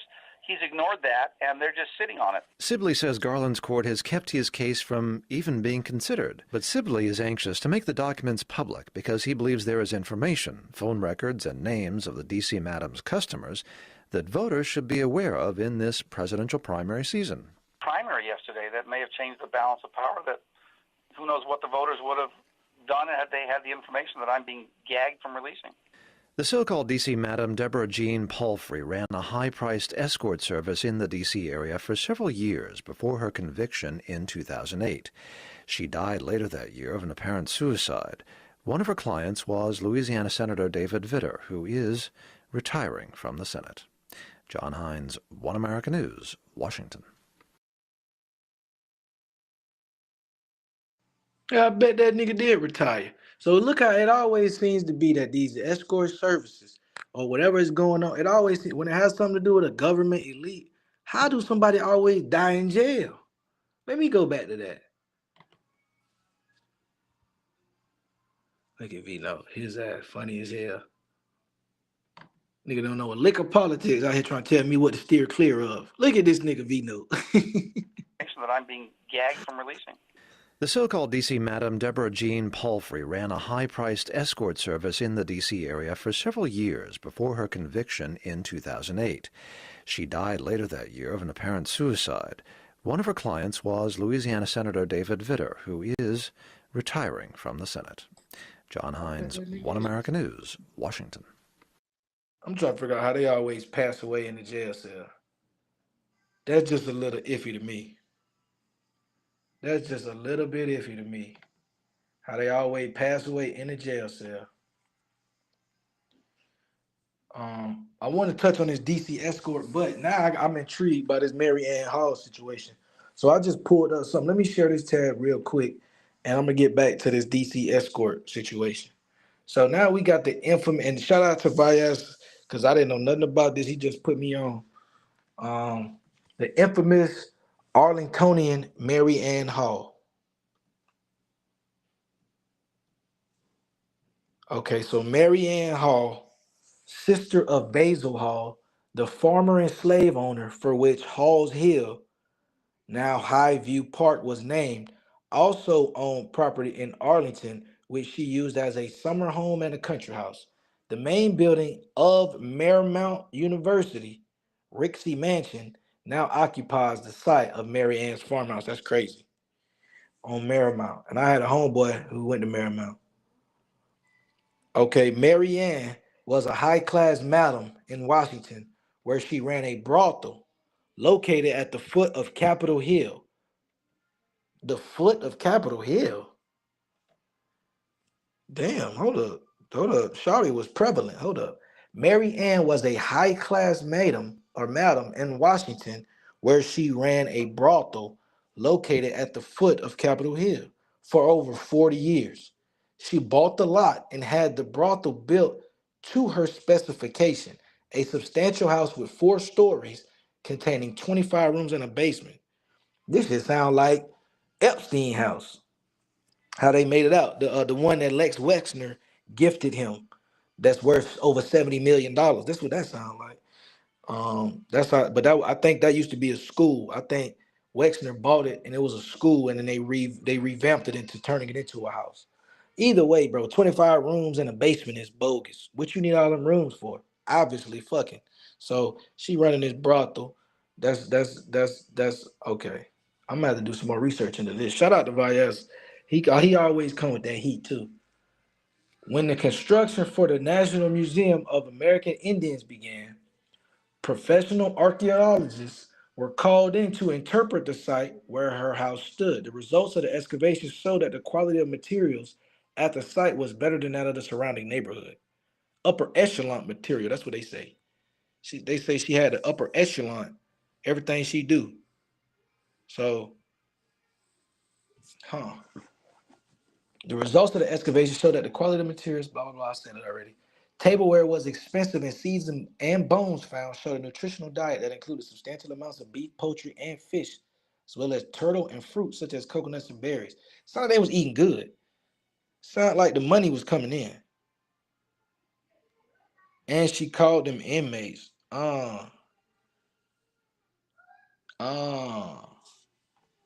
Inmates.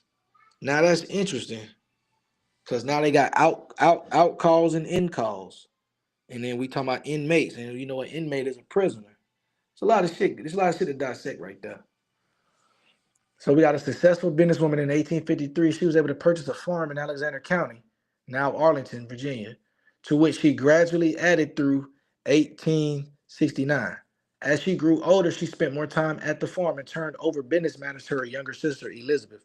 Okay, the District of Columbia court records show that when she died, Mary Ann Hall was worth roughly $2 million today with no debts. Damn, so she was getting to the cho. Okay, a list of her belongings include Belgian carpets, oil paintings, plush red furniture, and an icebox as well. Oh shit, she got an icebox, as well as a large number of sheets, mattresses, blankets, feather pillows, and comforters. So she had all the amenities, right, back in the 1870s, doing it up. Mary Ann never married. She had children and she kept a diary. She left no collection of personal letters or business ledgers, so there is little known about her individually. However, her obituary in the Evening Star describes her as a person of unquestioned integrity. And unquestioned integrity. I will have to get some more information about her, because now I'm interested in. She comes from a slave owning family. She started a brothel. Who was in these brothel rooms? Right, we know that she was dealing with. They say she was dealing with high level. She's a high class madam, and she's worked at the damn. I sound like Elmer Fudd. She worked what was at the foot of the Capitol Hill. So safe to say she had to probably be dealing with these politicians. Safe to say, if you're gonna be high class and you locate at the foot of Capitol Hill, I mean that's probably what make you high class, because you're dealing with certain type of elite clients. I would have to make that assumption, but I need to do some more deep digging on that. That's interesting. That's a little history nugget. I like that. Okay, so this what I was talking about.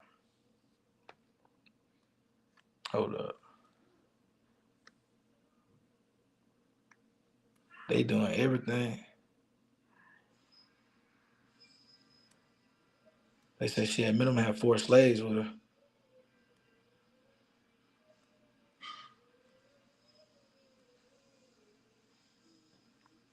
So I'm trying to get to this one. They do the Merrick Garland, and then there you go. I'm hoping that they got the article bet. They attached the article. Bet. All right, so we're gonna go from Skyline Report. All right, the GOP's family values circus just imploded. A closeted Republican congressman engaged to a woman outed for a double life with a male escort. And it's not just him. Escorts in DC say their client list is stacked with GOP lawmakers, lobbyists, and staffers, all while the party preaches against LGBTQ rights.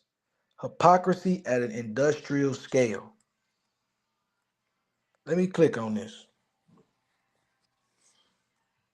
Let's see what the engagement it got. The first name, hey man, that's crazy. Hey bro, I had some people who I thought as well. I had some people that I thought as well.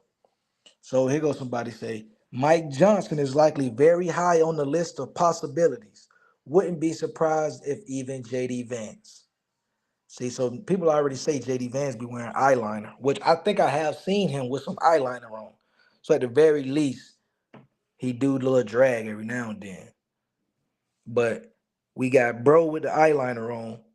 We got Mike Johnson. I don't know why everybody thinks Mike Johnson is gay. It's crazy. Like, bro, you'll see that nigga name everywhere. Everybody think he gets. So maybe I gotta do some research on Mike Johnson. Yo, look, my top 2 C's. Larry Bird, Lindsey. Well, we already know Lindsey Graham. Look, now he said I got that Donald Trump syndrome. Yo, V know this funny. He just grasping that straws. He just grasping that little straws. Let me go to the Daily Mail article real quick, man. Let me read what the Daily Mail got to say.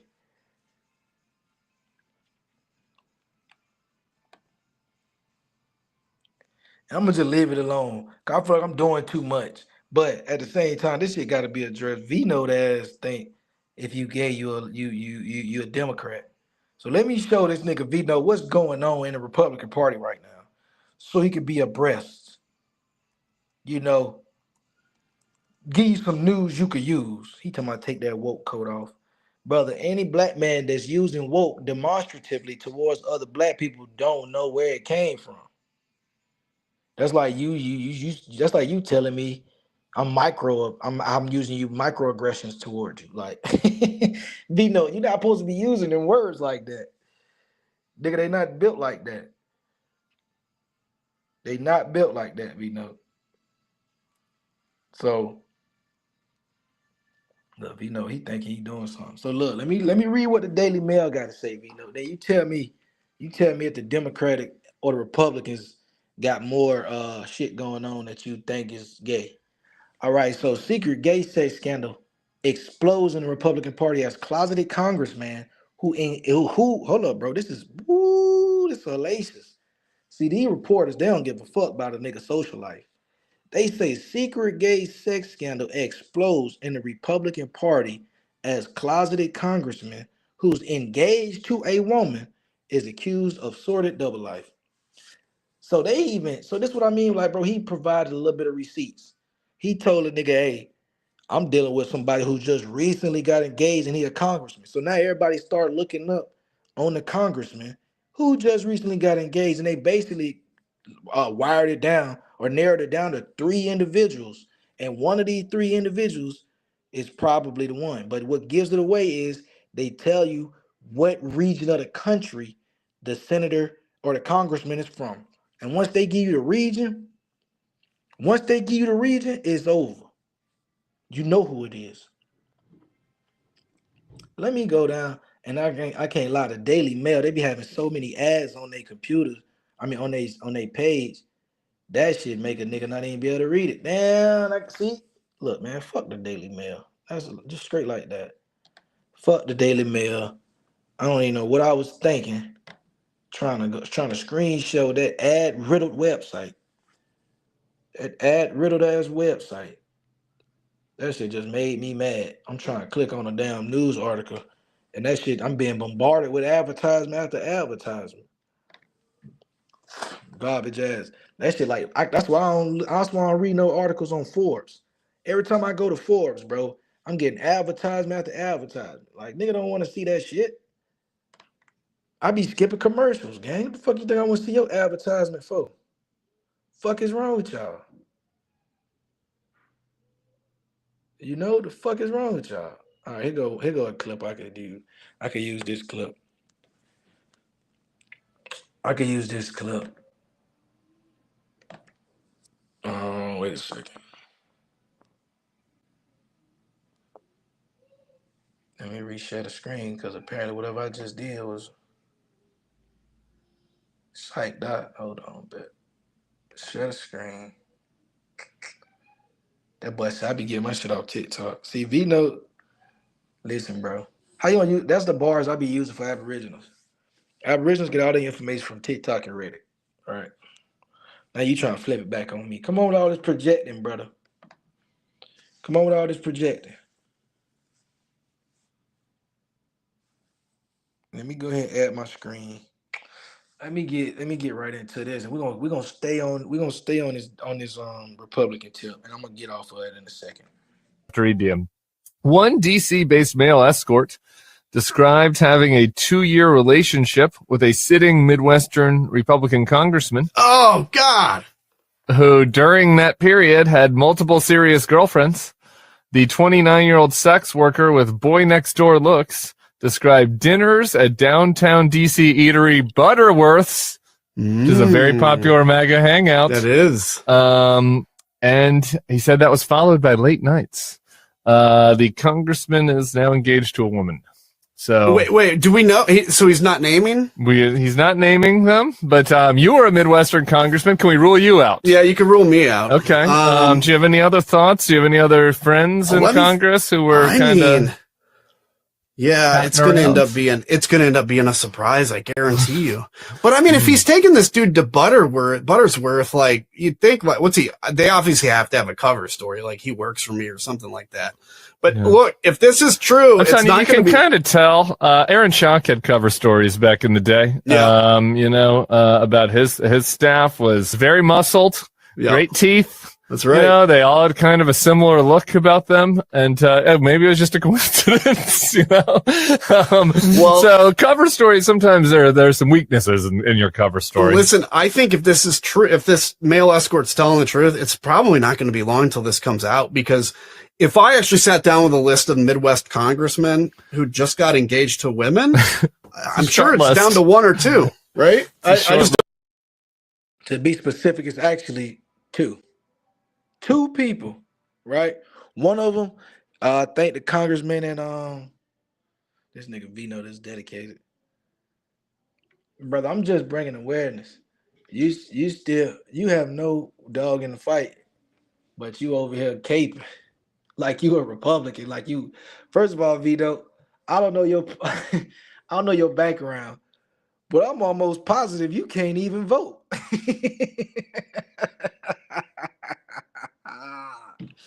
I'm down there 85% you cannot vote. Okay. Now I ain't making fun of you because I don't currently have my civil rights as right now. But I'm just saying, bro, they be the main niggas talking about they vote for Trump. They can't even vote. Like Nick Fuentes, he didn't even vote for Trump, but that nigga was praising Trump every day. I was like, it's just, man, y'all last. I can't keep up with it. I'm trying to find this. They don't want to give me the full article. They don't want to give me the full article right now. I'm going to have to come back and bring it up. But I think I made my point. Hey, Vino, stop thinking that gay people can't be in the Republican Party. Stop thinking that, bro. It's bad work.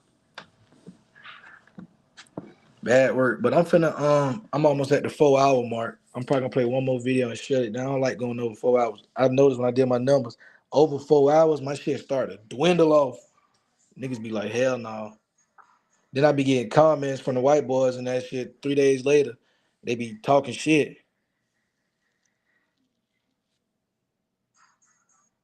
What press conference? Oh, I'm forgetting. I'm tripping. Hold up, bro. What press conference you talking about? Nah, I remember. I'm gonna play this Kash Patel shit real quick. Let me get Kash Patel on the line. I forgot. Paige and Kash. Hey, Kash, can I see you real quick? Can you come forward, Kash? Can you step forward? All right. Look at Kash. He trying to fight back. You can't fight back, Kash. You can't fight back.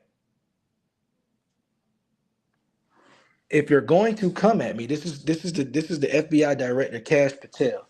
He says, if you're going to come at me, use facts. All you have is disinformation and lies. I'll see you prime time in front of the world. America deserves a better brand of justice, and I'm giving it to them. This is what he said, right? Goofiness. Let me click on this real quick. This whole post. All right. So the Senate Judiciary Democrats posted 22 hours ago, basically ripping into him. Let's look at this whole post. Okay, so Kash Patel incompetence exposed. The inexperienced FBI director has purged 5,000 dedicated public servants from the FBI, and when Kash Patel is clearly so unfit to lead, it leaves our country unsafe. This is who he sidelined, and they're all more competent than him. So basically, they had his articles out. Oh, they doing it they doing a slap on the timeline. Them boys ain't playing. Brian Driscoll, 2 decades of service, he was fired. I don't know. He looked like he should have been fired though, low key. He's a little racist.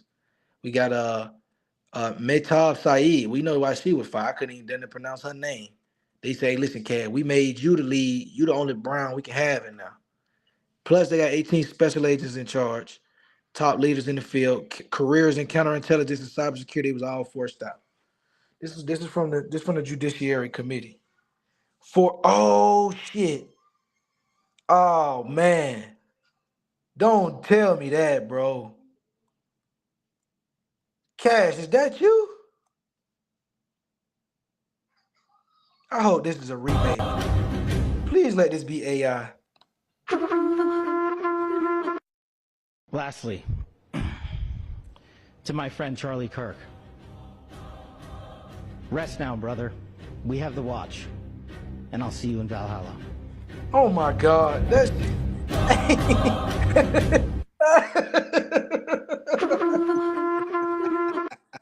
Lastly, to my friend Charlie Kirk.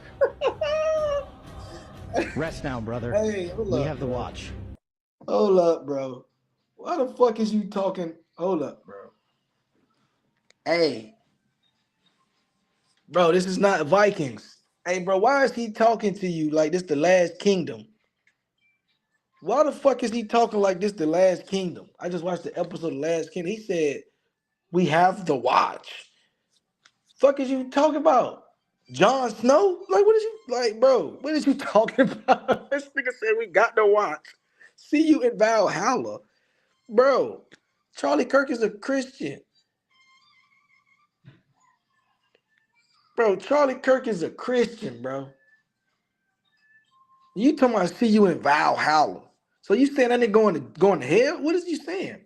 Let's play this again. Shout out to AI, bro. This shit is undefeated. Lastly, to my friend Charlie Kirk. Rest now, brother. We have the watch, and I'll see you in Valhalla.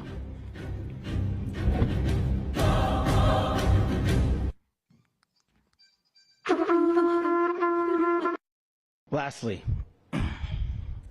to my friend Charlie Kirk. Rest now, brother. We have the watch, and I'll see you in Valhalla.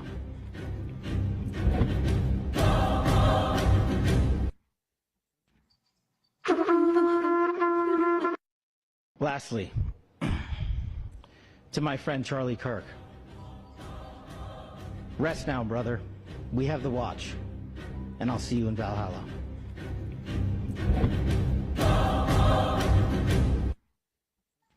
They gotta stop. They gotta stop, bro. Hey, bro, whoever made that, somebody get that boy monetized. Whoever made that, I hope their Twitter is monetized.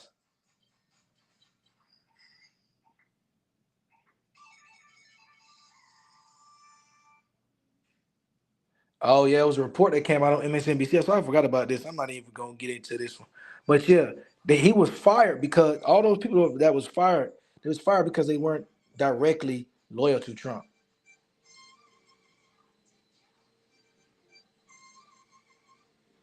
That boy could, yeah, bro. They got Kash looking crazy.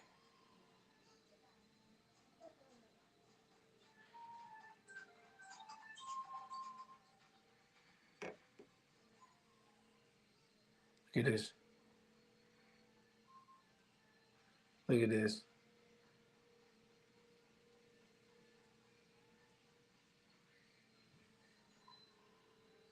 Look at this. Just so you know, if I go down my Twitter timeline, it's all right leaning stuff because I gotta stay abreast of what's going on. I gotta stay abreast. I just almost forgot what the fuck I was about to look up. That nigga just threw me all off with that Valhalla shit, bro. I completely forgot what the fuck I was finna play. I'm like, bro, I started thinking about that rubber chick. Matter of fact, I'm finna, man, bro. Charlie, I know you don't even believe in Valhalla, bro. So let me go ahead and be the first to tell Kash Patel, fall back. And then look, this is an alley-oop segue. Hey man, Israeli official arrested in Nevada. Child sex operation is released and back in Israel. Huh? Hold up. Huh? Hold up. Hold up, bro.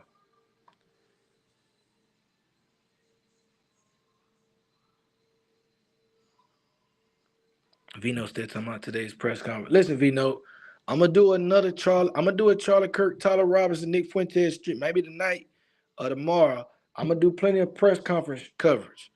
But that ain't the title of this video right now. Right? That ain't the title of this video. We on Kash Patel ass right now. We gonna stay on Kash Patel till the stream over with. And then I might start up a new stream later on after I done did my shit for the day. Probably about 10 o'clock, 11 o'clock at night. See what's going on.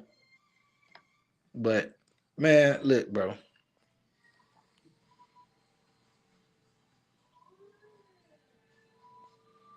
You funny. No, that's what I did. I read the simple headline. I said, hold up. Right? This not now. Funny thing is, some of you might not notice. It's not my first time seeing that headline. Hey man, this ain't my first time seeing that headline. But what's funny is though, it was a nice segue. That's why I said hold up. But you might not be familiar with what they call African American vernacular, so you might not get while I was speaking like that. I know y'all might like to call it Gen Z speak because people take and co-opt everything. But yeah, that was some African American vernacular for you. Grade A, if I do say. You understand? But yeah, let me shut the screen. Let me flip the script. Shut the screen. V note, bro. Stop the cap, V note. Stop the cap, V note. You know you don't even go to sleep. V note be up. V note the vampire. V note be up. He only sleep at like 4 in the morning. He sleep from 4 to 7 a.m. every day. So you could, as long as you live before 4 a.m., you catch V note. He gonna go to sleep from 4 to 7 every day. And then he back at it. He the only nigga I know be doing shit with 3 hours of sleep. And I ain't gonna say the only, but matter of fact, I think it's y'all might have that gene where y'all just only need 3 hours of sleep. It might be an aboriginal gene. You can just go to sleep, wake right back up. Sagar and Jetty over at Breaking Points has obtained the police documents from the Henderson Police Department pertaining to the Israeli official who serves in Benjamin Netanyahu's government. He's a cybersecurity expert. He was caught up in a pedophile sting operation. Now, we have more details about what he was attempting to do, how he got caught. It's an incredible story. So here's what the declaration of arrest from the Henderson Police Department says about the arrest of Tom Alexandrovich, again, an Israeli official who was allowed to fly back to Israel immediately after he was caught trying to lure a minor for sex in an FBI and local police department sting operation. Take a look. You could see Tom Alexandrovich, the date and the time of his arrest, which was August 6, 2025. You will see that he was charged with luring a minor using technology. Some of the details, guys, here is that it's a classic kind of undercover sting operation run by the FBI Child Task Force and the Nevada Internet Crimes Against Children Task Force. That was a joint operation that they launched on August 6. What we learn effectively is that an undercover operative began to pose as a 15-year-old girl on two different apps. One of them is called Pure, and later on using WhatsApp. What they found is that Tom Alexandrovich engaged in a conversation with what he believed to be a 15-year-old female juvenile and, quote, spoke about sexual contact with that minor. The user then later agreed to meet the decoy at a predetermined location. The sexual contact included, quote, bringing a condom and taking the decoy to Cirque du Soleil in Las Vegas.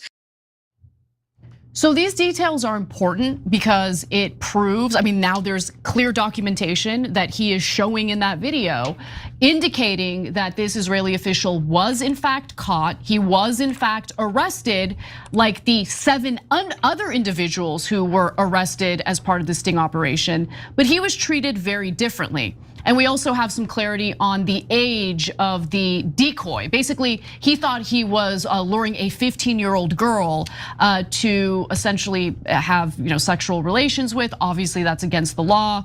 The Cirque du Soleil information is, all of it is just disgusting, right? Like all of it is so gross. This is how these people operate. But Cenk, before we get to more revelations of this arrest, what do you think so far? I mean, look, we're all not surprised, right? We all know that that the 7 Americans were gonna be in a lot of trouble, and that the 1 Israeli was gonna escape.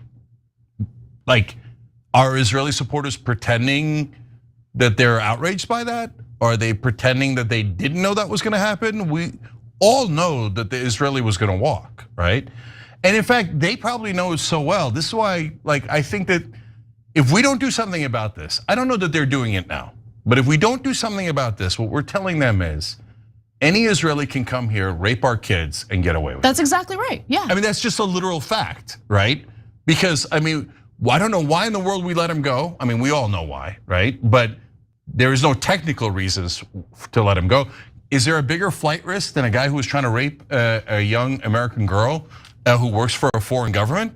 Obviously, he's gonna leave, right? Who in their right mind would let him go? Who says, hey, we've caught 8 people trying to rape American kids. 7 of them are Americans, so they need to go to prison. But 1 of them is an Israeli, so he's crazy. I mean, that's just this country's not Romania, or Israel. This country's America. Right. So if you're an American, you're in a lot of trouble, and you should be. If you're an Israeli, get out of jail free card. In fact, it's not just about pedophilia, guys. Then Israelis can come here for sexual tourism, for criminal tourism. They can come in. They can just come and take your goddamn. They can just take do whatever they want. They can do whatever they want to Americans. That's the message. And just leave. That's the message being sent. And by the way, we're just scratching the surface here, because what this guy was involved in professionally while he was in the United States is very problematic, especially given Israel's history of spying on America and Americans. So with that in mind, let's go to the next clip where the FBI and the Henderson Police Department ensured that they got this guy to identify himself. That's an important part of the sting operation. Take a look. Prior to the meeting, photographs of the subject communicating with the decoy juvenile were obtained. The suspect advised they would be arriving in an Uber Quote, while the undercover operative was in contact with the subject, being made aware in the area of the predetermined location, task force operators contacted this person who they knew to be arriving. Quote, every attempt was made to positively identify that user that had agreed to sexual contact. That subject was then identified as Tom Alexandrovich prior to being contacted. What they say is that Alexandrovich was placed under arrest. He was transported to the Henderson Police Department. Due to the aforementioned facts, they say they determined based on the undercover communications with the phone number and everything that Alexandrovich did indeed, arrive at this location with the intent to have sex. What then follows is an extraordinary interview with a lot of claims being made that undermine a lot of what we are now learning. So what they say is that, quote, upon Alexandrovich's arrival, he engaged in a recorded interview and he waived his Miranda rights, as they say very clearly. The interview was then conducted at 2000 hours on August 6, 2025. Okay, so the interview is telling because he discloses quite a bit. How he behaves and what he says while he's under arrest is really fascinating. So just real quick, why don't we just go to the last video here, and you'll find out how he communicated, how he might potentially entirely skirt any consequences for attempting to have sex with a 15-year-old girl in Las Vegas. He advised, due to being from Israel, the Israeli consulate would be notified. So do you guys see immediately they're talking about notifying the Israeli government? This matters because the Israeli government initially denied Alexandrovich had ever been placed under arrest when the police department is saying here explicitly that he is, of course, being notified to the Israeli consulate. Alexandrovich stated he has a meeting with the NSA tomorrow and had met several bureau people and NSA people over the past week. So let me just underscore that. This man is here in our country on behalf of the Israeli government to meet with the NSA and with the FBI, and in the meantime gets caught up in an FBI sting operation where he is allegedly, I guess, for the legal record, trying to meet up with a 15-year-old girl for sexual contact. Stated, quote, he was embarrassed for being arrested. This is where things get very interesting, guys. Quote, questioned how much bail would cost while he was under arrest. Stated that he was in shock and someone he needed to contact immediately about his international flight back to Israel. Homeowners everywhere are ditching solar panels for this. It powers your entire home. Thousands of homeowners are living completely. So the Israelis tried to act dumb about the arrest of this Israeli official, and it turns out they were fully informed about it. The Israeli consulate was informed about it. And on top of that, he also told authorities that he had already met with several FBI and NSA people over the past week. Alexandrovich was attending the Black Hat and DEFCON conferences at the Mandalay Bay Convention Center in Las Vegas. He stated that he was actually in the US quite often. 3 months ago, he was here for a crypto conference in New York City. He comes to the United States 2 to 3 times a year. He stated that he uses the name Adam to chat on dating apps, and he used the Pure app when attempting to lure the decoy who he thought was a 15-year-old girl. And so this guy is meeting with members of our intelligence community, and I'm very uncomfortable with that. And keep in mind, the Israeli agency that he works for hasn't fired him. He's on leave, and it appears that they're trying to provide cover for him. Of course they are, of course they are. So look, if you wonder why we say things like whenever the Israelis are talking, they're lying, this is another great example of it. As soon as he's arrested, the Israelis put out this information. Oh, you got the wrong guy. It's a mix up in identity. It's actually an American with the same name. He doesn't work for the Israeli government at all. Meanwhile, you see the actual police report. They know definitively that he was with the Israeli government. In fact, he's the guy who is one of the creators of Cyberdome and has won the Israeli Defense Prize. They definitely know he worked directly under Netanyahu, okay? They're giant liars. So that's why quoting, we should stop doing it, ever quoting the Israeli government, because it's almost guaranteed to be a lie. Okay, now you go to the heart of the story. So all the authorities knew that he was talking to the Israeli consulate. So now we come to culpability on our side. So it's not like, oh, it was a quick thing. Oh, they didn't expect it. And oh my God, they're dragnet caught an Israeli government official. And before they knew it, he was released and he was gone. No, the cops knew, all of the authorities knew, the FBI knew, the Israelis want him back. So, and he's a child predator, right? Yeah, yep. So they made an active decision to give him back to the Israelis. Yeah, that's exactly right. That is exactly right. So that is unconscionable. So look, sometimes this happens for other countries. Famously after 9/11, all the bin Ladens were immediately flown out of America back to Saudi Arabia. Why do the elite get different rules than us? An elite of not our country, but of different countries. Foreign countries. So bin Laden's in Saudi Arabia, whose family member did 9/11. Oh, by the way, also randomly, or maybe not randomly, several hundred Israeli spies were rounded up after 9/11 in America. Oh, no, you don't talk about that. You don't talk about it. I mean, there's FBI files about it that are readily available online, but we got to pretend like that doesn't exist. That doesn't exist. You're being anti-Semitic. No, it doesn't matter. It's a stone cold fact. It is a fact. And my question is, why did we return the bin Ladens? And why did we return Israeli spies? If we know they're spies, why don't we keep them and put them in prison? They're spying against us. Who releases spies that they catch spying on you? So they could literally spy on us and get released. They could rape our kids and get released. Yep. I mean, Ghislaine Maxwell's dad stole our nuclear secrets and walked around like a dandy. I mean, what is this? He was publishing textbooks for our schools, our public schools. So look, the liars in mainstream media can say anything they want, but they know our facts are true. Right. They could say, yeah, your facts are true, but your facts are anti-Semitic. Your facts are true, but you should shut up and be arrested, right? No, thank you. Okay, no, I'm not interested in that. And now that gets to, oh, by the way, great job by Breaking Points. Way to go, Sagar, okay? Terrific reporting, and that's why online media is infinitely better than mainstream media. The mainstream media guys wouldn't, you know why they didn't get it and Sagar got it? Because Sagar tried and they didn't. They barely even covered this story. How do you not cover this? How is this not 24/7 on cable news? This is a huge scandal. Okay, because cable news and mainstream media is not in the business of doing reporting, they're in the business of doing propaganda. So they look at this same report and they're not outraged like Breaking Points is and we are, and maybe Tucker Carlson is, etc. No, they look at it and they're outraged at us. They're like, you're supposed to cover that up. You're supposed to cover it up for the Israelis. Anti-Semite, anti-Semite, God damn it. Now we're accusing all of America of anti-Semites. Yes, you are. Yeah. And it's sick and it's gross and we're tired of it. All right, now last thing on the heart of this story. So Anna, you're right. We're working on cybersecurity with the Israelis. That's such a terrible idea. Are you mental? Of course they're gonna put in bugs to learn all of our secrets. And then when we catch them, guess what we're gonna do? Release them back to Israel. I mean, the Israelis are legendary for spying. They're legendary for betraying their allies.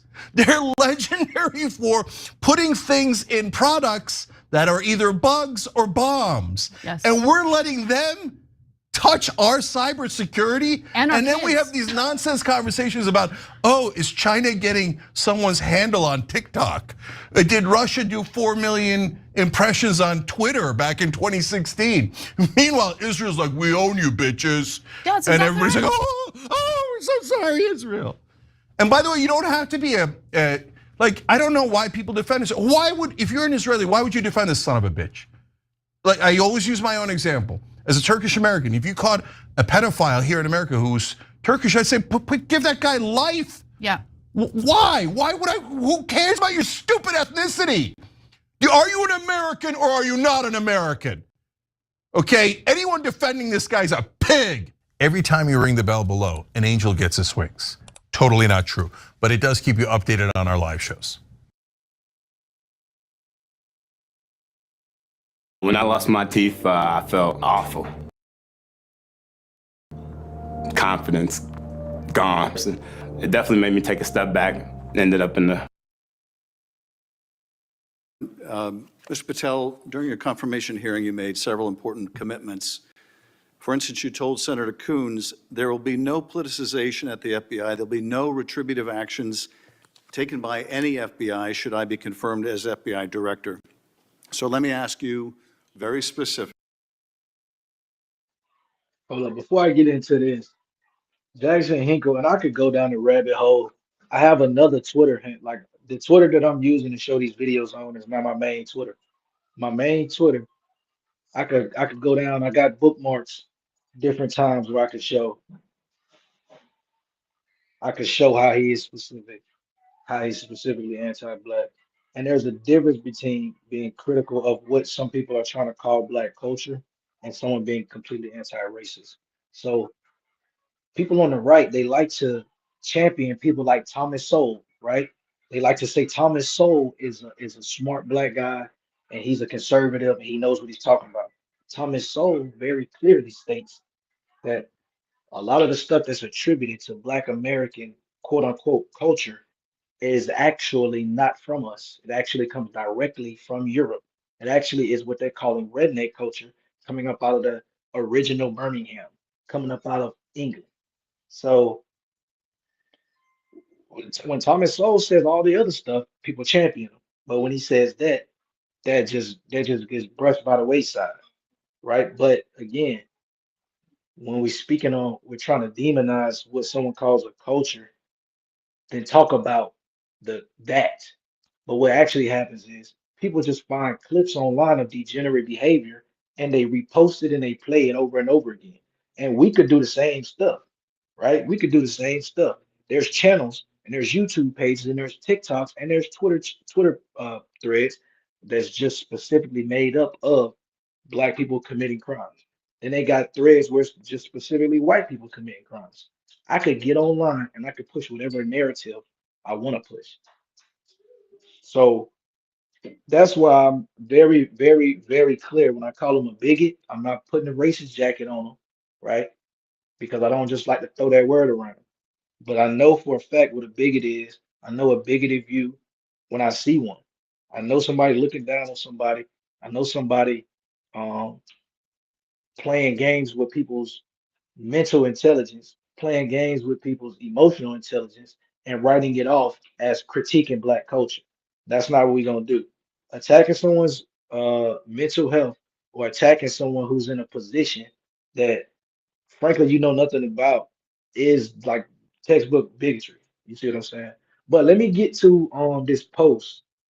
Let me get to this post because I don't want to get too into the weeds. But so Mossad, so this is what the guy sent me on the rabbit hole for. So Mossad operations unraveling. This is what someone is alleging. I'm reading someone's Twitter handle, and it's gonna lead us into Grok. So I'm just reading the views and the opinions of this Twitter. Um, PFP has nothing to do with me. So Mossad operation is unraveling. The same diversion guy that facilitated the assassination of Charlie Kirk was involved in the 9/11, what they're calling false flags, right? What they're calling false flags. Right, Ramon, right. Everybody mentions Thomas Sowell, but they don't mention that part. But that's usually to mask, it's called a cognitive bias. You already feel that way. So because you already feel that way, but what makes you feel that way usually um your ideas that you already have. It's being fueled by things that you already believe. So you start to look for things to prove what you already believe, right? So that's why even though I'm investigating what's going on with the shooter situation, and I have a theory that I think that he's probably on the right or at least a Groyper, I'm not gonna let that cloud me from all the evidence that's coming out. You feel what I'm saying? I'm gonna look at everything. So that's why I play everything. That's why I show both sides. I show people saying he's a trans leftist, and I show people saying it could be the Groypers because I'm playing the game the way it's supposed to be played. I'm calling balls and I'm calling strikes. So it says that this person also was arrested for making bomb threats right after the Boston bombing. They say his name is George Zinn. Okay, he created the textbook diversion for exfiltrate, or what's that? Yeah, exfiltration when Charlie Kirk was shot, explaining how he was perfectly positioned to watch the plane hit the towers and proclaimed immediately it must have been Al Qaeda. Interesting. Now I ain't gonna lie, this type of shit pique a nigga interest, right? It pique a nigga interest because I do know it's a lot of nefarious shit going on over there at I'm gonna call it Yahoo.com. Over there with Yahoo.com and them the Yahoo.com boys. Or this I really should call them the CBS boys now. I might as well just call them the CBS boys. So we know a lot of shit be going on with the CBS boys. And if you don't know who owns CBS, do your own research. So it'd be a lot going on with the CBS boys. So I gotta when somebody sends me this, I gotta take a look at it. So somebody asked, Grok, is this guy involved in all threat events like the Post claims? Okay, fair enough. Now we do know Grok been lying lately. Grok be doing a lot of fishy shit. And I'd be interested to do his take on Elon because most people that I know from Australia, which I know quite a few people because of the crypto space. Most of the people I know from Australia, they like Elon Musk, especially with their crypto. Oh yeah, if you a crypto bro, you know what I mean. If you change PFPs like you change socks, then you was rocking with Elon Musk from the jump. I had a couple of projects that was Australian based that got rug pulled actually. So I got a love-hate relationship with Australians. You know, a couple of y'all rug pulled some of my motherfucking NFTs, but nevertheless, based on my review of multiple sources, George Zinn was a witness to the 9/11 attacks and described seeing the planes hit the towers. He was arrested in 2013 for emailing a bomb threat joke to the Salt Lake City Marathon shortly after the Boston bombing, pleading guilty to a terrorism charge and receiving probation. He was detained and questioned as a person of interest after Charlie Kirk's assassination. Okay, but released without charge related to the shooting. No credible evidence supports claims of his involvement with 9/11 false flag facilitating Kirk's death or beside ties. The main subject in Kirk's killing is Tyler Robinson, now in custody. Okay, all right, no doubt. So what's okay? Let me see what you said last.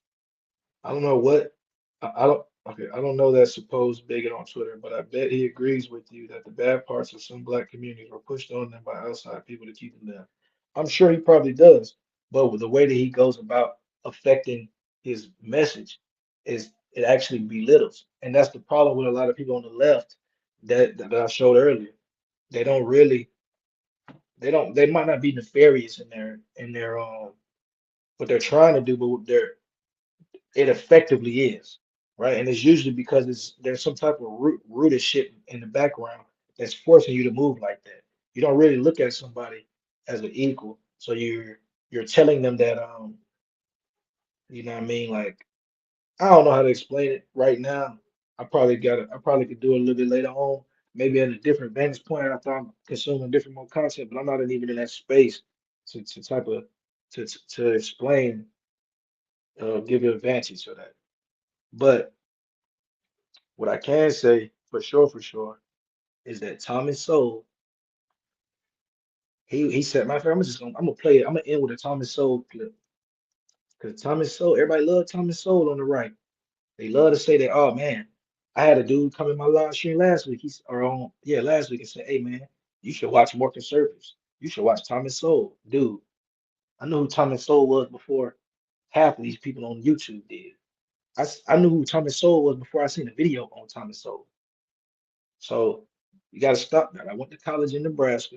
I came from Florida. I've been around conservatives. I know these people. So motherfucker ain't gonna run the play on luck. That's why you got to stay swift. But he wrote something called I think it was I can't even think of the exact name of it. I read the book, bro, long ass time ago, right? And I had never heard of the term black rednecks, but it hit me, bro, because I realized at that moment in time that I had like black redneck tendencies. Like as soon as he said it, it hit me like, damn, that's crazy, Harry. I gotta shit. I gotta tighten up a little bit, but I kind of embraced it at the same time because I'm not gonna change myself unless it's for the betterment of myself. So I'm not gonna read something, be shunned into how I actually like to behave. But when I noticed that a lot of this stuff that I was doing or taking on was not mine, I had to let it go. You feel me? I'm gonna keep the shit that's mine though, or the shit that I like. Like I won't say we created macaroni noodles, right? Macaroni and cheese, but hey, I'm gonna keep that baked mac and cheese. When you make that mac and cheese, you put that hoe in the oven. I'm gonna keep that mac and cheese. We might not have made fried chicken, but we had the helpful hand in it, so I'm gonna keep that with me too. Some of the plantation culture I'm gonna keep. I'm gonna just be real with you.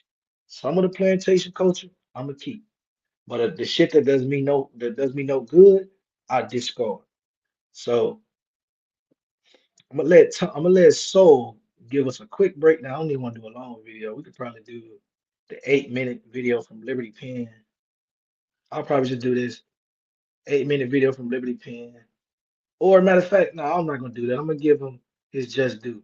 I'm gonna go ahead and do the Thomas Sowell when he was talking to the dude he always talks. I forgot his name. I'm gonna go ahead and just play that video and I'm gonna get up out of there.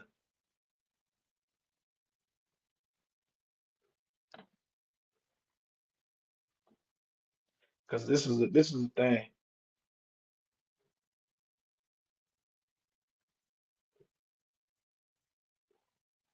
It's like, I mean, the average of black kid today, I think, is probably better off, certainly materially, than say Ben Carson was when he was growing up. Ben Carson, the famous Black surgeon at neuroscientist. Johns Hopkins. Right, right. Who is immensely accomplished in every way. Yes. Right. I would say that certainly the black kids who are growing up today have a higher material standard of living than I had. The difference was that the schools were good when I came along. They were especially good in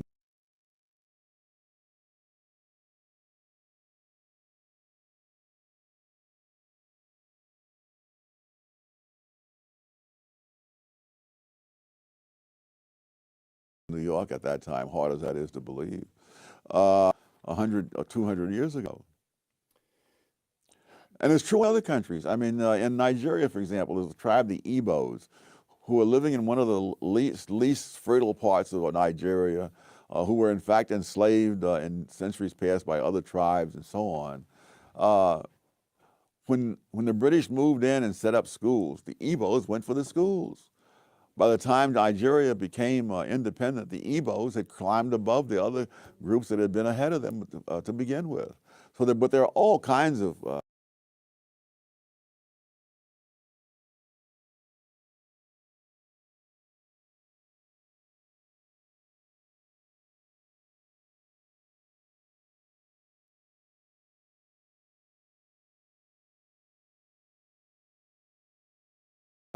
cross currents of factors. Germany. For that matter, there's still several tens of thousands there today. And both. So I don't know if that was on. I'm on multiple devices, so I think it might have just been skipping on my end. I'm gonna play it back because I don't know if it was buffering on y'all end. But to the brother from Australia, so he says I'm kind of racist in today's definition, but I would love to have a meal with you and a beer and talk about it. Well, I like drinking IPAs, double IPAs, stuff like that.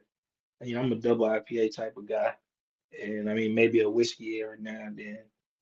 Um, But yeah, man, I'd be interested to hear opinions as well because I like to hear uh, opposing opinions. It's kind of hard to make a decision when you only know what you know. You know what I'm saying? It's kind of hard to make a educated opinion. So when you know more than what you know, and I think that sounds funny, but like when you make it a point to seek out information that wouldn't just be coming from your viewpoint. I mean, if your viewpoint is right, it will only strengthen it. And that's the thing. When you just trying to get to the truth, you don't care about the optics of the path in which you took. You trying to get there. So when I watch TV, I might watch a leftist. Then I might see what the right gotta say. And I'm gonna make my own opinion. I sit back and I watch a lot of left commentators and I'm like, what the fuck is he talking about? But I gotta finish what he's saying because there's some nuggets in there. Or it's all bullshit and I gotta be able to speak differently than what he just said so that other people don't get turned off by that nonsense. So same thing with the right. I gotta know what the right is saying. So I can't just call everybody a racist. I can't just say everybody is a Christian, Catholic, zealot that's trying to make the Inquisitions come back. I gotta be more nuanced than that. And I can't be nuanced if I'm only consuming content by people that agree with the fuck I'm saying. But yeah, let me go back and let Thomas Sowell take us out. Who are living in one of the least fertile parts of Nigeria, who were in fact enslaved in centuries past by others, they will not get that same education. Now that can be blamed on somebody, but it has very little to do with what happened 100 or 200 years ago. And it's true in other countries. I mean, in Nigeria, for example, there's a tribe, the Igbos, who are living in one of the least fertile parts of Nigeria, who were in fact enslaved in centuries past by other tribes and so on. When the British moved in and set up schools, the Igbos went for the schools. By the time Nigeria became independent, the Igbos had climbed above the other groups that had been ahead of them to begin with. So, but there are all kinds of cross currents of factors. The particular culture, or the particular geography, you run through the whole list of them. You cite, in Intellectuals and Race, you cite an observation by the intelligence expert, IQ scientist, James Flynn, that just stopped me cold. After the Second World War, you've got large numbers of troops remaining in Germany. For that matter, there's still several tens of thousands there today. And both black and white American soldiers had children with German women. And Flynn discovered that those children growing up in Germany showed no IQ differences at all. The black kids and the white kids, the same. Quoting Intellectuals and Race, Professor Flynn concluded that the reason was that the offspring of black soldiers in Germany, and now you're quoting Professor Flynn, grew up in a nation with no black subculture, close quote. Which means what? Which means they experienced exactly the same expectations. Is this the... No, the expectations are external. The culture in which they grew up was not the culture in which black kids grew up in America today. So they had... There's no gangster rap that was pervasively available in Germany. So here's what I'm getting. There is something about black subculture in America today that holds African Americans themselves back? Yes. In fact, I went into this in a previous book on which about black rednecks and white liberals, because that same subculture. Let's talk about two of your books here. Go ahead. Because that very same subculture held whites in the South back as well. That in the time this mental testing in the First World War turned up among. So this is crucial right here. I'm gonna play this. I probably will replay this 3 times. This one part right here. This is where, like the dude said, there will be some things that people on the right will say that blacks will agree with.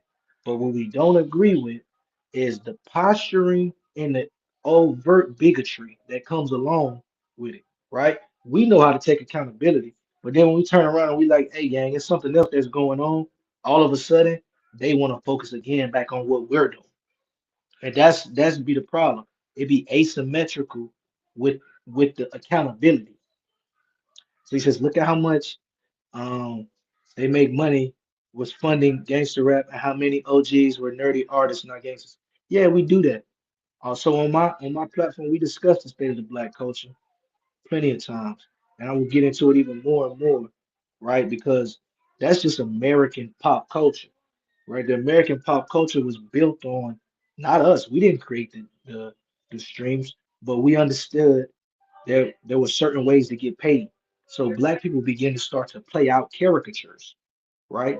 They're not they're not being authentically themselves. They're being a caricature of what white America thinks a black person is. That's the only way to get rich. To be a caricature of what they say is a black American. So you have to cosplay yourself to get on. And so that's why the nerdy rappers, the backpack rappers, the smart guys who are rich from going to school and starting a business, or the smart guy who didn't go to school but just started a business after high school. They don't get the entrepreneurial love, or they don't get to become streamers and people want to know about their life because they don't fit the current archetype that the caricatures have to fit that were created by anti-black people. Literal minstrel shows that created what you now know as a dandy. And all of this stuff, it comes from outside external forces. So the person that you see online with all the tattoos in their face, sagging the pants, doing all of this, he's doing it because he's trying to fit into the caricature of the masculine black man. It's all a psyop. Among other things, the fact that whites from various 4 or 5 southern states scored lower on the mental test than blacks from 4 or 5 northern states. And so it really was a question of the subculture that was there, which was a handicap to both. All right. And so whose job is it to say, wrong subculture, folks, you're harming yourselves? Well, I would think in an ideal world that intellectuals might take on that task, but the world that we live in, I've noticed, is not ideal. All right. What is to be done? Take a look at President Lyndon Johnson speaking at Howard University in 1965. Oh, yes. But freedom is not enough. You do not wipe away the scars of centuries by saying now, you are free to go where you want and do as you desire and choose the leaders you please. You do not take a person who for years has been hobbled by chains and liberate him, bringing up to the starting line of a race, and then say, you are free to compete with all the others, and still justly believe that you have been completely fair. It's pathetic. It's not a question of, there's no you who has the control to be completely fair or completely unfair. I mean, the circumstances are, so someone once criticized the mental tests on grounds that the tests were unfair. And I think it was David Reisman who said, the tests are not unfair, life is unfair, and the tests are measuring the results. But who has control of life? Who has control of the past? Who has control of the culture that people have in the present, which they've inherited from the past? So Lyndon Johnson, in fact, although good liberal that he was, at least in regard, Lyndon Johnson had a complicated career and changed positions on issues many times, but good liberal though he was at that moment, he was in fact engaging in a breathtaking arrogance. Yes. On 2 counts. One, that white people were the ones who were responsible for where black people stood in the race, that it was up to whites entirely. That blacks, as he described, I'm putting this to you, the black people are passive, they're acted upon. That's right, that's right. And then the second act of arrogance is the supposition that somehow the federal government could fix it. Yes, it is staggering. But if you wanted to be charitable, you could say, well, he said this in 1965. But if you say, all right, why are people now repeating it in 2013 when we've had nearly half a century of experience to the contrary? And if you look within the black community, those blacks who had escaped what I call the black redneck culture, they've moved on. So, but it's the culture the different parts of the black community had. They were different. Daniel Patrick Moynihan, in his famous 1965 report entitled "The Negro Family: The Case for National Action," close quote. Longish quotation, but it gets to something, I believe. Moynihan, the fundamental problem is that of family structure. The Negro family in the urban ghettos is crumbling. A middle class has managed to save itself, but for vast numbers of the unskilled and poorly educated, the fabric of conventional social relationships has all but disintegrated. So long as this situation persists, the cycle of poverty, and disadvantage will continue to repeat itself, close quote. When Moynihan wrote those words, the illegitimacy rate among African Americans was 25%. Today, the illegitimacy rate among white Americans is 36%. Among Hispanics, more than 50%, and among African Americans, more than 70%. Yes. Aside from throwing up your hands in despair, what is to be done? The first thing to be done is to understand that this was a result of policies begun in the 1960s. This is not a legacy of what happened 100 years before the 1960s. The breakdown of the black family is not a legacy of slavery. No, if you, the classic study of this goes all the way back to the era of slavery, and they find that most black kids, even under slavery, had lived with two parents. And that was true all the way up until the 1960s. And so if you really want to find out what's changed, it has changed since the 1960s. And the fact that So there you have it. So black rednecks, white liberals, being abreast to all of this stuff, fresh coming out of high school, was looking into this stuff, questioning this stuff. And I don't agree with what Thomas Sowell says wholeheartedly. But the certain sentiments that he has and the evidence that he has, it can't be refuted in certain regards. Like the black redneck culture is not ours. And at the same time, that you also have to take into account. During the Civil War, he said it. I maybe can go back and play it. During the war of the civil rights, during the Civil War, my bad, not the Civil Rights Movement. During the Civil War, after it, they were taking tests, like literacy tests, IQ tests, whatever you want to call it, and they were determining that black people in the North were scoring higher than whites coming out of the South. Direct representation of the culture. Direct representation of the culture of the South. And if you look at it, all you gotta do is go by statistics and look up the most educated states as far as the kids, like the reading rates and stuff. You'll find that the majority of the states that are at the bottom of the list, they're in the South and in the Midwest. This is what you will know. This is that culture that persisted. And it's the same part of the culture that people are trying to hold on to and trying to pin on us. Let's see what he said. I'm about to I'm gearing up to close down. I gotta go take my son to Huey Magoo's, or we might go to Zaxby's. Like I said, my son bougie. He don't even like eating chicken nuggets from Wendy's or McDonald's. We can't even drive by McDonald's. He don't even look at it. So I think I might have to take my young man to Chick-fil-A or something. All right, but what does it say? He says the intent. Oh, okay, hold on. The intentional incentivization of single mother families and gang culture were probably the two most harmful things to the black community in my eyes since the end of slavery. What do you think? I think it's a lot of stuff since the end of slavery, but let's say since the 50s, I could put that in the top five. I could definitely put that in the top five for this as far as from the 60s until now. I could put that in the top five. But that personification or that incentivization, it goes more than just to gang culture. Again, that incentivizes all degenerate behavior. You already mentioned about the porn industry and stuff like that. Well, who's merging the porn culture with rap music? This is what I'm saying. All of this stuff, they're incentivizing degeneracy. And at the same time, they're demonizing degenerate behavior. So black people see, hey man, I can get paid from acting and doing like this. I can go viral, right? This is the whole attention economy.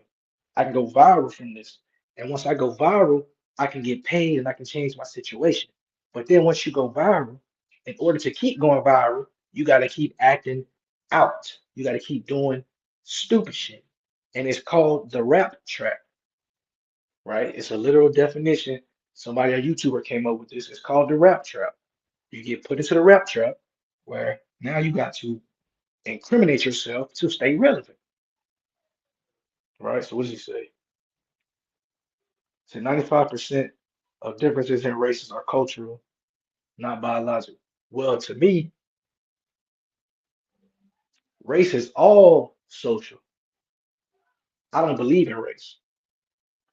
I believe that that is a pseudoscience from the past, from racists from the past that are trying to recalibrate now that people are noticing that a lot of liberal positions are untenable. Just because the liberals have a lot of untenable positions does not mean science is not real, right? Just because the liberals have a lot of untenable positions does not mean science is not real. So I gotta say, I don't believe in race. I don't believe in all these genetic differences. People say, "Oh, well, the diets is different." Well, that's because now we're talking about what your gut bacteria has been exposed to for thousands of years. So if your gut bacteria has not been exposed for 10,000 years to certain things, and you take up somebody else's diet who has, yes, there's gonna be some significant side effects. That does not mean y'all are two completely different people who need different dietary supplements to survive. No, different environments produce different things. Same human being, which is why a black person, or what they're calling black, African, can leave Africa, go around the world, and now we got an Asian. Now we got an Indian. And all this we know based on uh, phenotypical and genotypical maps. It's already been walked down. So I won't say it's different races. One race, different place. You see what I'm saying? One race, different place.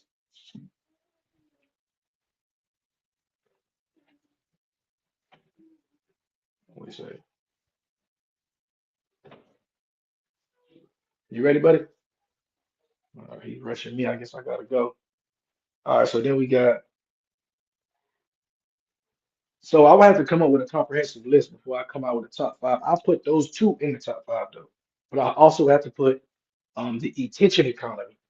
I would have to. I'm not even gonna lie, gang. The attention economy is one of the worst things that ever happened to society, period. But it's definitely been a detriment to the black community.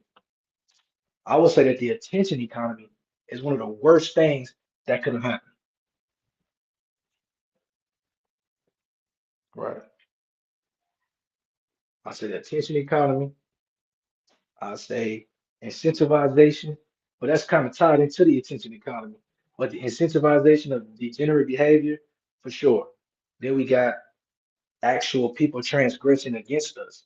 A lot of people take into it for granted, but there are plenty of black towns where I went into this on my live stream. I'm from a city in Florida that there were literally Confederate towns and black towns. After a certain amount of time, they incorporated together. So there was a river that split the city. On the west side, it's a lot of white people. On the east side, ain't no white people. Then in the south, you got they were split up to the southwest. There was white people. Southeast, black people. Right.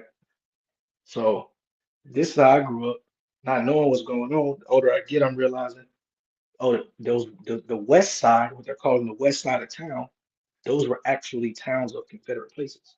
So like Middleburg. Somebody can look this up. It's called Middleburg. It was created as a Confederate city, right? After the war. Union soldiers had to stay in black towns to keep them erect. Then on top of that, the same size of town I'm talking about, the tax dollars were used in the 30s and the 40s to create new suburbs that they were then classed out of. So they take the tax dollars of the hardworking blacks and push it to the outskirts. They create new schools, they create new neighborhoods, and they price you out of that subdivision. Next thing you know, they telling you your culture's bad. You ain't done nothing since slavery and all of this. So I'm gonna go ahead. I'm gonna let Thomas finish what he got to say. Oh, I didn't even see Valid. Yeah, race wars keep us in a race for sure. For sure, for sure. Keep us in a race. Epigenetics. Interesting. Well, Shout out to you, Josh. Maybe you come back. Maybe I'll drop the link. You can express yourself verbally. She's talking about black people from Cali love Mexican food more than soul food. That's a hey. I ain't gonna lie though. There's some good ass quesadillas out there. They got some good ass street tacos and shit out there. But I ain't nothing gonna beat a plate of oxtail rice or some neck bones with the gravy. I'm sorry. Ain't nothing gonna beat the neck bone with the gravy. Or the smothered turkey neck. Yeah. I just got hungry. Just think about it. Little smothered turkey neck with some nice white rice. Man,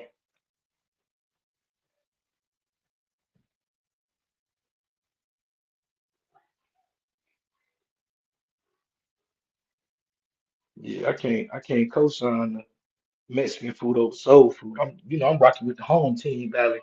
Ain't no question. I need that cornbread on the side. Probably two pieces. Most likely two pieces, because I like to break one piece up and put it in the rice. But I'm gonna go on and get out of here. I told myself I was done after the 4 hour mark. I'm about to be pressing 5 hours. So yeah, let me let Thomas land his plane, because this is disrespectful. Let me let the elder land his plane, and then I'm gonna go ahead and tap out. That whites now have a higher rate of illegitimacy than blacks had when Moynihan wrote, suggests that this is something that spreads out. But if you look at something else, if you look at those blacks, look at black husband-wife families, the poverty rate among such families has been in single digits every year since 1994.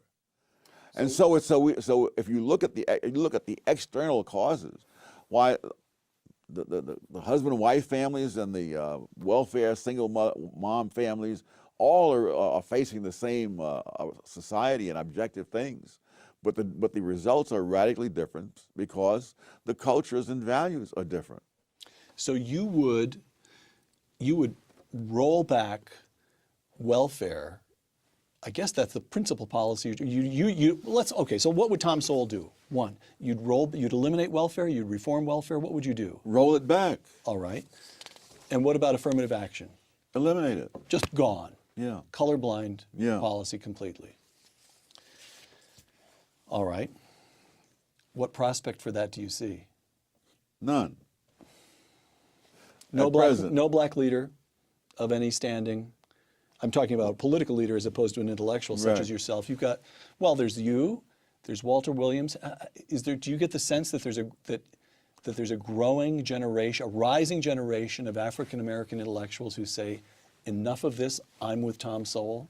Well, I don't know if they'll go that far. There's no point. That would be asking a lot. There's no point being reckless. But I think there are people like Shelby Steele and many others, Larry Elder. You can run through a long list, and there are more such people now than there were, say, in the 1970s. But in terms of political leaders, all the incentives politically are for black leaders to blame all problems in the black community on the larger society. And that enables them to take on the role of being the defender of the black community against enemies, which in turn creates the situation in which many blacks don't feel that anything that they do is going to help themselves unless it's done politically as a group. That there's no point. I mean, why would you, if you believe what they say, why would you want to knock yourself out in the school knowing that the man is not going to let you get anywhere? One of the most pathetic things I heard in recent years was a young black man saying that, at one point he thought he would join the Air Force and become a pilot. And then he says he realized that the white man is not going to let a black man become a pilot. And he was saying this decades after the Tennessee Airmen had established their reputation in combat in Europe. But the hopelessness is one of the big products of the race industry. That you have no chance. I remember giving a talk at Marquette, and at the end of the talk, among the questions that was asked, a young black man got up and he said, "Even though I am graduating from Marquette University, what hope is there for me? And having gone through college when I was in the 50s, I don't remember any blacks saying that in the 1950s, when there was a lot more obstacles to overcome than there were when this guy is graduating from Marquette. But you have to produce that kind of feeling in order to serve the interests of those in the race industry. Final question then. Maybe we can think in terms of that young man at Marquette, or let's put it this way. Somewhere watching this interview, there's a young Thomas Sowell. There's an African American who's smart and wants to do something with his life. It seems to me we've already got one piece of advice you'd offer to him is stay away from the racist industry. Stay away from the race hustlers. What advice would you give a young Thomas Sowell? How do you make something of yourself as an African American in America today? The way anybody else would. You equip yourself with skills that people are willing to pay for.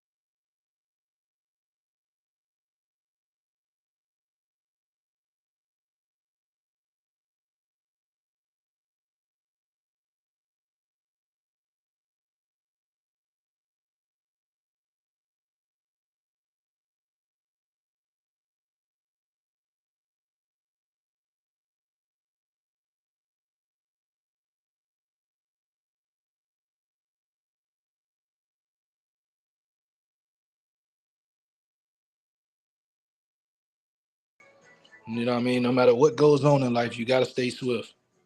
So that's where I'm at with it. We shutting the stream down off about 4 songs, probably about 2-3 songs. Like I said, I appreciate y'all tapping in. Gotta stay swift. That's the motto. From top to bottom, every time you land, you gotta stay swift. So that's where I'm at with it. We're gonna play it out, and hopefully I get this content be a little bit more clean and we lose the technical difficulties, and I'll be able to go live, like I say, off the phone and be able to share my screen off the phone. You ain't got to worry about no Zoom or nothing like that. So.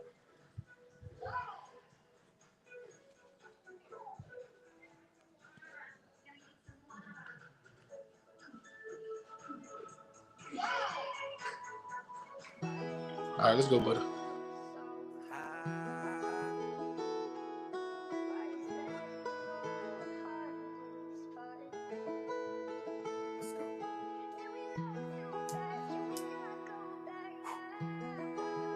Thanks for the slap, Ali.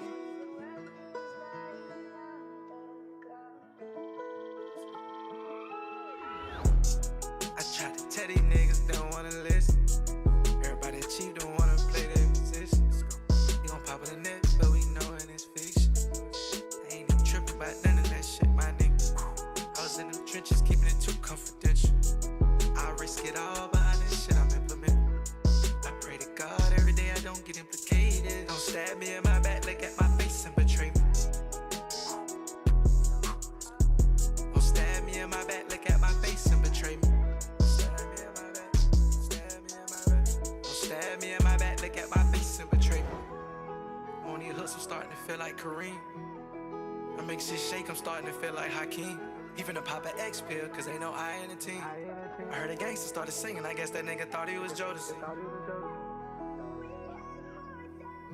I heard a gangster started singing, that nigga thought he was Jodeci. I don't understand what these niggas do when they be trying to approach a G. I've been staying to myself, I'm trying to stack up this trophy. I tried to tell these niggas they don't wanna listen. Everybody cheap don't wanna play their position. You gon' pop in the net, but we knowin' it's fiction.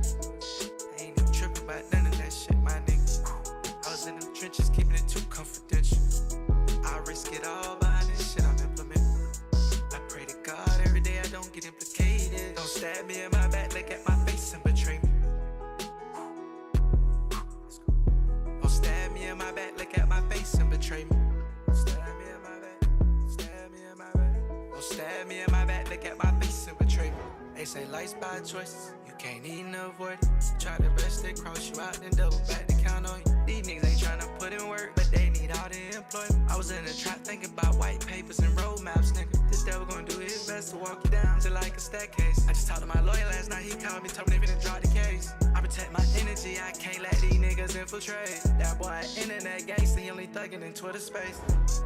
I tried to tell these niggas, they don't wanna listen. Everybody cheap, don't wanna play their position. We gon' pop in the net, but we know it is fiction. I ain't even trippin' about none of that shit, my nigga. I was in them trenches, keeping it too confidential. I risk it all behind this shit I'm implementing.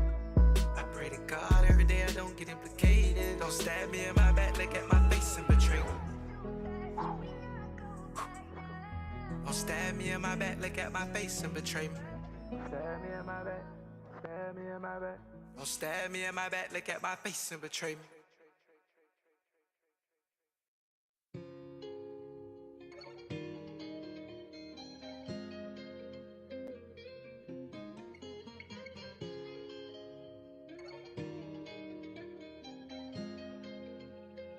Thanks for the slap, Ali.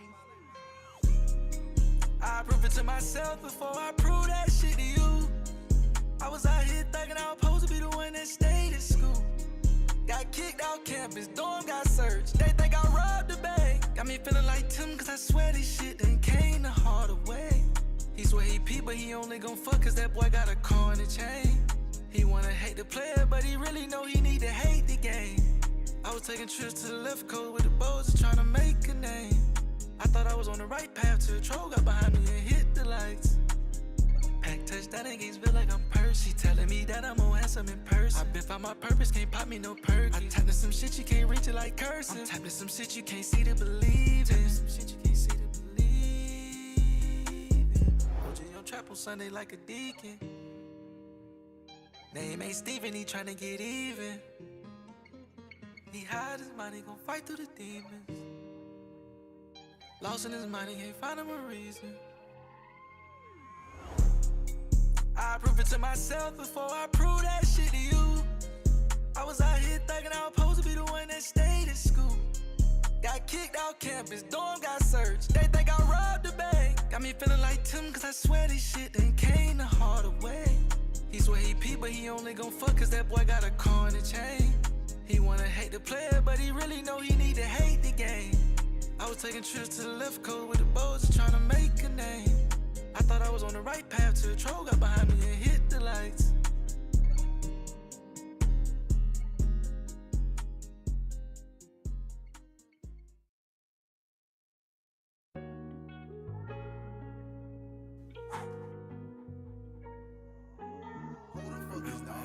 Thanks for the slap, Ali. OG said that's how I really nigga. Let's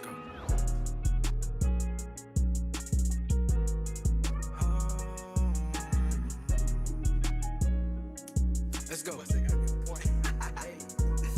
Let's go. Remember screaming fuck school, just trying to chase a little bread. First that boy dropped out of college, then he caught him a bit. He ran off with this and that shit, that's what so-and-so said.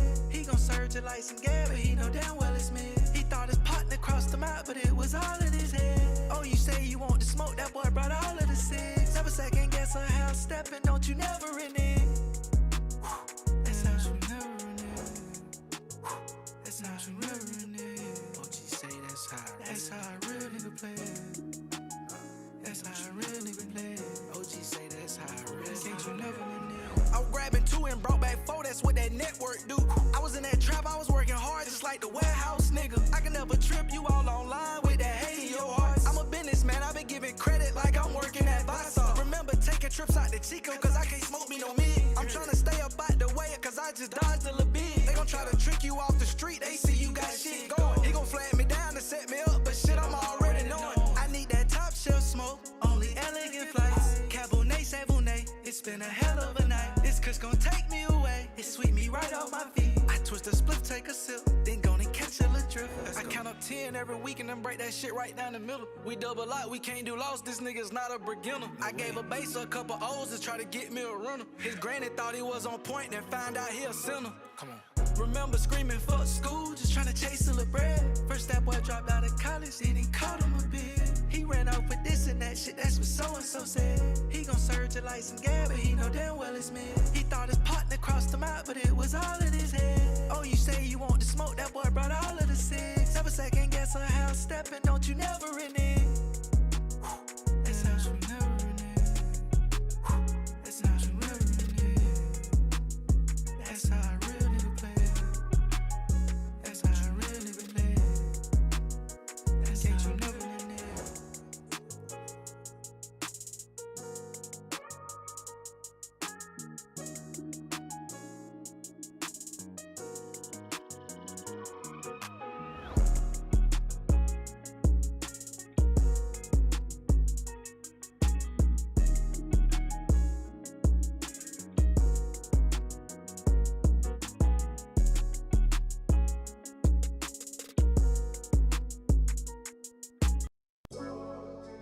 Money XO, let's get it. Thanks for the slap, Ali.